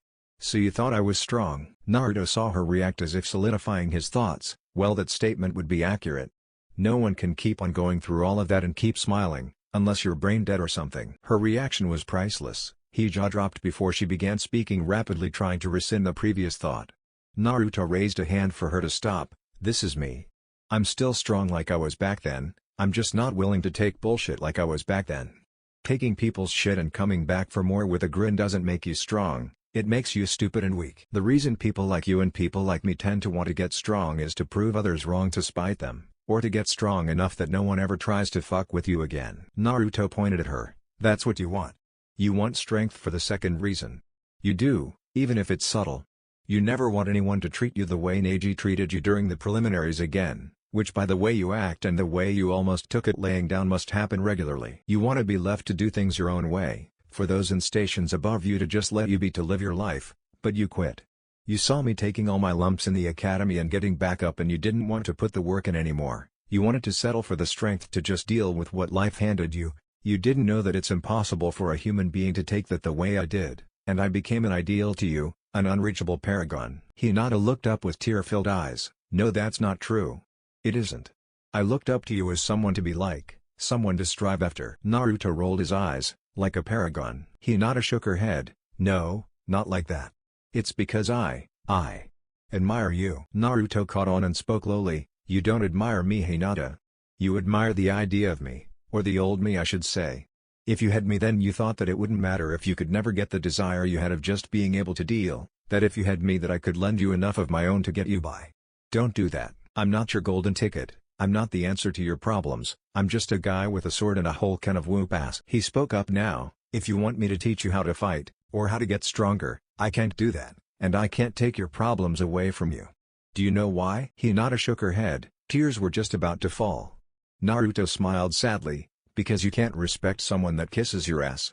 Hinata, you didn't even try to fight my reasoning for why you thought you saw something in me, you were too afraid to go against me. What if that manifests again in something else later on and I'm not there for you to get a boost from? If you won't defend yourself to me, the person you admire, then how can you defend yourself against others when I'm not even there? Naruto sighed and ran his fingers through his spiky hair. Enough of this. This really isn't the time or the place for this kind of thing. This is the time for a fight, now come. Give me your best. Hinata let tears fall from her eyes.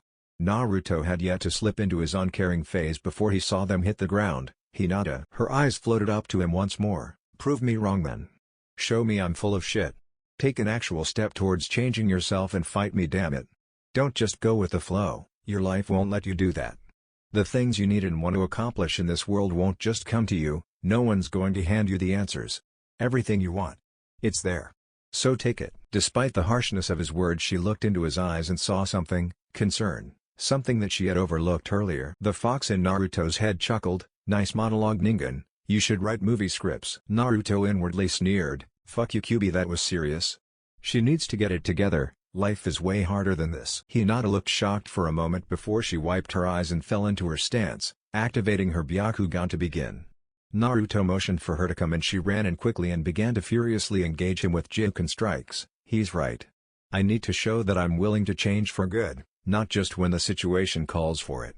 I'll show you, Naruto-kun. Despite the potential damage the strikes could deal with just a touch, Naruto was still faster.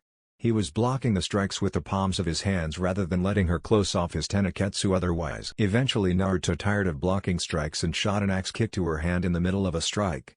The kick ended up breaking her hand.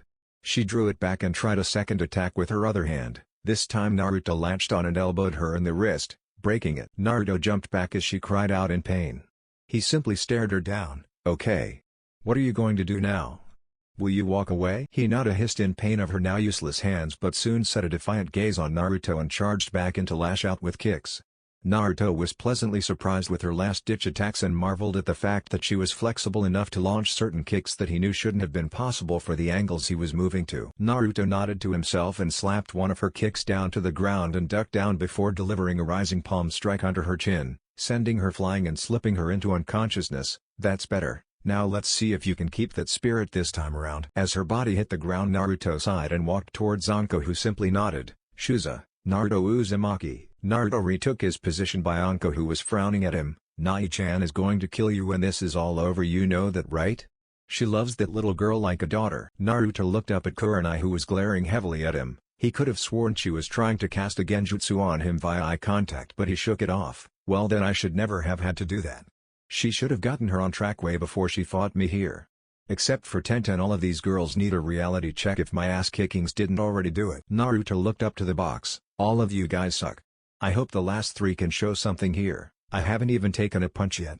I guess I'm not the only Jonin that got shafted by their sensei here, huh? Anko looked Naruto over. Getting tired yet, Gaki? Naruto shook his head. Nope. Just getting warmed up, Anko-san. Anko grinned at him. None of that san stuff, Gaki. It's Anko-chan to you.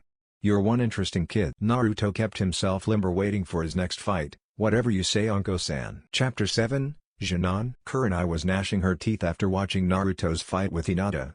He tore her down, gutted her into a fight, and then dissected her and kept a straight face about it the whole time. I'm going to kill that brat when this is over. Tsunade glared back at her. Be quiet, Kurenai, and be professional. It was a fight. Mind games are supposed to be just another tool that shinobi use. This isn't a primary school where everyone is everyone's friend and you can hold her hand the entire time. You were the ones that were so sure he wouldn't get this far. Not bad for a dead last, huh? Asuma looked at Tsunade. You sure must like that kid, huh, Hokage-sama? Tsunade smirked at him. Why wouldn't I? That's one tough brat down there. Unlike the majority of your kids, he has the right idea on what a shinobi is supposed to do. He's loyal, and he's actually pretty pleasant if you didn't piss him off at you. Oh wait, none of you know anyone that ever tried talking to him seriously before. Tsunade laughed slightly. I have half a mind to promote him to Jounin after this. He's already got Chunin. Guy walked up. Tsunade-sama, I admit, Naruto-kun's flames of youth burn brighter than previously advertised. But are you sure? Jounin is a whole other league, especially for a child. Tsunade looked at Guy with a smirk. Well, he's still got 3 fights left. He'll show you just what league he's in. I think I'll give him some time as a Chunin first. He won't get anything less than that though. I don't think any of the remaining Jonin can even touch him. Kakashi chimed in. He still hasn't fought Sasuke yet, Tsunade-sama. Things can change in the blink of an eye, you know. Tsunade got a predatory look in her eye. So Kakashi, sounds like you still don't think much about our little blonde Gaki out there. How about a little wager? Kakashi, I smiled. Name your terms. Tsunade's grin got wider. Oh, this one might entertain you quite a bit. And I wouldn't really call it a wager, more of a request of sorts. XXX. In the crowd, the recently released San siblings were in attendance, stopping off to watch the event going on in the stadium before returning to their home. Their time as POWs now over. Taking their seats, they were curious as to what was going on. Kankuro noticed Gaara watching down on the field intently. Looking down there himself, he saw Naruto standing alone with Anko down in the center. Isn't that the kid that caught us? Temari squinted before widening her eyes in surprise. It is. What is he doing here? Is this all about him? A disgruntled fan snorted. That demon brat is taking on a bunch of the prominent Jonin in this village. The poor kids. That demon is slaughtering them out there. Gaara blinked and locked eyes with the man. So Uzumaki is killing his Jonin opponents in the ring? The man flinched at Gaara's gaze and monotone speaking voice. No, not really. But he's running right through them all. I knew he was hiding something for all these years. Temari and Kankuro looked confused. Temari voiced their question. Why does this place despise the kid so much? Gaara simply looked at her and back out into the arena. He is like me. Both Temari and Kankuro were shocked. Like Gaara? He has a demon in him too? Why hasn't he ended up the same way that Gaara did then? These people hate him, not fear him, so he couldn't be killing them. XXX. Naruto yawned loudly back in the stadium. He had been here for over 4 hours and had not been even close to pushed yet. This was more of a light spar to him than anything else, all things considered. Hell, it wasn't even a spar. During a spar you actually get hit. Naruto shut his mouth from his massive yawn and smacked his lips. I'm bored, Anko-san. This is boring. I'm tired of beating up on these kids already. Do you think I got my point across yet? Anko smirked at him. Now Gaki, you still have 3 fights left, so make them entertaining, okay?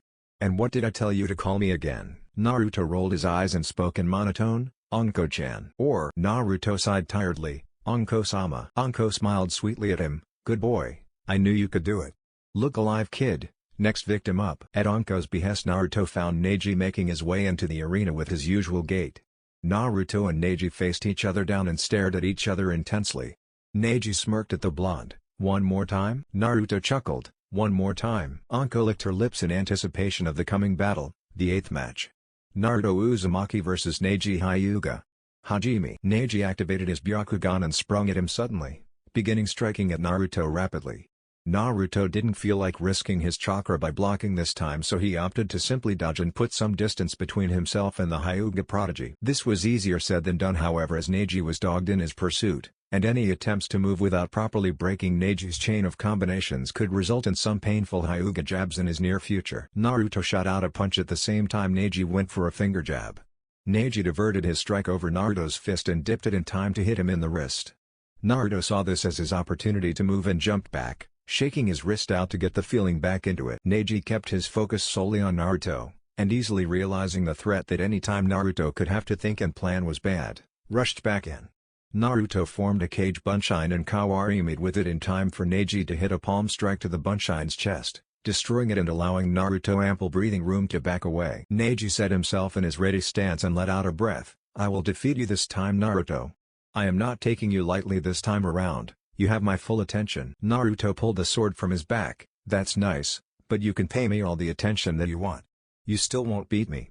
I'm not the same one-dimensional guy that I was at the Chunin exams."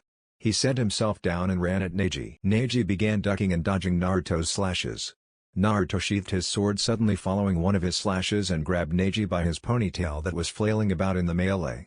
With a malicious smirk on his face he jerked around and tossed Neji over his shoulder, slamming him hard to the ground by his hair. Neji held his scalp on the ground while Anko cackled in the background. "That ripped a few out by the roots, didn't it?" Neji rubbed his head as he stood up. "That wasn't very honorable, Naruto." Naruto shrugged. "We're ninja. Honor is for samurai and dead men.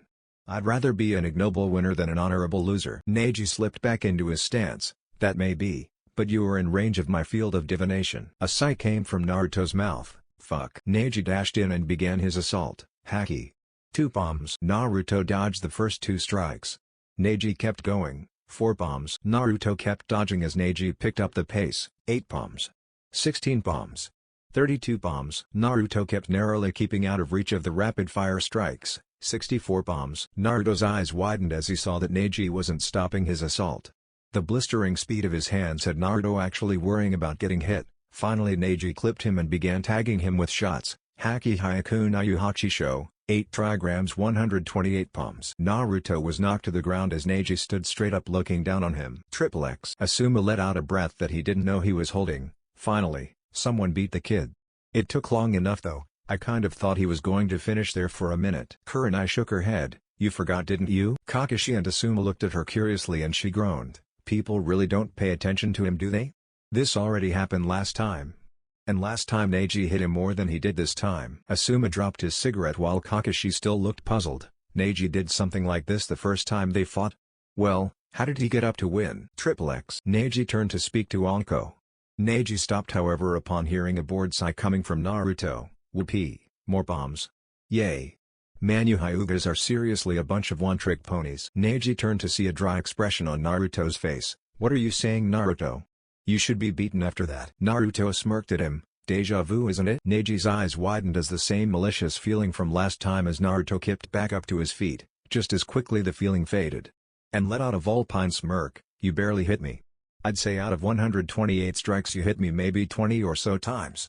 Last time you hit all 64 of your other technique and I shook it off. I'm immune to your Juken unless you strike for organs or something, and even then it had better be a kill shot or I'll just keep coming." Neji tensed up. "Well then why did you dodge my earlier strikes if you can just take them?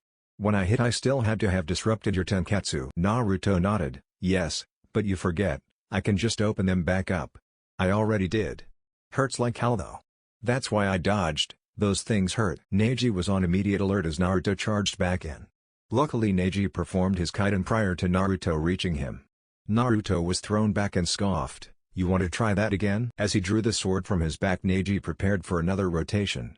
Naruto dashed in as Neji began to spin. Naruto channeled wind chakra into the blade of his sword and split right through Neji's shell of chakra, bursting out the other side. Neji stood still for a moment before dropping to the ground as blood shot from the wounds that appeared on his chest and back. Naruto ignored the outraged cries of the people. "Ultimate defense my ass." Naruto walked over to Neji and placed the blade by his throat. Neji looked up at him with difficulty. "How?" Naruto looked down at him. "Don't worry about it. Sleep. Naruto cracked Neji with the blunt side of his ninjato, knocking him out to end the fight. Anko walked over and called for the medics while Naruto walked over to a grassy area to wipe off his sword. Shuza, Naruto Uzumaki. XXX. Asuma was clutching the guardrail tightly. That was wind chakra. How could a Shin'an possibly know elemental manipulation to that kind of extent? That's an elite level skill. XXX. Naruto turned to see Choji making his way out onto the field. Choji unwarily stood across from him and got his first eyeful of Naruto's combat stare. He felt like he was drowning in the ocean as he looked into Naruto's eyes that resembled the coldness of an iceberg. Choji bit his lip and steeled himself. He was no fool. He had seen what had gone on in all of the other matches. He knew he had no chance against Naruto. If he was strong enough to fight off Shikamaru's Kage Main no Jutsu, he knew he couldn't match up against him because his strength was really all that he had over most Shin'an. Naruto was faster, stronger, and had too many ways to beat him. But he wasn't going to walk away from the fight just because he knew he would lose. Worst case scenario, Naruto knocks him out and he spends a few hours looking up at a hospital ceiling until his parents come and get him. He knew Naruto wouldn't hurt him unnecessarily, so he could more or less place this in a category similar to sparring with his father. He knew he wouldn't win, but that was no reason not to try his best. Choji gulped and motioned to Anko that he was ready. Anko took her spot between them. The 9th match, Naruto Uzumaki vs Choji Akimichi. Hajime. Baika no Jutsu, multi-size jutsu. Anko had to jump out of the way as Choji immediately went straight into his clan jutsu list. As quickly as he could, he tucked his head, arms, and legs into his body. Nikuden Sencha, human bullet tank. His massive form began its rollout towards Naruto, who was swiftly on the defensive to avoid being squashed by the chubby ninja. Despite being in the shape of a massive ball, Choji was quite mobile in that form, and was far faster than he was outside of it. Naruto found that the longer Choji rolled, the more momentum he picked up. Naruto pumped chakra into his legs to gain the necessary distance to warrant turning around to face Choji. Naruto channeled wind chakra to his fists and thrusted them out, linked together. Fuuten, Fuujin Seiken, wind release, divine fist of the wind god. The force of the wind jutsu hitting the meat tank sent the rotund ninja flying backwards until he bounced off of one of the stone walls lining the arena. Choji came rolling right back at Naruto, who simply stood right in his path and waited for him. When he got close enough, Naruto cocked his leg back and gave Choji a chakra-enhanced kick that sent him flying once more, only into the stands this time. Choji released the jutsu to avoid crushing the spectators and ended up crashing into the stairs and rolling down them until he finally came to a stop at the bottom. After a few minutes of him trying to regain his senses, Choji shakily stood up and faced Naruto, wincing with some blood coming from his lips. "You're strong, Naruto. I know I can't win here." Naruto nodded, "But the important thing is that you tried. Do you want to continue?" Choji looked up in the stands to his father. Choza knew what Choji was asking him and sat in contemplation before silently shaking his head. Choji turned back to Naruto and sighed, "I wish I could. But there's only one way that I can even hope to hang with you, and my dad really doesn't want me trying it. It's really dangerous. I surrender." Anko nodded and pointed to Naruto. "Shuza, Naruto Uzumaki." Naruto sighed, "I kind of wanted to see what you could do, Choji. You have some serious potential. I can only imagine what you had up your sleeve, but I understand. Maybe I'll get to see it one day." Choji held his ribs and smiled at Naruto before heading back to the waiting area. Naruto grinned and looked up at the waiting area where the others were watching from. Looking at all of the jounin, he held up all 10 of his fingers and slowly ticked them all down until one thumb was left up before he slowly dragged it across his throat. XXX. Guy was marveling at the sheer raw power that Naruto had just shown against Choji. He stopped him with a kick. Just a kick, nothing more. "That's incredible. I wouldn't even attempt something like that." Tsunade smiled at Naruto and looked back at her subordinates. "Last chance. Sasuke has to win or you all know what will happen." Asuma shrugged, "Yeah, we do. But I still don't see how that could be a punishment for losing a bet." Tsunade chuckled, "Okay, just keep with that line of thought." XXX. Anko noticed the crowd beginning to buzz, mostly over how the last Uchiha would wipe the floor with the demon. Naruto simply stood calmly and waited for the fight to come. Anko really had taken a liking to the kid over the course of the day.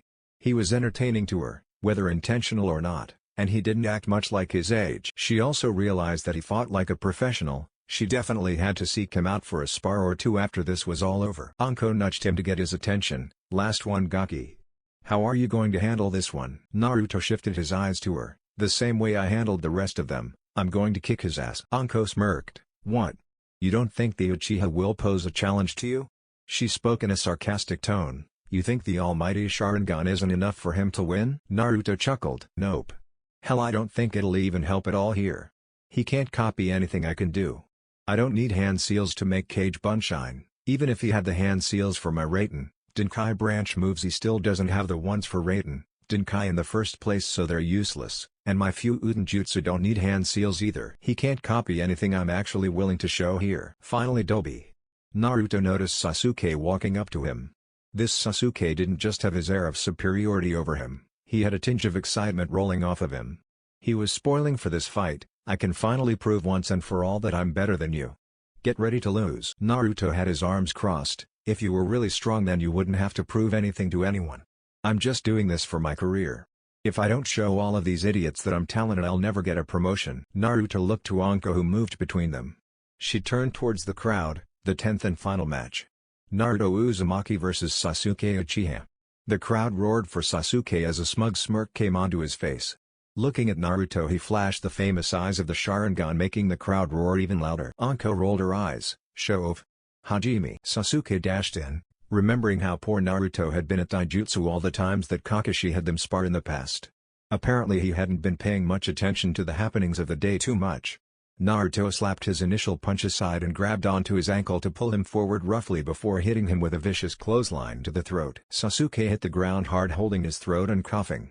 Naruto walked around him slowly and let him get his breath. You know, Uchiha, part of me is telling me to just knock you flat on your ass, get my promotion, go home, and sleep until later disturbed. A feral grin spread over his face, however, but it's a whisper compared to the part of me that's screaming to flat out humiliate your ass in front of all these people.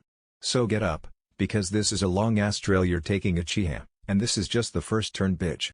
X. The Sand siblings were getting pretty fed up with how the crowd was treating Naruto. The demon just hit the Uchiha. There's no way Uchiha-sama can lose to something like that. It was luck. This entire thing has all been luck. Temari asked a man nearby, how many fights have there been so far? The man kept his eyes on the current battle. There have been 9 so far. The brat beat everyone that was put in front of him. None of them have even been able to touch him. Temari watched Sasuke shakily pick himself up off of the ground. That isn't the same kid screaming all the time from the exams. Kankuro nodded. What happened? I wouldn't have even considered him a threat until he ended up beating us in the woods. X. Sasuke, just now getting his breathing back to normal, stood and glared at Naruto. How did you hit me so easily? You were never this good before. Naruto set back into a ready stance. Well, this isn't before, is it? You can't hit me fighting the way you do. Trying to beat me with taijutsu would be like you trying to fight Kakashi with taijutsu, except I won't be so nice about it. No gimme shots for you to boost your ego. If you try that again, I will be breaking something. Sasuke growled at Naruto. What do you mean gimme shots? Sasuke rushed right back in his Naruto side in response and began defending. Face it, Dobi. Those other losers couldn't match up to me. Naruto narrowed his eyes and caught Sasuke's fist in his grip before slamming a fist deep into his body. Sasuke dropped to his knees, spitting out blood and coughing once more. Naruto punted him in the ribs and sent him rolling for a few feet. I meant what I said. When Kakashi trained you during the month before the finals, he said he worked on your taijutsu and speed. How hard did he hit you? What was the hardest that Kakashi hit you? Naruto picked up Sasuke by his collar and smashed him in the face once more. Did he ever hit you so hard that he hurt himself? Did he ever hit you so hard you actually lost consciousness for more than a day? If your answer is no, then you're way more under me than I thought. Naruto held him by his collar as Sasuke struggled to get out. Sasuke managed to reel off a shot that hit Naruto in the face, but all it did was force Naruto to turn his head. Naruto quirked his mouth before headbutting Sasuke in the face, sending him falling to the ground holding his now broken nose. Sasuke looked up to Naruto, blood coming through his finger and tears forming in his eyes. Naruto shot a cold gaze downward. You think you're strong, but you're not as good as you think. You've been led to believe that you're Kami's gift to Konoha, but you're not. You're just another Jonin with a bloodline, and that doesn't make you special at all. All you had over everyone else was a leg up and an entire village at your back. Sasuke stood back up, glaring with death in his eyes at Naruto, who scoffed at his attempt at killing intent. I'm done talking to you.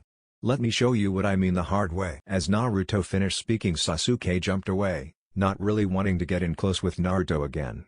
Sasuke flipped through hand signs and put his fingers to his mouth. Kaden, Gukakyu no Jutsu, Fire Release, Grand Fireball Jutsu. The fireball launched at Naruto, who didn't move. The fireball collided with Naruto, much to the approval of the crowd, who up until that point were sitting on their hands. Sasuke smirked at the ruin he had created until the fire cleared and a charred log was left behind, remnants of a kawarimi. Sasuke scanned the immediate area swiftly, preparing his body for any response that it could take. He turned his head as he saw Naruto emerge from the tree in the arena, rushing at him. As he turned to react, he took a sharp blow in one of his blind spots, revealing another Naruto that was currently pummeling him. The first Naruto who had gotten his notice had dispelled while the other Naruto attacked. Sasuke was reeling from the pummeling that was taking place. The Sharingan was once again proven useless against an opponent that was far faster than he was. It actually made it worse, seeing a punch coming and not being able to defend it chipped away at Sasuke's confidence. But in this case he was seeing entire combinations coming and still ended up taking them. The dull thump of Sasuke hitting the ground again rang out as Naruto burst into smoke. Another Naruto revealed itself standing on top of the walls, shaking his right hand out with amusement on his face. "Good job, Sasuke team. You technically beat my Cage Bunshine, though he dispelled because he broke his hand on your face, but hey. Who's keeping score here?" X. The Jounin were at the end of their rope. This was just too much. Guy was hunched over the rail, his head arched out towards the battle, a Cage Bunshine. He was doing that kind of damage with just one Cage Bunshine. Tsunade had a stone face on as she watched her Jinan fight. "Now do you see? Did him running through all of your teams get the point across, or do you need more evidence to support his promotion?" She faced the Jounin seriously. "The next time I personally endorse the promotion of one particular ninja, you damn sure better believe without question that there is a damn good reason for it." Kakashi was frozen in place before something ticked in his brain. "I need to stop this before this goes too far." Kurenai shook her head at Kakashi. "It's a little late for that, isn't it?" Kakashi made a move to leave but was blocked by Asuma and Guy. "What are you two doing? This can't go on any longer." Asuma sighed in a disinterested fashion. "We all watched our own kids get their asses kicked, so you're staying to watch one of yours beat the crap out of the other one." Guy nodded. "We all knew the stakes coming into this test, my eternal rival. Take solace in the fact that this isn't a death match." Tsunade raised her voice. "Kakashi, stand down. Do not interfere with this fight." Kakashi turned to her. "Tsunade-sama, if this doesn't end soon it will escalate. They'll try to kill each other." Tsunade raised an eyebrow. "If Naruto tries to kill Sasuke, then Sasuke is dead. If Sasuke tries to kill Naruto, then Sasuke will end up in the hospital. Naruto won't kill him and Sasuke isn't capable of killing him in return." Kakashi made to speak again, but Tsunade held up her hand, stalling him. "Just watch." "What did I miss?" They all turned to see Jiraiya standing in the corner. Tsunade frowned at him. "How about the whole thing? This is the last fight. Naruto's been tearing through all of these kids." Jiraiya looked out to see Naruto walking slowly down the wall back into the arena. "Alright, well at least I got here in time to catch one." X. Sasuke stood once more as Naruto strode towards him purposefully. Sasuke glared as blood dripped down his face. "You aren't better than me." Sasuke launched a set of kunai at Naruto, who just shifted his body out of the way and kept walking. Sasuke smirked as he placed ninja wire into his mouth and pulled back on it. The wire surrounded and bound Naruto. Sasuke grinned maniacally. "Katen, Ryuken no Jut." Before he could finish, Naruto let out an audible sigh and coated his body in wind chakra to sever the wire before continuing his walk towards Sasuke. The Uchiha in question was utterly shocked as his wire dropped limply from his mouth, his opponent still striding over casually. A faint burning on the back of his shoulder was the least of his concerns right now. He had a juggernaut that he couldn't stop coming right for him. Naruto was whistling a jaunty tune with no expression on his face, further unnerving his dark-haired adversary. He was utterly ignoring the look of fear on Sasuke's face on the outside, but on the inside he and the QB were freaking out in laughter. "Keep going, kid. Just a little bit more, I swear he's about to piss his pants." Naruto kept his poker face on. "I know, but what else can I do to fuck with him? I already made 2 of his best jutsu look worthless and beat the piss out of him. Unless he's stupid enough to try Chidori, I don't think there's any more to do to him.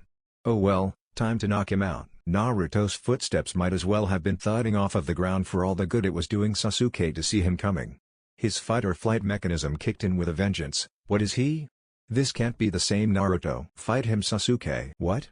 He's been overwhelming me from the start. He's stronger." "You have more power than him. Let it out, show them all your strength." "I will. Give me more power." "Let your rage take over. He is an obstacle to you, remove him." "Who does he think he is? I'm Sasuke Uchiha. He's a nobody. He's still the same doby he's always been." Naruto stopped his walk as he saw black marks spread across the right half of Sasuke's body. Naruto snorted, "That damn seal again. I'm really starting to hate seals." Naruto saw Tsunade signal her Anbu out of the corner of his eye. "Bachan no. Let me finish this. It's still my fight. Triple X. Tsunade nodded and gave the signal to her Anbu to back off. Kakashi ran up to her. Tsunade-sama. Stop the fight. Sasuke is giving in to the seal, we have to stop him. Jiraiya put a hand on Kakashi's shoulder and shook his head. Kakashi, that kid has more experience with that seal than anyone else in Konoha except Anko. He knows what he's doing. Just watch and wait. Kakashi looked out nervously at the battle down below. Sensei, what would you have done in this situation? Triple X. Anko-chan, stop. Naruto noticed Anko moving to restrain Sasuke until he spoke up. Let him get up and fight. Anko looked at Naruto as if he had two heads. Kid, that's Orochimaru's seal. That tainted thing feeds off of his darkness and amplifies his powers. This isn't a regular fight anymore. Naruto nodded. I know, but just stay out of this for me.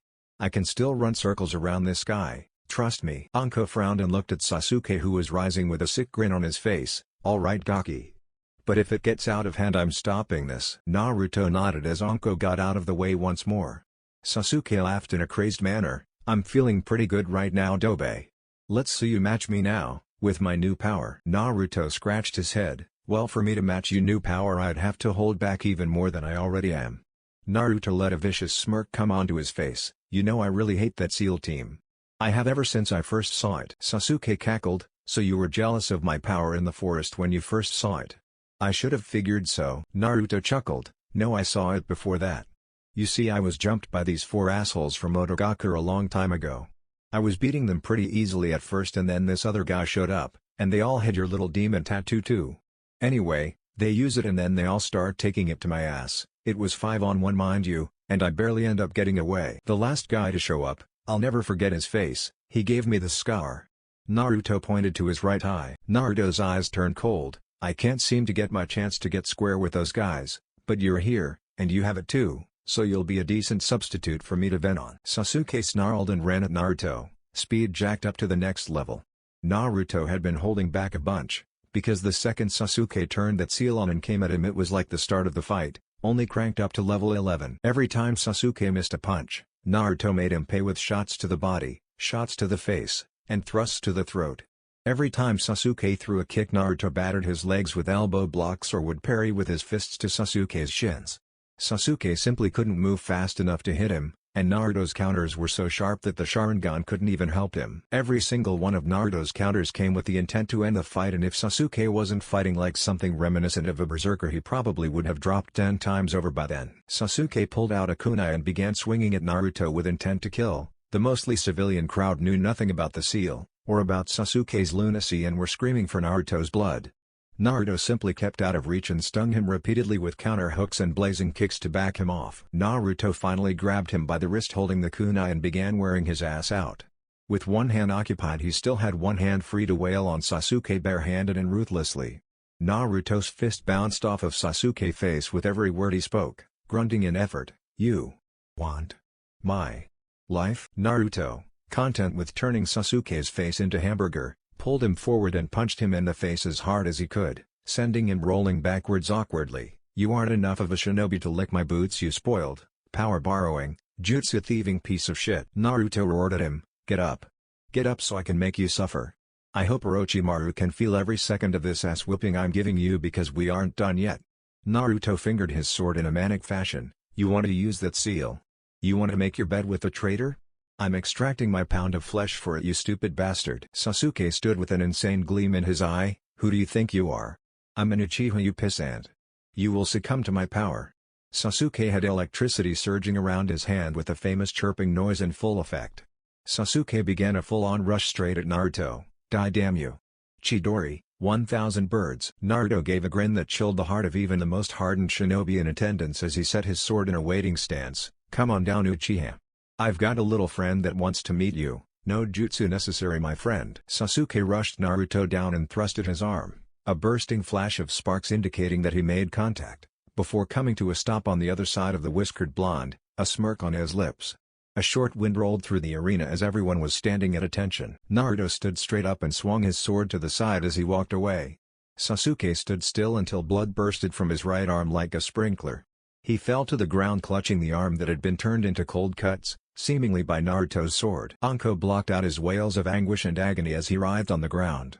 Anko pointed to Naruto for the final time. Shuza, Naruto Uzumaki. The crowd remained silent as the only sounds going through the stadium were the billowing wind and Sasuke's cries. The medics hustled out double time to staunch the bleeding from what was remaining of Sasuke's arm and carry him to get emergency treatment. Anko caught up to him and saw an uncaring look on his face as he went to sit under the tree. "Hey Anko-chan." Anko jerked her thumb in Sasuke's direction. "A little much, wouldn't you say, Gaki?" Naruto looked at Sasuke being carried off. "Nah, builds character. He's lucky he's still even got that arm." Anko shook her head. "What the hell was that anyway? You beat the jutsu with a sword." Naruto grinned up at her and showed her the bloody sword. "Wind manipulation. I love my element so much, it's so efficient." Wind trumps lightning and his control over Chidori was shit in the first place, so he never had a chance. As all of the Jonin that had not required hospitalization, the Jounin sensei, Jiraiya, and Tsunade made their way over to him. Naruto was currently sitting in the shade while wiping the blade on the grass. Asuma walked up to him first. "How do you know about elemental manipulation? That isn't something that a Jonin should know. When did you learn it?" Naruto quirked an eyebrow. "If I told you it wouldn't matter because you wouldn't believe me. I can do it, I can control it, end of story." He sheathed the sword back onto his back and sat patiently. Kurenai frowned at him. "You were unnecessarily brutal against your opponents." She crossed her arms under her bosom. "You seriously damaged more than a few of your fellow Jonin." Naruto glared at her. "It's called efficiency. What kind of Jounin are you calling that brutal? I was going easy on them. I could have killed all of them, Sasuke included. As a matter of fact, with the exception of Sasuke and maybe Kiba, I didn't even hurt any of them that badly, so what are you on about?" She glared at him and he gave her one right back, unflinching. He stood up and tried to get around them. "If you're all just going to bitch about how I fought today, then save it. I won. They lost. I owned them all." He turned to the kids close by. "No offense, but come on, you've got to admit it." Kakashi stepped forward. "Naruto, what you did to Sasuke?" Naruto was about to open his mouth to bitch Kakashi out until he finished his sentence. "I completely understand." Naruto's eyes widened in surprise as Kakashi put his hand on his head. "Chidori is a killing technique. I'm sorry. I made him promise to never use it against a comrade and he tried it against you. You did what you had to in order to defend and win. The fact that you left him alive in the first place shows me you value comrades." Naruto shrugged. "I don't really consider Sasuke a friend or anything, but as long as we have the same headband, I have a duty to keep him alive." "What about the cursed seal?" Kakashi's eye widened this time. "You know what it is?" "See." Naruto nodded. "I've had a run-in or two with Orochimaru too, remember?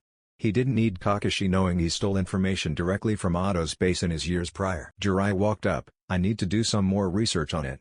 I still don't know how to remove it yet. Maybe if I study Sasuke's I can get some new information. Sorry Anko." Anko nodded sadly as Kurenai rubbed her shoulder. By now the crowd was filing out, grumbling disappointedly about how the demon brat destroyed the competition.